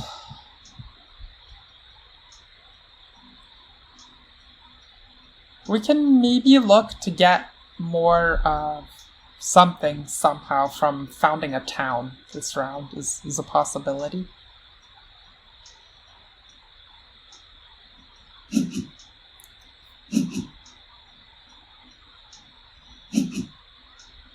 Okay, that's a little bit of power for us. And again, we are happy to take it because cultists can't even gain a cult step. They actually get more if we decline the power.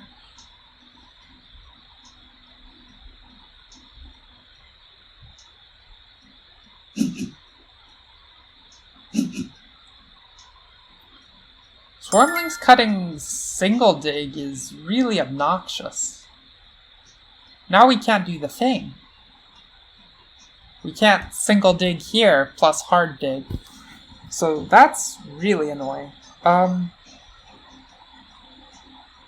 guess they actually managed to be short... Wait. No, they weren't... Oh, they were short 1 power on double digging. That's how that happened. Okay, so if we want this hex to be able to ship to all those points, then it's going to take, it's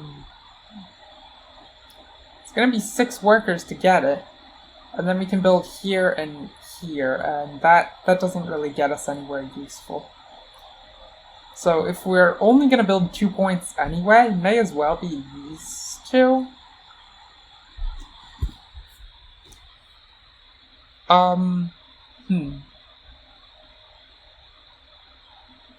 We can actually build both of these. Might be the best option.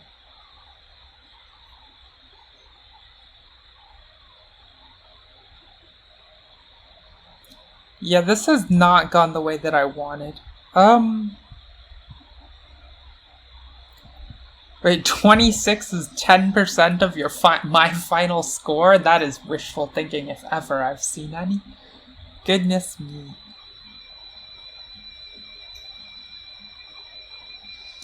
Yeah, so then I could have if I could have this hex and this one and this one.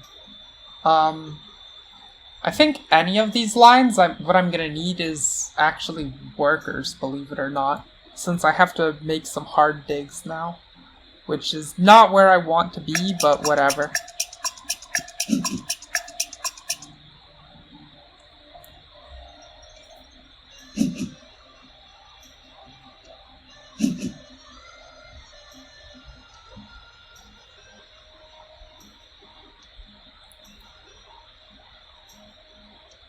If I'm hard digging places, it may actually just be in my best interest to do it here. It's only 2 digs, and then we complete out this town. And we have access to place the last bridge.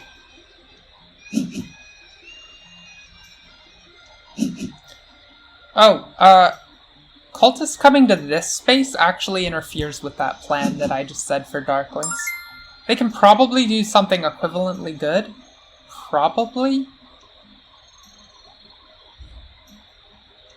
But it's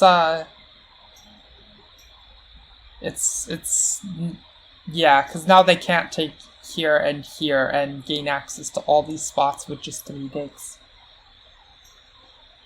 That said, it does give the Darklings a neighbor to make this town, and they'll be super happy about that.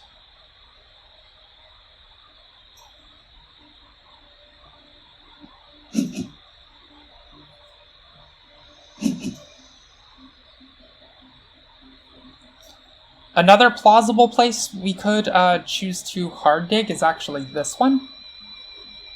And the rationale in taking that one is then it just gives us 2 spots to build. That seems better than coming up here. Because then we can also put the bridge in addition to getting the 2 spots.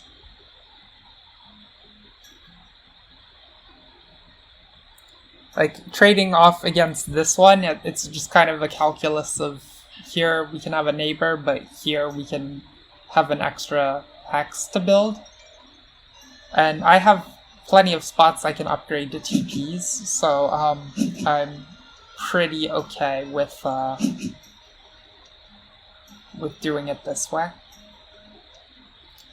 Issue is this is going to be 6 workers to dig that, which is a lot, to say the least. We can dig, build here, use the priest to build the last one. That's probably about all we got. Yeah, cultists have made Darkling's life much harder here. I don't know whether I'm thankful or not, because cultists are actually in a reasonably good position.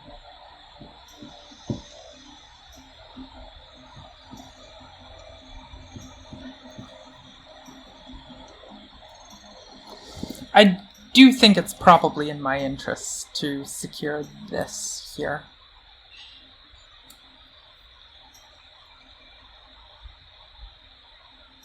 It's gotta be better. Yeah, because here doesn't go anywhere until I have the third point of shipping.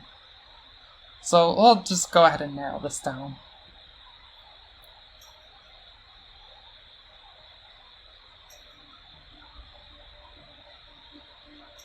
Hey, Illusion!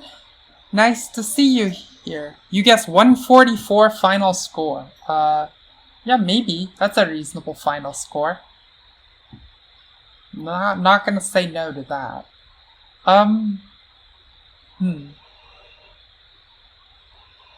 Alright, let's... Yeah, this is the place, I think.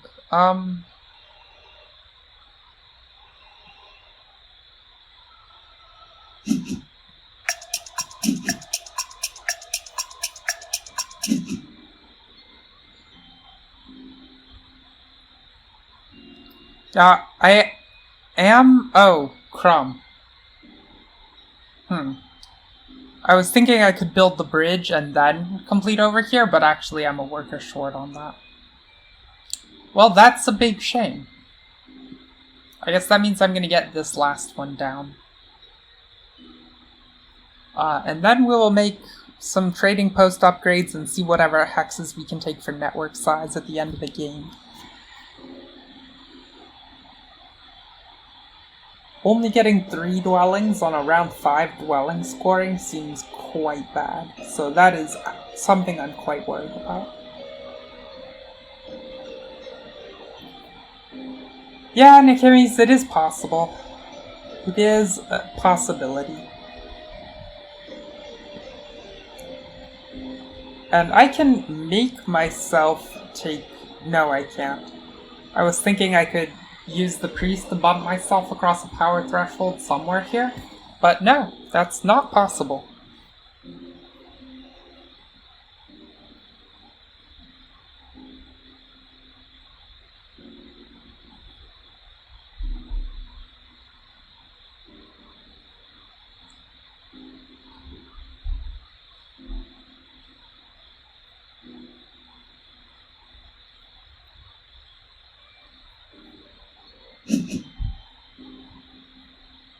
Interesting that the Darklings still want this hex. I guess they're looking to have a neighbor or something. But... Huh. Okay.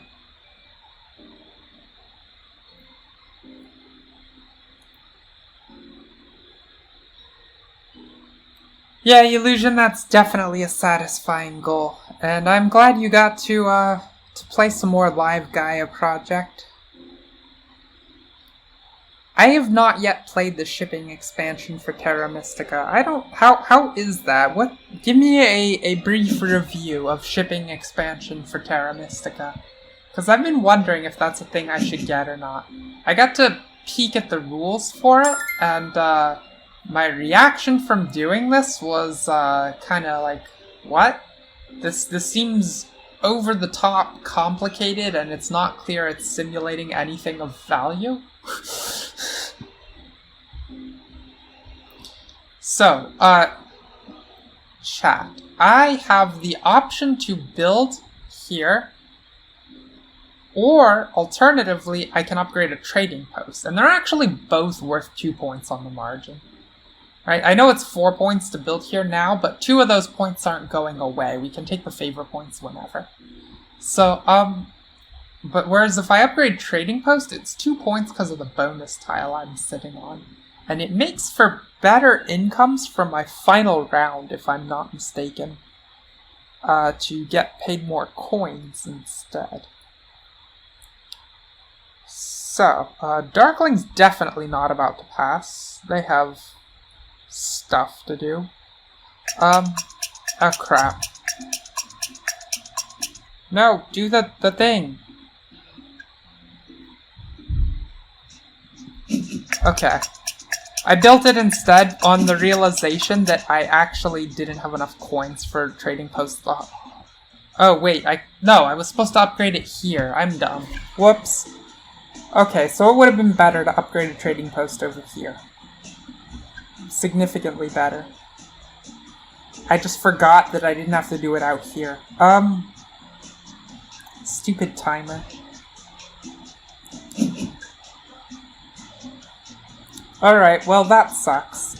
We would have been a little, like, one better resource-wise.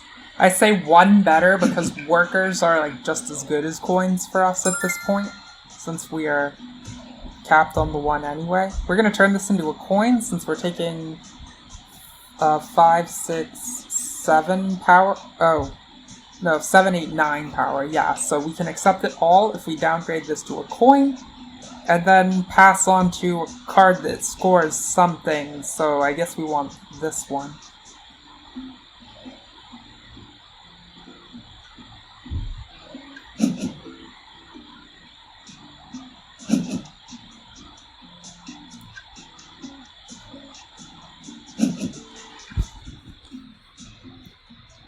We are second to act here, so we can have a power action, or some such thing. Oh, Darklings came this way. This has gone bizarre. I would have thought instead of digging this hex, they'd dig here, and then they'd have access to build both of these. Do I? No, I don't want this. That is not even power, because I'm already in a power-capped state.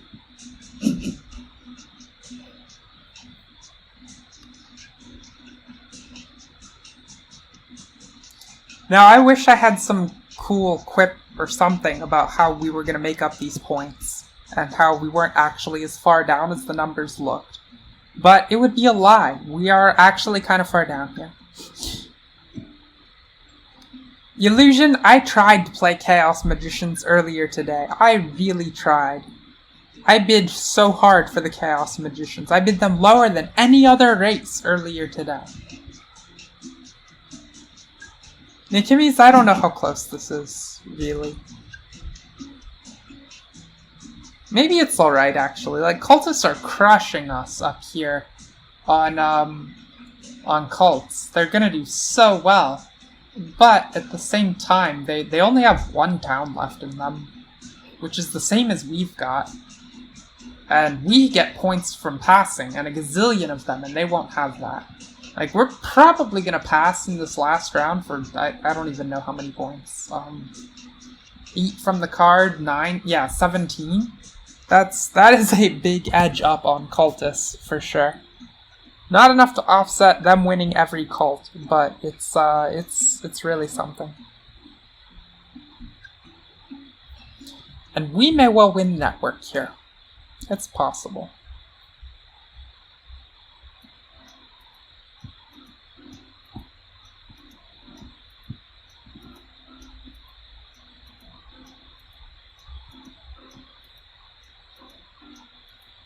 It's looking like Darklings are attempting to outlast the Swarmlings so that they can have their bonus card, and that makes a lot of sense. Well, no, does it? Darklings should just want any scoring card for their last one, so they should want to jump on the trading post one. And, like, I'm hoping to see that occur. If they hadn't just dug this to waste an action without purpose, they would do better get on this card than anywhere else. And then the Swarmlings would have to take the shipping card, which is so much worse for them than the trading post scoring one. So they're gonna have 4 trading posts, trivially, on the next round. So Darklings hurt their own score to help the Swarmlings by just throwing this priest away. Well, no, okay, I lied. Never mind. They threw the priest away because otherwise they can't take their full priest income. So that answers that question.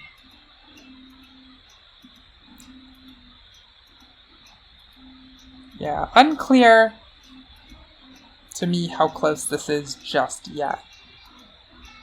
But there is a town left in this for cultists and I. That hopefully helps to level this somewhat.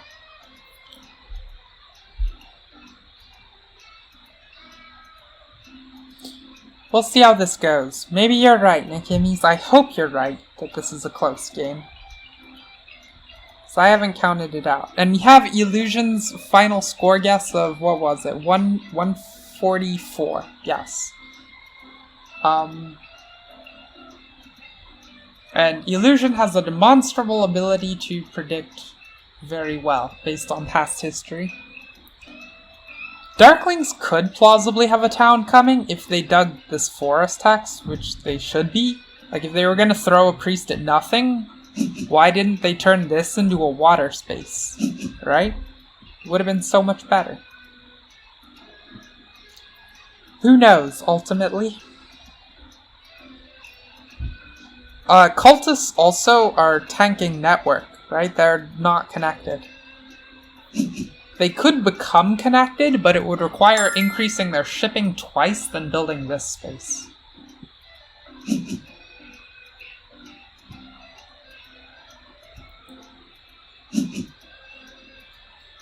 Maybe that's what we'll see.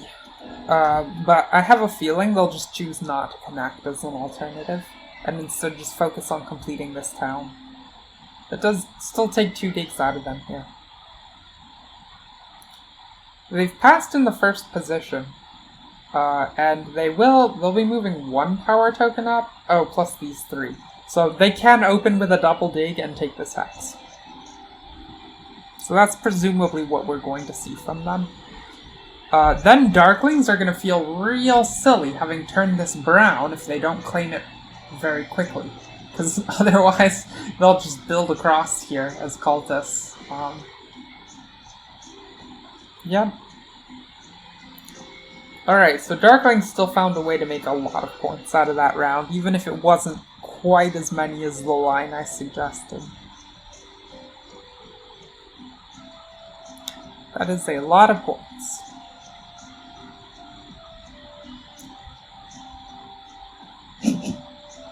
Good for us that all the high-scoring town tiles remain. Okay, first act is... Oh, cultists went for cash, not digs. I don't know how they're intending to finish that, then. We are let to have a single dig action. Probably want to use it on... If we use it on this hex, we can turn it red. And this is just aimed towards my desire to win network. Alright, we have a total here of, after we cut out 4 power for this action, and then 3 to finish the dig here. That gives us a total of, let's see, oh yikes, we have to pay all this for shipping. We do get 1 coin, so that's 10 resources, but less 3 for the hard dig, so only 7. That is enough to build a trading, or 2 trading posts and not even a dwelling. The dwelling probably comes from Power Leech somewhere. That seems really bad, so we're not taking that line. View that line. If anything, I guess we're gonna dig up on this one and just build those 2 dwellings. So I'm gonna pinch this action while it's still available. And grab this. Is this the right hex? Well, it's the only one that gives us 2 spots we can build on, so I'm gonna go ahead and say yes to that. I can't actually build it yet. I just wanted to get the power action before it disappeared.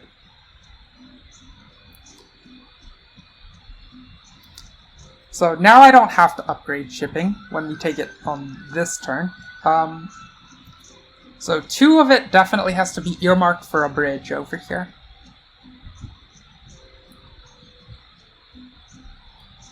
Kaseki, you're too kind.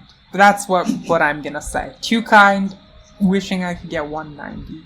I have never had a 190 game in my life. My highest has been in the 170s, which is outrageously high. Like, truly outrageously high. If you look at records for highest scores in this game, There are some on Snellman that are like 190s, or I think there's even 200 with the engineers. But those are fake news because those use fire and ice final scoring tiles.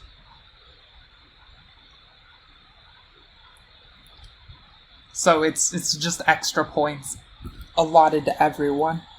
Like, quite a lot. On average, like 20 extra points per person. Interesting. If Darklings are taking this hex instead, I guess that means they're looking at a bridge town.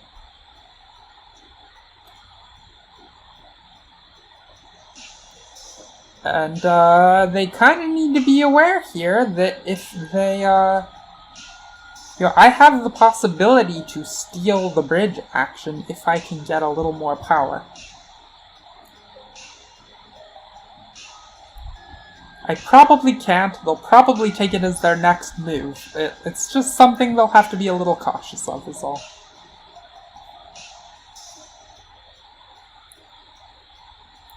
Now, Darklings have one priest left. And if they're using power for the bridge, then they won't be using it to generate more priests. So that means Darklings, I guess, they could terraform this and then take these 2 spaces as final actions. But they still need a little more work to get the town up, because they don't have a Fire 2 favor. So, if they do that, I mean, I guess the only way they can actually make a town out of this is they have to make one of these into their stronghold. They have the resources for it. Oh, and that may just be the end for them. Upgrade, put in bridge, upgrade stronghold. Okay, Cultist taking here instead of this one. Huh.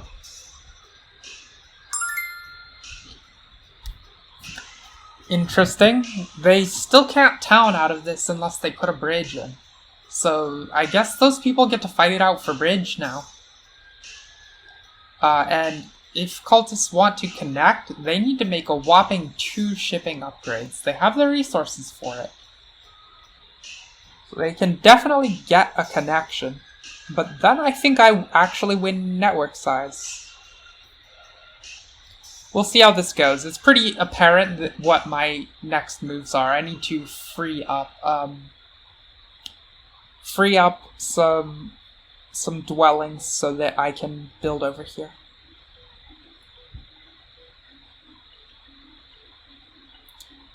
Well, I guess, maybe I want to go ahead and jam a priest here just so I am plus 2 points on Darklings. I don't think I need that priest as a worker. If we count out what are my worker use, well, really it's just total resource counting. I need 2, 3, 4, 5, 6, 7, 8, 9, 10, 11, 12. I think that's the end of it.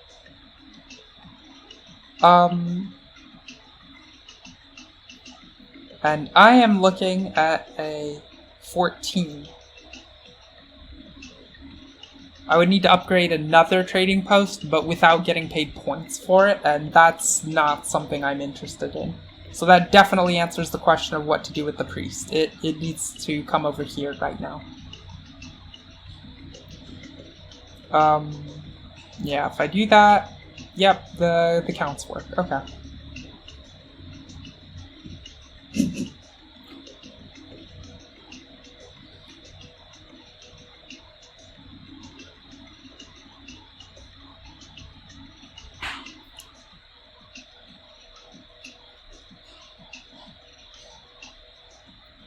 What this doesn't do is give me the 4 points for upgrading a sanctuary. But that's just too much to do, right? I do way better network-wise to come over here. Oh, interesting. Swarmlings max their shipping. So they can build here next, and then over here. Huh.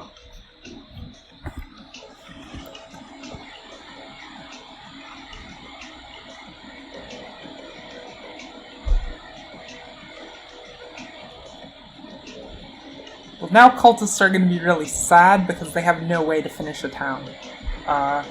And, well, they can still connect, though. This has become quite a weird position. Wish they hadn't gone here, because now it's a very easy move for the Darklings to grab the... Ooh. Huh. Do I want to take this? So, still no possibility of them advancing. If I accept, if I decline, they get 1 free power. But I don't think I want to pay a point. It doesn't do anything for me.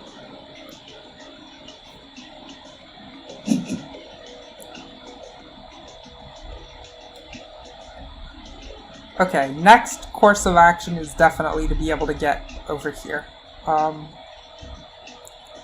I will go ahead and upgrade, I think, this one in pref. Well, no, this one is a better call.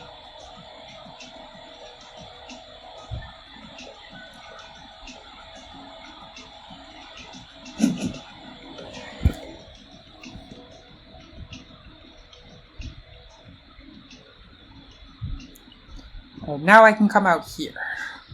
I would have liked to be able to come out here 1 move sooner, because I expect we're about to see 1 power generated, if I had it, by the Swarmlings building here. Swarmlings need 10 resources to build 2 dwellings? Oh goodness, are Swarmlings gonna win network? Do they have those resources? They do, easily. Ah, if they fight on the cult first, then we can get the power from this.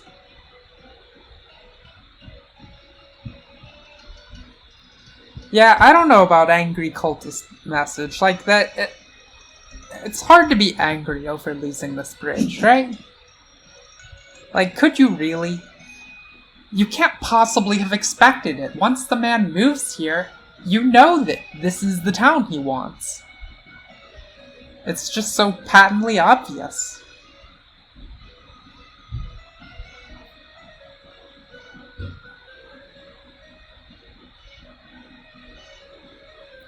Tacos are good, Illusion.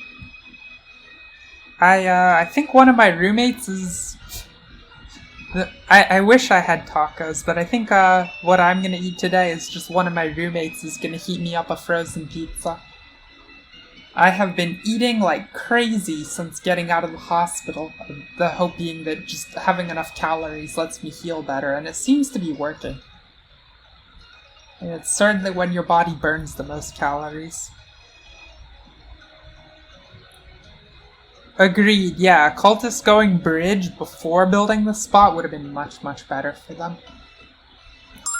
But like, I don't know. Hard to know what these people are thinking. Which town was taken? They took... Oh, they took the worker town tile. Okay. That's a line.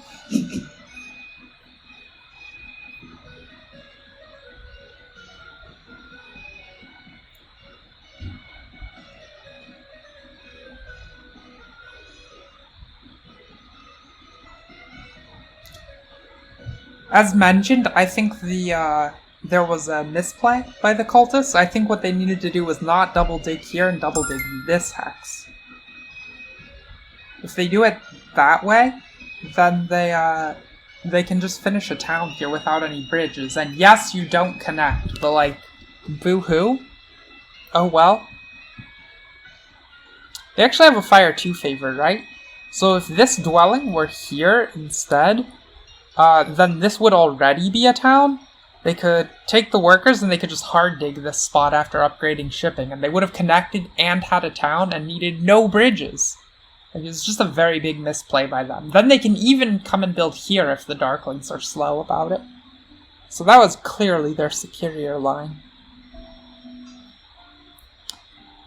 I think I want to build over here just so I can leech free power from swarmlings coming up.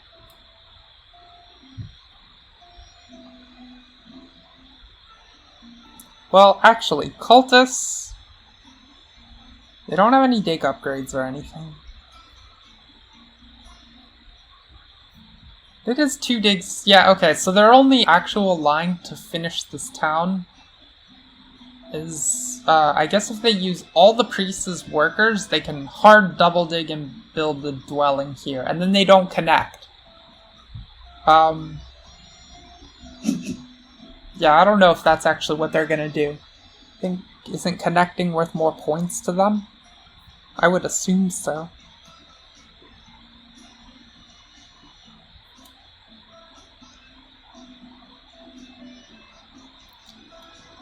Illusion pizza is nice, but like frozen pizza is pretty blah.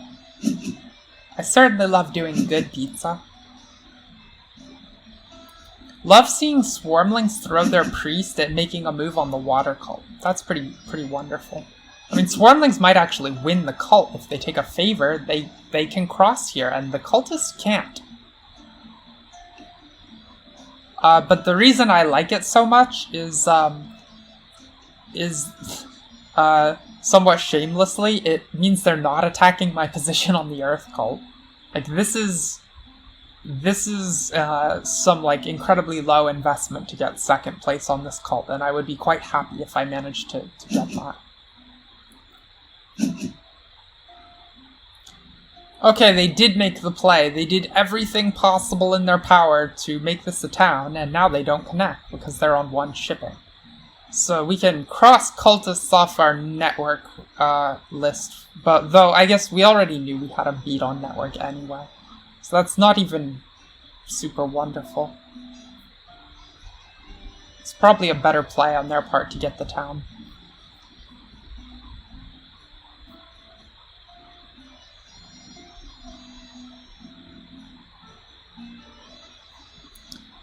What will they get point-wise? Yeah, if they get all cult step, then they can actually, yeah, they can cross and win the water cult. Exactly.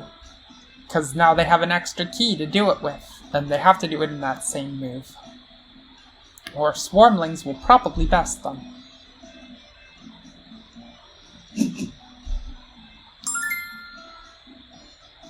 Our next move, let's see, are there any other towns that could even remotely come into this? I don't think so, so there's no rush to build the bridge here. We can just go do like this. Upgrade this trading post, and then we'll still have 6 resources left. 2 are for this, and 2 are for building a dwelling, and then we're pretty content to pass there.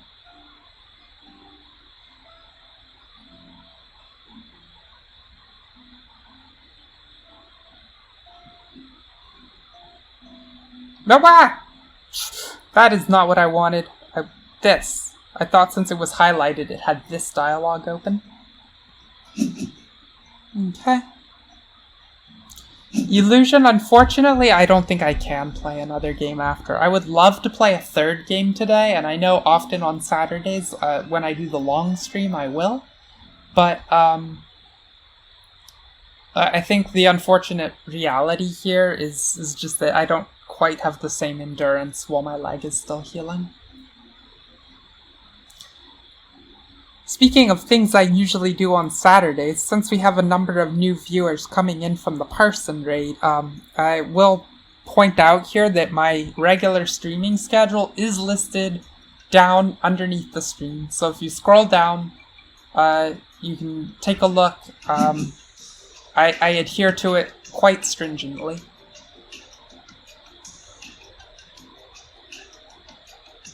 So then you can hopefully find me again if you want more of this content. Yes, many Pierres. Pierres to you too, Nakimis. Pierres to you too. So things I'm gonna do. Now, I guess I should just build this. There's no actual... Oh, I've actually picked up an extra point from getting here before the swarmlings did. That grants me a coin, which works out to be 1 extra point in final resource scoring. So maybe, just maybe, that will do some work. Wait, have I counted this right? Ignore that claim, never mind. Oh no, I counted it right. Yeah, 2 more to build the bridge, and then we're good to go. Then we keep 1 final resource point at the end.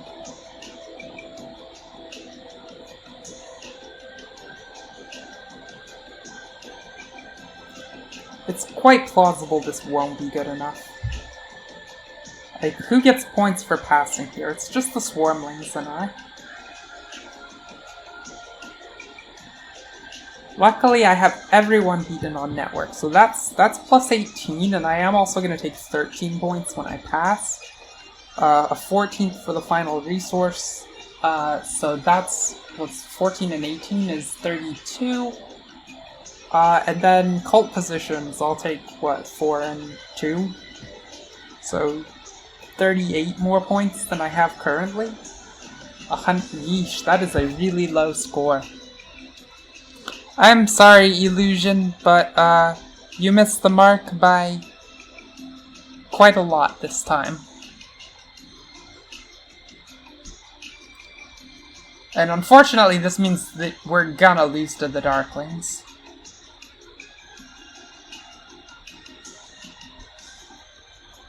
Because I think Darklings have gone in... That is a pretty good ratio, Illusion. I would not have guessed that you could guess exactly half the time. Oh, I'm silly me. Obviously I have more points than that. I just have like 11 coming in that I didn't count from a town. Whoops. Okay, so that makes it 49 extra points. Okay, so you only missed by 15. And 129 is not going to be good enough to beat the Darklings again, but I think that is good enough for second place. Which, like, hopefully that hits that 450 mark. I would love to get the 450 mark.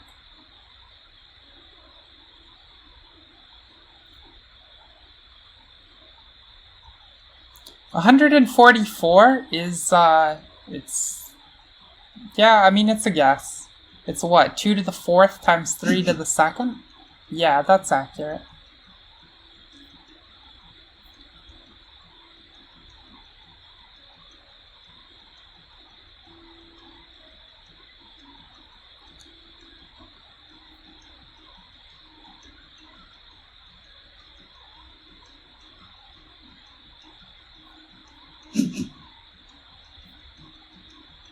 Okay, Darklings use Priest as a worker to build for their final action. So yes, we will in fact beat them on network. And yeah, we're crushing network. We gotta take this action.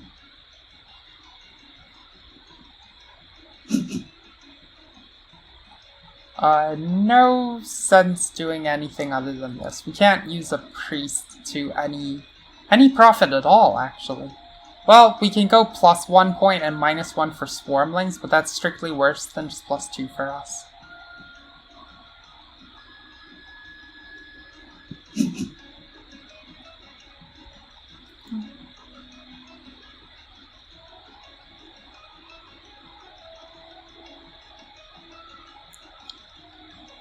$144 is a very solid number.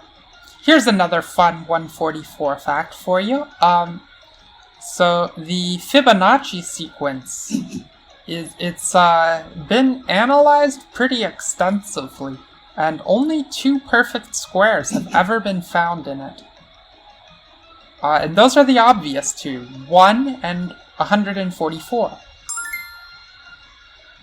And you know, you can grind out with a computer, keep chugging farther and farther down the sequence, and no one's found another perfect square yet.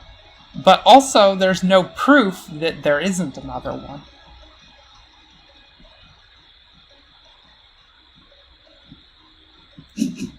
So that's something of a math mystery for you. I love doing random number facts. You know, I used to, once upon a time, I was a bartender for money. I mean, lots of people have had a job like that to make money while they got where they were trying to go in life. And while bartending, I had, a number of math professors that would come by my bar just to chat with me, and I sort of got in the habit of doing funny number facts for them with their price totals because they loved it as a bar trick. They loved it way more than flipping bottles. So yeah, I did that a lot.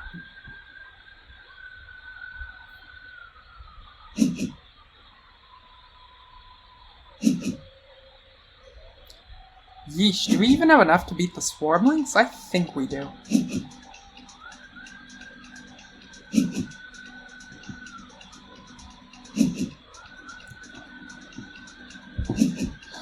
Would I say math is only in the human mind, or does it exist in reality? Well, I mean, math is just sort of like an extension of its fundamental axioms, right?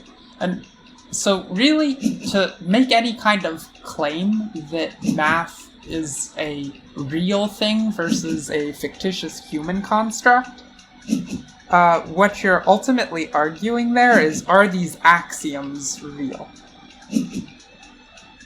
And I think it's fair to say they are. Things like the shortest distance between 2 points is a straight line. Like, are you really gonna quibble that that is a fictitious construct? I think not. Oh, holy crap! I counted my score correctly, but I assumed, erroneously, that the Darklings had more points than they did. But it turns out they got basically nothing whatsoever in final scoring. So, in the end, I think I have to say the winner of this game is Alchemists, who told me, despite my protests that he was wrong, that this was a close game. And wow, it was a close game. So, good call for you. Yeah, we did it! Not only did we do it, chat, we hit the 450 number. We made the push. So, you know, I might have... Yeah, that's a satisfying way to end the stream, for sure. Also, going back and kind of reviewing things in the post-mortem, I made a strong claim earlier that some, like, crazy cutoff that this avocado person did hurt them tons, and actually didn't hurt me that much. And the fact that I've now come and won this game seems like pretty good verification for that fact. And of course, he lost, and he lost by a large margin. So I stand by what I said. You cannot be using 3 digs, like triple digging a hex on turn 2 when you could have taken 3 single dig hexes. This will set you back so much more. Definitely exciting. Thanks everyone for watching, especially people who came by via DJ Parson. So I will be back on Monday afternoon. You can check the time down underneath the stream if you're interested, and do consider following if you want to see more Terra Mystica content. Thanks for watching, and have a good evening.